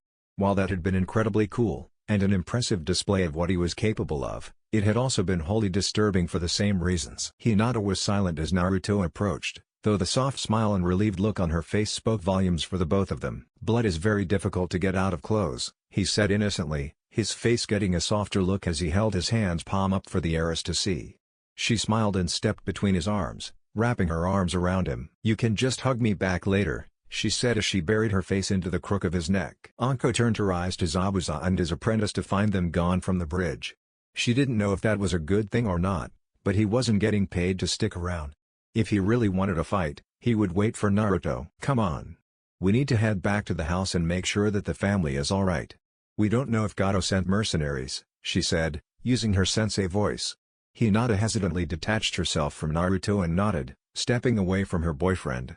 "Are you going to be alright? That was some serious carnage for a Jonin to handle," Anko asked, looking to Naruto. "I'm sore, and out of my energy. Beyond that, I'm thrilled that I know what my element is and glad that I'm still alive. If you're referring to emotional strain, I'm feeling a rush. And a fair amount of self-righteousness for having killed Gato," he said happily, glad to have Hinata near him. Anko shook her head, now thoroughly convinced that he wasn't human. Still, that didn't mean he was a bad person. Just a semi-bloodthirsty one. On the way back to Tazuna's house, roughly 10 minutes later, the three of them were on guard when Naruto said he smelt blood, though reassured when he said that it didn't smell like Kurenai or Shino. "You know what they smell like?" Anko asked, eyebrow raised. Naruto didn't look at her as he answered. "My senses are very acute. Hinata told me that mentioning that I have your sense memorized, it might be considered an invasion of personal space. I also have your heartbeats memorized, though Shino's is difficult to hear over his colony, which also makes a distinctive noise," he said, eyes scanning the area. "And what exactly do I smell like?" she pressed, wondering out of pure curiosity. "You smell like you. Everyone is a menagerie of scents based on daily activities, or nightly activities." "Still curious?" he asked. Anko and Kurenai hadn't told Shino and Hinata of their relationship, and if Naruto answered her question then it wouldn't take much to riddle it out. "Go ahead," she said, realizing too late what he meant. Her eyes widened as he started. "Mainly earthen smells, though the scent of dango is there as well. Kurenai-sensei has a more flowery scent, which is on you as well, just as your scent is on her," he said simply. Hinata wasn't nearly as innocent-minded as some pegged her to be, and wide eyes looked to her sensei in surprise. "Anko-sensei? You and Kurenai-sensei?" she asked, not quite being able to wrap her mind around it. She didn't have a problem personally, but she had been raised fairly strictly on proper relationships. "Yes, we're together. Is that going to be a problem?" she asked, sending a little killing intent her way. "And no," she stuttered out, surprised that she would use Kia on her. "Calm down, Anko-sensei. Hinata isn't as, how shall I say, strict as the rest of the Hyuga clan. If she can love me despite the fact that I'm not a human, she won't change her opinion of you just because of sexual preference. Tolerance is an art she is skilled at," he said with an odd grin. Jin from Bleach. It was a little awkward as they walked on, though what Naruto had said had eased much of the tension. "How do you think Shino will take it?" Anko asked, quieter than normal. "Well enough. If it bothers him then he won't let it show," Hinata answered, equally quiet. The three were silent as they came upon the house, each of them tensing up a little when they saw a few dead mercenaries outside. Anko took the lead and opened the door, jumping out of the way when a kunai flew out of the house. She looked back, startled to find that Naruto had caught it, though he caught it by the blade and a little fresh blood dripped down. "Anko," Kurenai said, ashamed that she had thrown a kunai at her lover. She rushed out the door and made sure that no one had been hit, though she did a double take when she saw Naruto. "Naruto? What happened to you?" "I'm a blood elemental. Is everyone alive?" he asked, stepping forward. "Oh, and here's your kunai." She took it from him, noting the blood that stained his hands. "Dazuna and his family are fine." One of the mercenaries gave Shino a shallow cut on his bicep, but he's more concerned with his first kill. "Unfortunately he isn't taking it as well as you did, Naruto," she said. "I take it you beat Zabuza?" It was a draw at best. Gato came with a horde of mercenaries. The little fucker declared that he was going to kill us and ransack Wave, but he would leave Hinata and Anko alive to rape. "He and his forces are dead, and Zabuza requested a rematch," he said. Kurenai was a little surprised to hear him swear so viciously, but she was even more shocked to hear that a small force of mercenaries had been killed. "I guess Shino isn't the only one worried about their first kill," she said, looking at Hinata. Anko put her hand on her lover's shoulder, shaking her head. "Naruto killed all of them with one technique. He killed Gato separately, but it was all him. I'm actually surprised he's still standing," she said, casting a glance to the crimson-haired swordsman. Kurenai's eyes widened, her mouth hanging open a little. "I wouldn't dwell on it. I still have Zabuza's rematch to consider," Naruto said as he walked past them into the house. Hinata gave a small bow to Kurenai before following him in. "What happened?" Kurenai asked, still a little shocked. "I don't know exactly, but if he's this strong as a Jonin, imagine the tank he'll be as a Jounin," she said, leading her lover into the house. Kurenai almost shuddered at the thought. The three of them walked into the house, still on guard. They seriously doubted that they would be getting any sleep that night, not knowing if more mercenaries would come. "Oh, thank goodness, you're all right," Tsunami said upon seeing the rest of Team 8, letting out a sigh of relief. "It takes more than that to kill us," Naruto said, sinking into the armchair that Grey Wolf had left. He was beginning to feel the drain from having used that much energy, the feeling foreign to him. Perhaps he would have to start fighting stronger opponents to get used to it. Anko almost laughed at that. Sure, she and Kurenai had fought tougher battles, but hearing that coming from the Jonin that just fought an A-ranked missing ninja to a technical draw was funny. "How are you feeling, Shino?" Anko asked, sitting down on the couch beside the bug user. "I think I am done throwing up. I feel terrible otherwise," Shino said, still looking a little pale. Almost hesitantly, because he had heard the rest of his team talking outside, he looked at Naruto and asked a question that he knew he would regret. "Naruto-san. How do you cope so well?" "Shino, I am not human.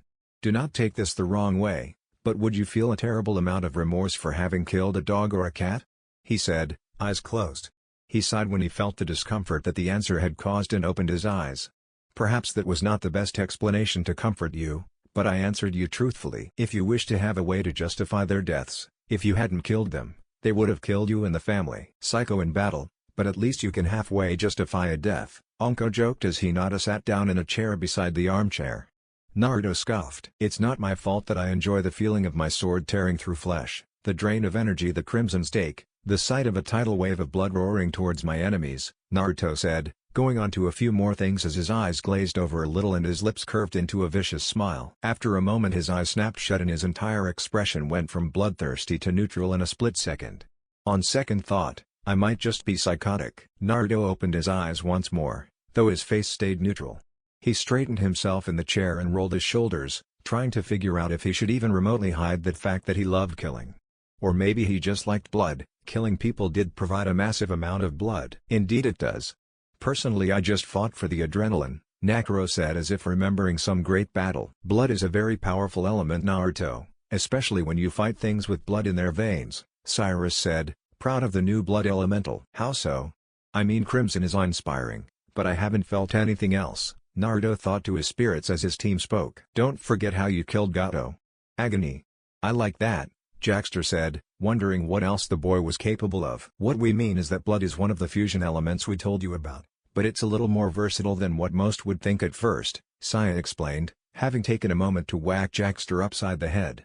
The most common combination uses darkness and water, resulting in offensive abilities like Crimson and Agony. However, as blood is also required for life, it is also a combination of light and water, resulting in healing abilities. Light, when taken in this context, refers more to the soul than actual photomancy. Some consider it a combination of earth and water, as they are the two most powerful healing elements. Something few people realize is that blood elementals aren't limited to one combination, it's all within their grasp, though it's a matter of practice and desire. So, I can heal as well as I can kill? Yes, and that's why your regeneration is so accelerated now. Don't get overly confident though, blood isn't a defensive element. You have to concentrate to use any healing beyond your regeneration, and it takes centuries of training to form blunt objects with blood. Or at least ones that are solid enough for defensive purposes. Sharp edges are easy, but it takes large amounts of energy to throw them, a silken voice said from the corner of Naruto's mind. And another one joins the peanut gallery. Now that's no way to greet a lady, the voice said, sounding annoyed. I'm Scarlet, a veteran blood wielder. I've been practicing for 390 years, and I can barely make a 2-foot shield from blood. Trust me kid, stick to killing them before they kill you. The Scarlet? My, never thought you would show up again, Grey Wolf said. Naruto facepalmed, knowing this wouldn't end well. I thought it smelled like wet dog in here, Scarlet said, agitation evident in her voice. Naruto, are you alright? Hinata asked, putting a hand on Naruto's shoulder. The voices in my head are about to start fighting, he said, hand still covering his face. Well, if I get liquid on me, that smell follows. If you wouldn't come so much, we wouldn't have this problem, was the bemused reply from the chronomancer. While the impacts might actually knock me out of the chair, Naruto mused as killing intent filled his head. You're the one who always comes to me, and the last time we had a go was a century ago. Your scent isn't my fault, was Scarlet's weak defense. I can't help but wonder why the hell you decided to show up now. What can I say? I'm a wolf, and therefore attracted to bitches. Wham! Naruto didn't know what the hell happened, but one moment he had been in the chair, perfectly fine, and out of nowhere he felt a sudden and massive pain in his forehead. Next thing he knew, he was face down on the floor, wondering how the fuck he got there. Naruto-kun. Are you alright? Hinata asked, kneeling by her boyfriend. Got a new spirit. She hit Grey Wolf so hard I flew forward, was the dazed reply as he picked himself up. How does that saying go? Hell hath no fury like a woman's scorn? Yes, Anko said, slightly worried about the boy. He had suddenly flown a good 4 feet from a sitting position. For some reason.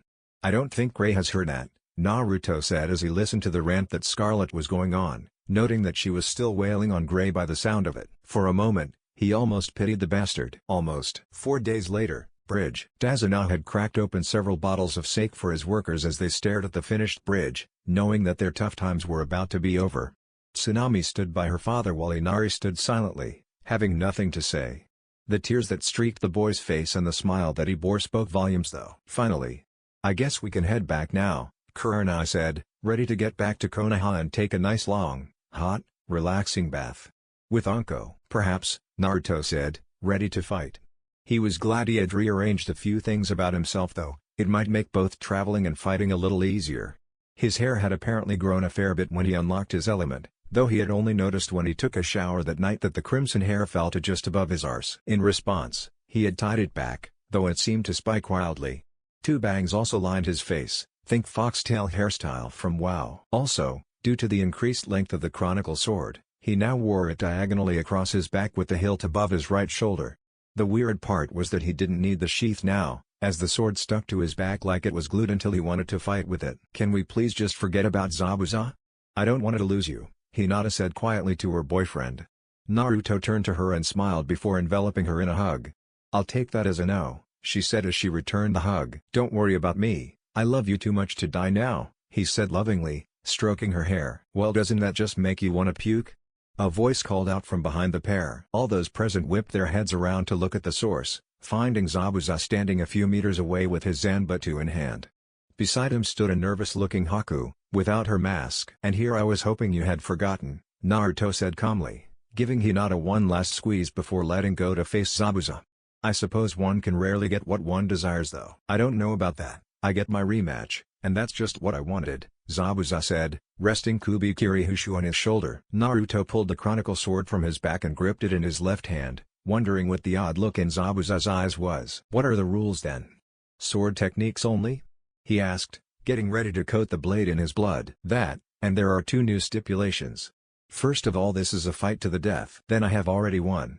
I have a very fast rate of regeneration, and if blood touches the wound then it's almost instantaneous.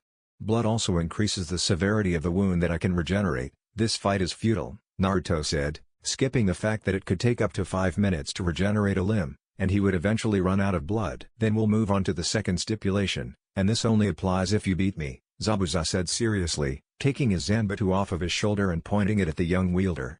"If you can beat me, you must take on Haku as your apprentice." "Zabuza-sama," Haku said, speechless.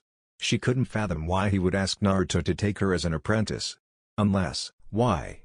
I'm only a Jonin, and you are of technical Jounin rank, surely she would do better under your tutelage," Naruto said simply, wondering what he was getting at. Zabuza sighed and let the sword lower a little. "Haku has been with me since she was a child, living the life of a missing ninja under a former swordsman. I haven't been able to train in years. I don't know how I've been able to keep up the level of strength I have, but the last run-in with Hunter Nins made me think." Zabuza paused for a moment, closing his eyes in thought. Then they snapped open as Kubikiri was once more parallel with the ground. "Haku is like a daughter to me, and I won't see her dead because of my own lack of strength. If you prove stronger than me, then you must take her as your apprentice so she can continue to grow." "Very well. Prepare yourself, Momochi Zabuza," Naruto said, dragging the chronicle sword across his right palm. There was silence as everyone gave the two a wide berth, knowing not to get between the two. The tension only rose as the two stood still, having a staring contest while blasting ki at each other. Then, just when things seemed like they couldn't get any more tense, crimson !/mist cutter. The red wave impacted with the white one, seeming to battle for a moment before they cancelled each other out, leaving water and blood all over the area. They didn't give the other a chance to recover, both charging through the liquid to lock blades. "You were holding back before," Naruto grunted out, having to use all of his strength to hold off the nukenin. "You were too," was the only reply as Zabuza put all his strength behind his sword. The two were at a standstill for what seemed like an eternity, though the two were too engrossed in a staring contest to see that the point of contact between their swords was starting to glow red with heat and sparks flew liberally. "Zabuza, have you heard the saying that anyone can beat anyone? Luck and coincidence can compensate for skill in some fights," Naruto said, voice showing strain. "How do you know that won't happen here? If I win by luck, then what's the point of Haku becoming my apprentice?" "It doesn't matter. You can hold me at bay, and you're still a Jonin. You have years to grow and learn. She'll be better off with you," he grunted, starting to feel the heat from the swords. "I'll do my best," Naruto said, hair hiding his eyes for a moment. "DCH, so sure you're going to win?" "Yes." With that, Naruto jerked his sword to the left, tearing through the steel of Kubikiri Hoku. Time seemed to slow down as the blade hit the floor, though the hilt stayed right in Zabuza's hand. Before he could react, Naruto brought the sword back a little, before plunging it forward, straight through the center of Zabuza's chest. "Thank you for fighting me," he said, looking Zabuza in the eyes as they stood there. He took a step back, pulling the sword from the ninja. He seemed to be able to stand for a moment, but after a few seconds he fell backwards, hitting the cement unceremoniously. "Zabuza-sama," Haku shouted, dashing over to her master's side. Naruto looked at the display and couldn't help but feel a tug at his heart. "Come on, Jay, just hang in there. Please. You've had worse." "No, I haven't, Haku," Zabuza said weakly, blood staining the bandages around his face. "You are like a daughter to me, and I want nothing more than your safety." Coughs up a bit of blood. "Naruto-san is a better choice in that regard." "Zabuza-sama," Haku pleaded, tears flowing freely. She jumped when she saw someone kneel on the other side of her dying master, and her eyes quickly narrowed when she saw it was Naruto. "I did not wish it to come to this," he said sincerely, looking Haku in the eyes. He let his close before extending his hand so it rested over the hole in Zabuza's chest. When he opened them, they had a look of seriousness to them. "If you interfere, this may kill him." "What the hell coughs up more blood, are you doing?" Zabuza asked weakly. "Reverser," he said, making a clawed shape with his hand and twisting it above the hole.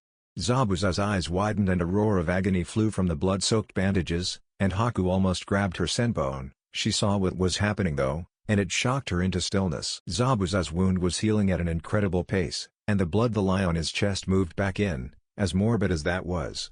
Soon, Naruto pulled his hand away, and Zabuza was left swearing and covered in a light layer of sweat, but alive. His eyes drifted closed after a moment though, causing Haku to start shaking him lightly. "He's unconscious, not dead, and he needs the rest," Naruto said, standing and taking a few steps back to hide his fatigue.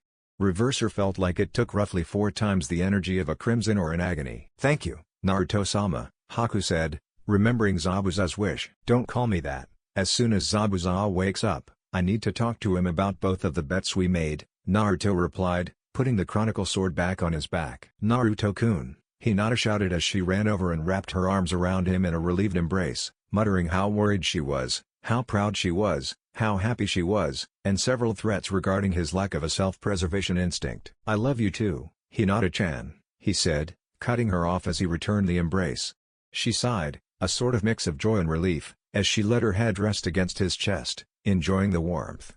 "Dazuna-san, I'm going to have to requisition your guest bedroom. Zabuza needs to rest, and I need to speak with him once he wakes up." Hinata knew by his tone that he had a plan, so she just ignored the part of her that wanted to ask if he had lost it, and went back to enjoying the embrace. Luckily for her curiosity, Unko wasn't so silent. "Have you lost your mind? We're talking about the A-class nukenin that's tried to kill us on 3 separate occasions," she shouted, walking over with the rest of the team. "No, he tried to kill all of us once. He tried to kill me the other 2 times, remember?" he asked as though it was obvious. Anko's eye started twitching dangerously, and Kurenai caught it in time for her to cut her lover off. "What she means is, why would you want him in Kazuna's house after all that?" she asked, a hand on Anko's shoulder to calm her down. "I think I know, if I may take a stab at understanding your mind, Naruto-san?" Shino asked, getting a nod from the wielder. The first wager was, in essence, the loser became the subordinate of the winner. They had fought each other to a draw, which can be taken 2 ways, either the bet's off, or they consider each other equal allies. The second bet was made to assure Haku's continued growth in a safe environment. Naruto won, and Konoha is a decidedly safe environment, he explained, looking at Naruto. "Right so far?" "I'm getting too easy to read." "DCH, troublesome facial expressions," Naruto said, though no one could tell if he was joking or not. "Anyway, if taken in the right way, Naruto and Zabuza are now allies and Haku is to follow Naruto to Konoha. Zabuza was supposed to die from this, and with him alive, Naruto intends to convince him to join Konoha with Haku, who will have to join anyway. In short, Naruto has technically gotten Konoha 2 new allies," Shino said, smirking behind his collar. Anko and Kurenai looked a little surprised, as did Hinata. All 3 were looking at the wielder with surprised looks. "Manipulating rules and people is fun," he said, a fox-like smile on his face. Quite frankly, his team didn't know whether to be glad about that, or be wary. Next day, rode back to Konoha. "Remind me never to make a deal with you," Zabuza said, walking beside the crimson-haired wielder. "At least you're alive, and you won't have to worry about Hunter Ninja," Naruto replied, taking another look at the chronicle sword. He felt like he was missing something about it. "As a swordsman without a sword, I hardly feel alive," he said, looking at the 2 pieces of Kubikiri Hushu in his hands. "I told you, I know a master smith who can fix it," Naruto said, resting the sword on his back. "If it's metal, Nakuro can fix it." "I still think you're insane," Anko groaned, wondering what possessed the boy to bring the nukenin with them. Sure, enlisting a former member of the 7 Swordsmen of the Mist was a boon not to be overlooked, but traveling with someone who had tried to kill Kurenai and herself just didn't sit well with the purple-haired Kunoichi. "No, I'm the last sane person on the face of the earth," he said happily, grinning like a fox. "Doesn't that make you insane?" Shino asked, eyebrow raised. "No, I'm sane, everyone else is insane. However, since insanity is the norm, it becomes the standard of sane. Since I am perfectly sane, and as such different from the insanity of normality, I am labeled insane," he said cheerfully, like his explanation made sense. "So, you think I'm insane?" Hinata asked, confused. Naruto put an arm around her shoulders and kissed her cheek. "Yes, but you pull it off quite beautifully," he replied, smiling. She sighed and leaned into him, knowing it was a compliment, if a little twisted. Naruto's thoughts were far from joyful as he walked along, remembering Grey Wolf's warning regarding Hinata's lifespan. He didn't know what he was supposed to do to prevent it, or reverse it if the chronomancer's words were to be trusted, and he hid his worries under a smile. Regardless of future uncertainties, he decided to enjoy the present. He could worry about beating the Reaper tomorrow. That's the end, guys. If you enjoyed, then make sure to leave a comment. This is Chaos Shinobi signing off.